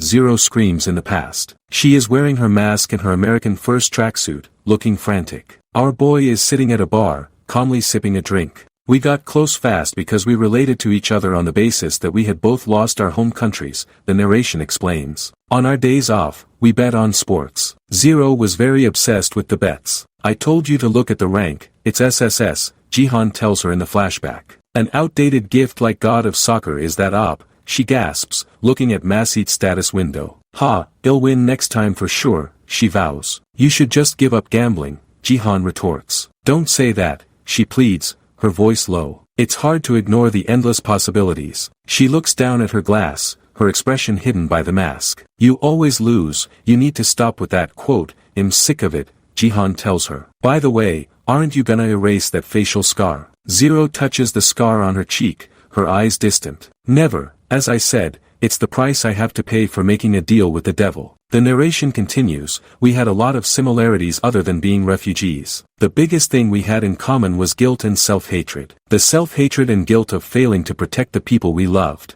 They clinked their glasses together, a somber moment between two broken souls. Back in the present, our boy stands before the crystal, his eyes narrowing. That happened, he thinks, his mind returning to the mission. A notification pops up from Ricebest, asking how long he is gonna stand there for. Our boy looks up, sensing the zombies approaching. Another chat from laundromat owner asks what is with the suit and where his sweats are. ASDF 1234 guesses he must have come here right after the auction, while line-crossing Woodman jokes that he wanted to seduce them. Beep Fear notices something, wait, his right hand. Our boy reaches down, gripping a massive weapon. The sound effect Dadung echoes as he reveals it. It is a gargantuan blade, the Urk Pontiff's horse-slaying sword. The item grade is C, an extraterrestrial holy item. A sword used as an offering by the Urk Pontiff, it's great for slicing creatures' stomachs. I was wondering why it was so cheap despite being a crade, our boy thinks, hefting the massive weight. It's way too big and heavy for most people to handle. Well, this is easy, though, he decides. He swings the blade in a wide arc, the sound effect bung filling the air. Mana explodes as he spins, the sword becoming a blur of silver and red energy. He is a whirlwind of absolute dominance, the ground cracking beneath his feet as he prepares to slaughter the trash. The chat is going wild, eternally barking dog typing that he's as strong as a warrior. Barley Croaker begs him to show his status window, and the hype is reaching a fever pitch as every strike. Our guy just stands there, the red glow of the arena reflecting in his eyes as he considers the request. Show my status window, he muses, his face a mask of calm calculation. The chat continues to scroll by at light speed, with Ska889 calling it a genius idea and eternally barking dog doubling down, saying he really wants to see it. Our boy knows how to play the crowd, though. He realizes that as his viewer count climbs, the demands will only get louder. He already has 12,000 people watching his every move, and he knows he can't just ignore the regulars who have been there since the start. He looks at the blue system window floating in front of him, showing his BattleTube achievements. Subscriber gathering 1 is complete, but the rest are still locked behind massive milestones. Should I just be straightforward, he thinks, his hand resting on the hilt of that massive horse-slaying sword. He turns to the camera, his expression softening into a smirk that screams absolute confidence. "Hello, it's Seong Jihan," he says, addressing the thousands of fans. "It seems like a lot of people are curious about my status window," he acknowledges, while the chat explodes with comments like "How TF can we not be curious and don't provoke him FFS. Our boy lets the tension build for a moment, the shadows on his face deepening as the red sky of the Bronze League arena casts an eerie light over the scene. "I'll reveal it," he declares, sending the chat into a frenzy of "I can die now and that was a good life. But there is a catch, a Sigma move that only our guy could pull off. But only if I reach 200,000 subscribers," he says, flashing a peace sign with a smug grin. The chat immediately turns on him, with Ska889 complaining that he only has 10,000 right now and Barley Croaker calling him out, saying 200,000 is impossible for a bronze player. Our boy just chuckles, knowing exactly what he is doing. He knows they will complain because the goal is so far away, so he adds one more condition to spice things up. "If I fail to get first place in any game from now on, I'll reveal my status window right there and then," he promises. The chat is stunned, with question marks filling the screen. Home Fairy asks if he is really gonna keep winning, while Eternally Barking Dog says there is no way but he can try. Our boy just thinks to himself that they are so simple, his eyes narrowing as he prepares for the next wave. "Teen games are mostly dependent on luck," Ska889 points out, and Eternally Barking Dog agrees, saying it's over as soon as you get a troll. Someone even starts praying for trolls just to see the status window. But our boy doesn't flinch. The game is starting, and a massive pillar of blue light erupts from the center of the map, crackling with raw energy that shakes the very ground. Our guy grips the hilt of his sword, his knuckles turning white as he prepares for the slaughter. But then, something happens that even our boy didn't expect. His eyes go wide, sweat trickling down his face as he stares at the newcomers. How does this make any sense, he wonders, his mind racing through his memories of the future. All of them in one place, he gasps, as the camera pans to reveal 3 legendary figures. The chat is laughing their heads off, with Eternally Barking Dog typing "umfo." Standing there is a warrior in golden armor, a mage with a staff, and a man juggling a soccer ball on his head. Our boy is speechless. The warrior, who looks like a total simpleton, starts cheering. "Woowaha, look who it eyes," he screams, his eyes sparkling with joy. "Seong Jihanim, to meet again like this, it's fate," he cries, looking like he just won the lottery. Our boy is just staring at him, thinking about how sparkly he is. But then his gaze shifts to the others. Seong Jihan, the mage mutters, his face darkening with rage. Our boy recognizes him immediately. And who was it, he thinks, his eyes narrowing. And another, he adds, looking at the man with the soccer ball. It is Diego Massid, the man who was Argentina's top player before the regression. The chat is going wild, with Barley Croaker typing "Damn Diego too." Eternally Barking Dog says he met him in real life once and he really makes you want to punch him. Barley Croaker wonders why an Argentinian is in the Gangnam League, but our boy knows the truth. Diego was a mage before the regression, a global ranker with an S-Rank gift called God of Soccer. He looks fragile right now, his beard a mess, but our boy knows better than to underestimate him. Wait, that's weird, our guy thinks, noticing something off about Diego's current class. He is an archer now, not a mage. Diego is just standing there, casually juggling the ball with his feet and chest, looking completely unbothered by the zombies surrounding them. The mage, meanwhile, is still fuming. I didn't think I'd meet this bastard again, he thinks, his teeth gritted in anger. I lost my skill because of that bastard, he recalls, his face a mask of pure hatred. Ugh, fuck, I don't even want to look at his face, he mutters. But then, a system notification pings. Sword King Family 898 has registered a reward mission. The mage looks at the blue window, his eyes widening. What loser is giving me a miss, he starts to say, but then he sees the content of the mission. Destroy the crystal and stop Seong Jihan from getting first place, the text reads. The reward is a staggering 50,000 GP. The mage is stunned. What is this mission? He stammers. Our boy senses the shift in the air, his martial soul vibrating with anticipation. The game is starting, and the zombies are already closing in. A massive explosion of mana fills the air as the first wave hits. Diego Massi doesn't even look at the zombies, he just keeps juggling his ball. You, support, give me buff, he says, looking at our boy. Me, Archer, me need more strength, he adds in broken Korean. Our boy just stares at him, a question mark appearing over his head. In team play, everyone must stick to their role, he thinks, his face returning to that cold, authoritative mask. He looks at his hand, mana beginning to swirl around his fingers in a mesmerizing dance of blue and gold. Buff skill, he muses. I wasn't able to use one before because of my lack of stats, but since my divine power has gone up, I have to give it a shot. He reaches out, his hand glowing with a brilliant blue light that illuminates the entire tower. Power up, he commands, and a wave of energy washes over his teammates. The warrior, Golden Light, is ecstatic. Ah, Mr. Jihan, to think you'd give us a buff, so you really were a support, he cheers, his muscles bulging as the energy takes hold. The chat is equally confused, with dried yellow croaker typing whoa so he really is a support. Ska889 points out that he is a support with a suspiciously big sword. The mage is the most confused of all. How come that crazy bastard has given me a buff, he wonders, his face a mixture of shock and suspicion. Hey, Mr. Mage, our boy calls out, his voice dripping with dominance. Are you going to play properly this time, he asks, twisting the knife. The mage can only stammer out a yais, his face pale. Golden Light is still cheering in the background,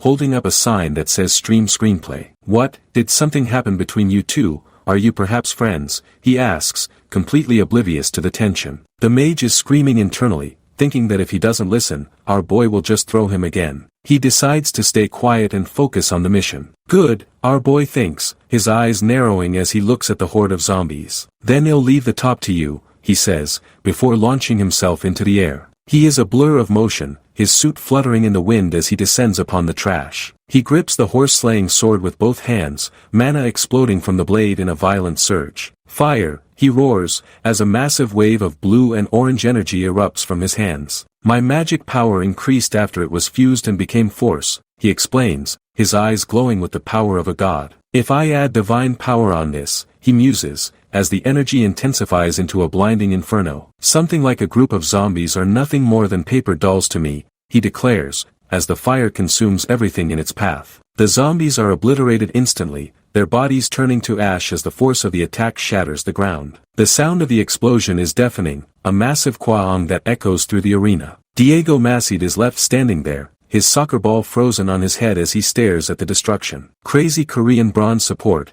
he mutters, his eyes wide with disbelief. Our boy just lands gracefully amidst the smoke and embers, his suit not even singed. He looks like a god of death, a true Sigma who just showed the world what absolute dominance looks like. The zombies didn't stand a chance, and neither do his rivals. The mission to stop him just became a suicide mission, and our boy is just getting started. The lighting in the arena shifts to a deep red, highlighting the sharp angles of his face and the cold determination in his eyes. He is the martial god, and even at level 2, he is a force of nature that cannot be stopped. The chat is a wall of text, everyone losing their minds over the display of power. This is the beginning of a new legend, and our boy is the one writing it with the blood of his enemies and the fire of his soul. The simpletons can only watch in awe as he prepares for the next wave, his sword ready to carve a path to the top. The zombies are screeching, their voices a chorus of agony as the blue flames lick at their rotting flesh. Our boy doesn't even look back, his focus entirely on the crystal he is sworn to protect. The warrior and the mage are still frozen, their minds unable to process the sheer scale of the power they just witnessed. Diego Macid finally drops his ball, the realization hitting him that he is in the presence of a monster. Diego Macid is absolutely floored, his jaw practically hitting the dusty ground as he mutters about the crazy Korean bronze support. He cannot believe his eyes, and neither can the golden warrior standing next to him. The warrior is screaming to the viewers, asking if everyone is seeing this madness in real time. The sky above them is a hellish shade of crimson, casting long, jagged shadows across the battlefield. Our boy is standing in the center of a literal crater, his suit perfectly pressed despite the chaos. The ground is cracked and shattered beneath his feet, blue sparks of mana dancing in the air like lethal fireflies. The chat is scrolling so fast it is a blur, with Vatadai calling him crazy and Ska889 pointing out that he has already slaughtered 100 zombies. Our guy is just getting started, his eyes cold and focused as he senses the trash closing in. A massive, bloated zombie lunges from the shadows, its mouth agape and glowing with a sickly red light. It lets out a guttural screech, but our boy does not even blink. He is the definition of a Sigma, standing his ground as the monster claws reach for his throat. He thinks to himself that obtaining this power was hard, but it was definitely worth the effort. The zombies are grunting and snarling, their voices a chorus of kurr as they surround him. The lighting shifts, highlighting the sharp contours of Jihan's face as he prepares to unleash hell. He is not just a player, he is a force of nature, and these rotting simpletons are about to find out why. The screen flashes with bold text, announcing the true value of space controlling force. This is the absolute domain, a sphere of pure dominance where our boy is the literal god. Anyone who dares to enter this circle will have their movement restricted and controlled, turned into mere puppets for Jihan to dismantle. The zombies freeze mid-air, their bodies trembling as the invisible pressure crushes their bones. Most people are completely unaware of this shapeless strength, but our guy is used to it. We see a flashback to Baron Williams, the global rank 1, who had terrible control compared to his massive abilities. Jihan was his practice partner, the only one who could stand against that raw power. Jihan remembers facing Baron Force numerous times, and through that struggle, he grew to understand the fundamental mechanics of how force actually works. Back in the present, he grips his massive sword, the blade beginning to hum with a terrifying energy. He whispers a single word, fire, and the world explodes. A torrent of blue and violet flames erupts from the blade, swirling around him in a majestic, lethal spiral. His eyes glow with a piercing blue light, the energy crackling around his head like a crown of lightning. He is an absolute being, a level 2 player with the soul of a god. The narration explains that Jihan can use divine power and magic power simultaneously, a feat that should be impossible for a Bronze League player. He possesses both force and martial power, a combination that makes him unstoppable. The zombies are nothing more than dry leaves in a hurricane, their bodies incinerated instantly by the blue inferno. The castle walls in the background are bathed in the eerie glow of his power. The system pings, showing that he has already eliminated 124 zombies out of 1,000. Our boy looks at his hand, noting that he can now perfectly achieve the 1,000 kills he failed to reach in his past life. A new quest notification appears, the chain quest for the zombie source. He has to eliminate 1,000 zombies alone to earn 3,000 achievement points. Jihan does not hesitate. He moves a bit faster, his body becoming a blur of motion as he zips through the horde. Blue streaks of light follow his every move, carving through the trash with surgical precision. The zombies are being tossed into the air like ragdolls, their limbs flying in every direction. The sheer speed is breathtaking, a display of absolute dominance that leaves his teammates speechless. Jihan's eyes are wide with intensity, the blue lightning flickering around his temples. He is in the zone, a predator in a field of prey. Back on the tower, Diego and the Golden Warrior are watching the carnage with wide eyes. Diego is clutching his soccer ball, unable to believe what he is seeing. The chat is a wall of hype, with Dopamine Addict predicting that Jihan will keep finishing in first place. But then, the camera shifts to the mage, Kim Gyu-hyuk. He is standing in the shadows, his face darkened by a sinister expression. The chat notices his silence, asking why he is being so quiet. The mage lips curl into a disgusting, jagged smirk. He looks like a total bastard, his eyes hidden behind his hair. Golden Light tries to be friendly, calling him Mr. Troll number 1 and asking him to show his face to the viewers. But the mage is not listening. He is staring at the blue crystal, his mind filled with greed. A system window shows his secret mission from the Sword King fan club. They want him to destroy the crystal and stop Jihan from winning, offering a massive reward of 55,000 GP. That is over $50,000, more than enough to make a rat like him turn traitor. The mage finally snaps, screaming at the top of his lungs. "Son Jihan, you fucker," he roars, his face contorted with pure malice. He calls our boy a son of a bitch, his voice echoing through the arena. The chat is stunned, with users like Holly Shit and Barking Dog wondering if he has a death wish. The mage does not stop there, though. He goes for the jugular, bringing up Jihan's niece, Seo. He calls Jihan a piece of trash and accuses him of seducing his own niece. He laughs like a maniac, asking how much Jihan had to gaslight her to make her talk only about him. The bastard continues his verbal assault, asking if Jihan is treating her well or what he did to make her listen so obediently. It is a low blow, a knife in the back that makes the entire chat turn against him. Jihan stands perfectly still, his back to the mage. His head is bowed, his hair casting a shadow over his eyes. The chat is impressed by his mental strength, noting that he seems calmer than expected. But they do not see the storm brewing beneath the surface. The mage is still cackling, a ball of fire forming in his hand as he prepares to strike the crystal. The narration explains that the reward was enough to give a coward like Kim Gyu-hyuk the courage to betray his team. Jihan knows exactly what is happening. He realizes there are two reasons for this sudden change in attitude. Either the mage grew confident or someone pushed him from behind. Our boy looks over his shoulder, his gaze sharp enough to cut glass. He thinks to himself that the mage is a bothersome guy, planning to curse him and then escape. The mage is still grinning, looking like a total simpleton who thinks he has already won. Jihan's eyes begin to glow with a terrifying blue light. He tells himself that he is okay with being cursed, but he will never forgive someone for insulting Seiya. The mage is holding the fireball over the crystal, his face twisted in a mocking expression. But Jihan's mind is elsewhere. He is pulled back into the darkness of his memories, back to the regression and the moment he met Seiya again. He remembers his previous life, a nightmare that he wants to forget but cannot. The screen fades to a somber, desaturated tone as the trauma resurfaces. We see the nightmare of Seiya's last moments. Jihan is holding her broken body, his face covered in tears and blood. Her eyes are closed, her face heavily scarred from a terrorist attack by the Sword King fan club. Her head is wrapped in bandages, and her skin is deathly pale. Jihan is screaming her name,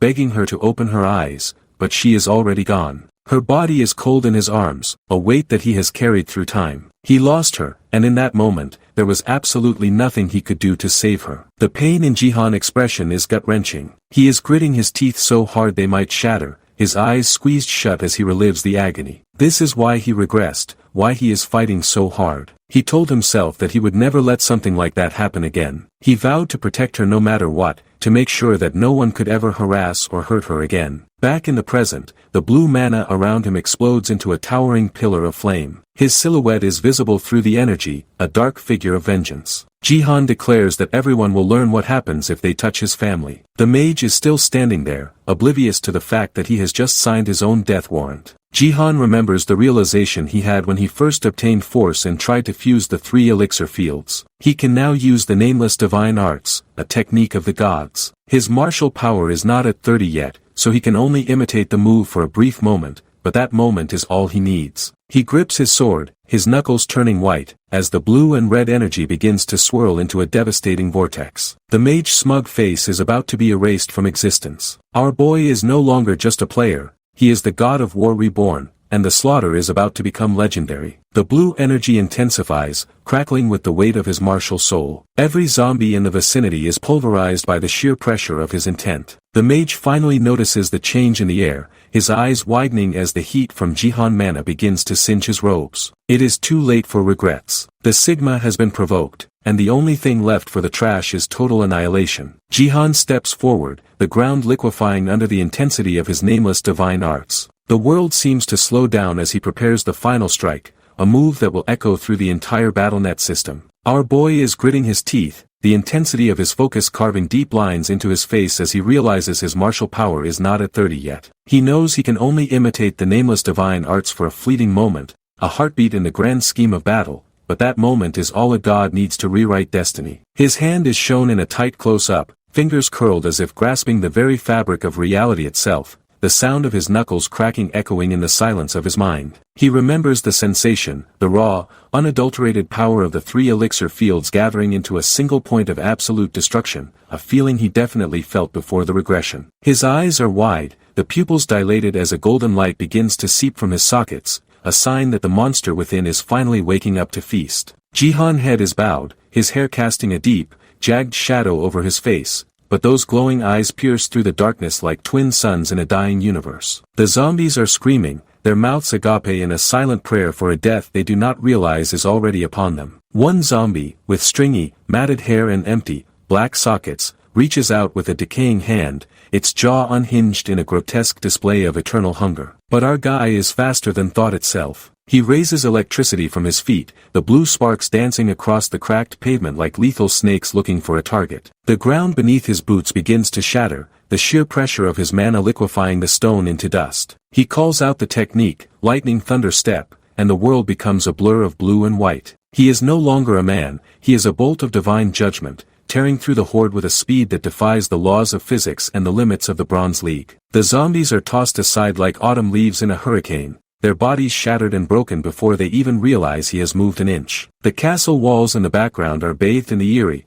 flickering light of his power, casting long, dancing shadows that look like demons. Back on the tower, the atmosphere is thick with a different kind of filth, a betrayal brewing in the heart of a coward. The mage, Kim Gyu-hyuk, is staring at his system window, a notification popping up from the Sword King fan club. The bastards are offering him 55,000 GP to destroy the crystal and ruin Jihan match, a bribe that would turn any rat into a traitor. The greed is visible in the mage eyes, a sickly yellow tint reflecting the fire forming in his palm. He smirks, a disgusting, jagged grin that shows exactly what kind of trash he really is. He tells himself he feels better after cursing Jihan, his ego swelling like a bloated corpse as he prepares to stab his teammate in the back. Golden Light, the simpleton warrior, is still trying to play to the camera, begging the viewers to subscribe and like the video for their safety. He has no idea that the snake standing next to him is about to end their run. The mage tells him to stop, his voice cold and filled with a sudden, sharp malice that cuts through the warrior chatter. He looks at the warrior with one eye, the other hidden by his greasy hair, and tells him not to bother him. He threatens to burn the warrior first if he dares to interfere, the fireball in his hand growing larger and more volatile with every passing second. The warrior is sweating, the orange flames reflecting in his wide, fearful eyes as he realizes the mage has lost his mind. The mage screams goodbye, his face contorted in a mask of pure, unbridled insanity as he hurls the fire at the blue crystal. The flames roar, a torrent of orange and red aimed at the heart of their victory, a move meant to erase everything Jihan has worked for. But then, something impossible happens, a Sigma move that stops the betrayal in its tracks. A soccer ball, spinning with a fierce, golden energy and trailing sparks of light, slams into the fireball, neutralizing the explosion in a shower of harmless embers. The chat is losing its mind, the text scrolling so fast it is a white noise of shock and hype. Diego Mazid has entered the chat, and he is not happy with this simpleton behavior. The soccer star is standing tall, his foot still raised from the kick, his expression one of absolute boredom mixed with a hint of deep disgust. He tells the mage that he is always serious about games and he will not condone someone messing them up for a few coins. But more than that,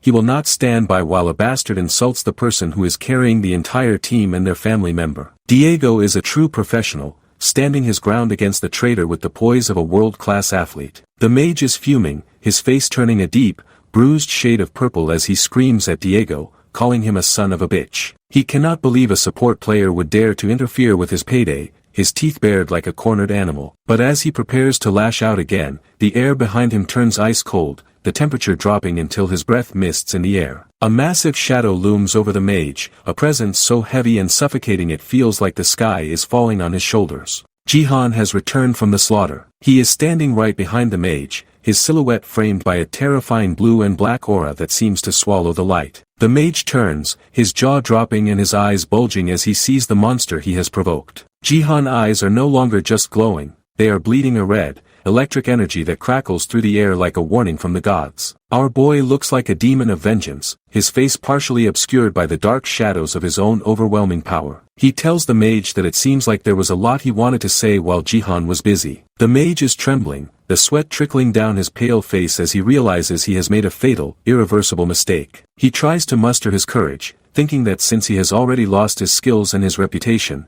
he has nothing left to lose. He decides to insult Jihan one last time, his mouth opening to spew more filth about Seo. But Jihan is done listening to the trash. He reaches out, his hand moving like a strike of lightning, and grabs the mage by the throat with a grip of iron. Hush, he whispers, and the word carries the weight of a final death sentence. The mage can only make muffled, pathetic choking sounds as Jihan lifts him off the ground like a ragdoll. Our boy tells him that he was thinking of making him explode as soon as possible, but he has changed his decision. He cannot give a rat like him an easy death or a quick exit from the game. He wants the mage to feel every agonizing second of the retribution he has earned. Jihan explains that the pain will be filtered through the connector, meaning the mage will feel everything as if it were happening to his real, physical body. The mage's eyes are bulging, the veins in his neck standing out like cords as he struggles against Jihan's absolute dominance. He thinks to himself that it is okay, that he can handle it because he has already lost everything, but he has no idea what a martial god is capable of. Jihan tells him he is going to teach him about a whole new world, a world of pain that he never knew existed in his wildest nightmares. The mage lets out a pathetic,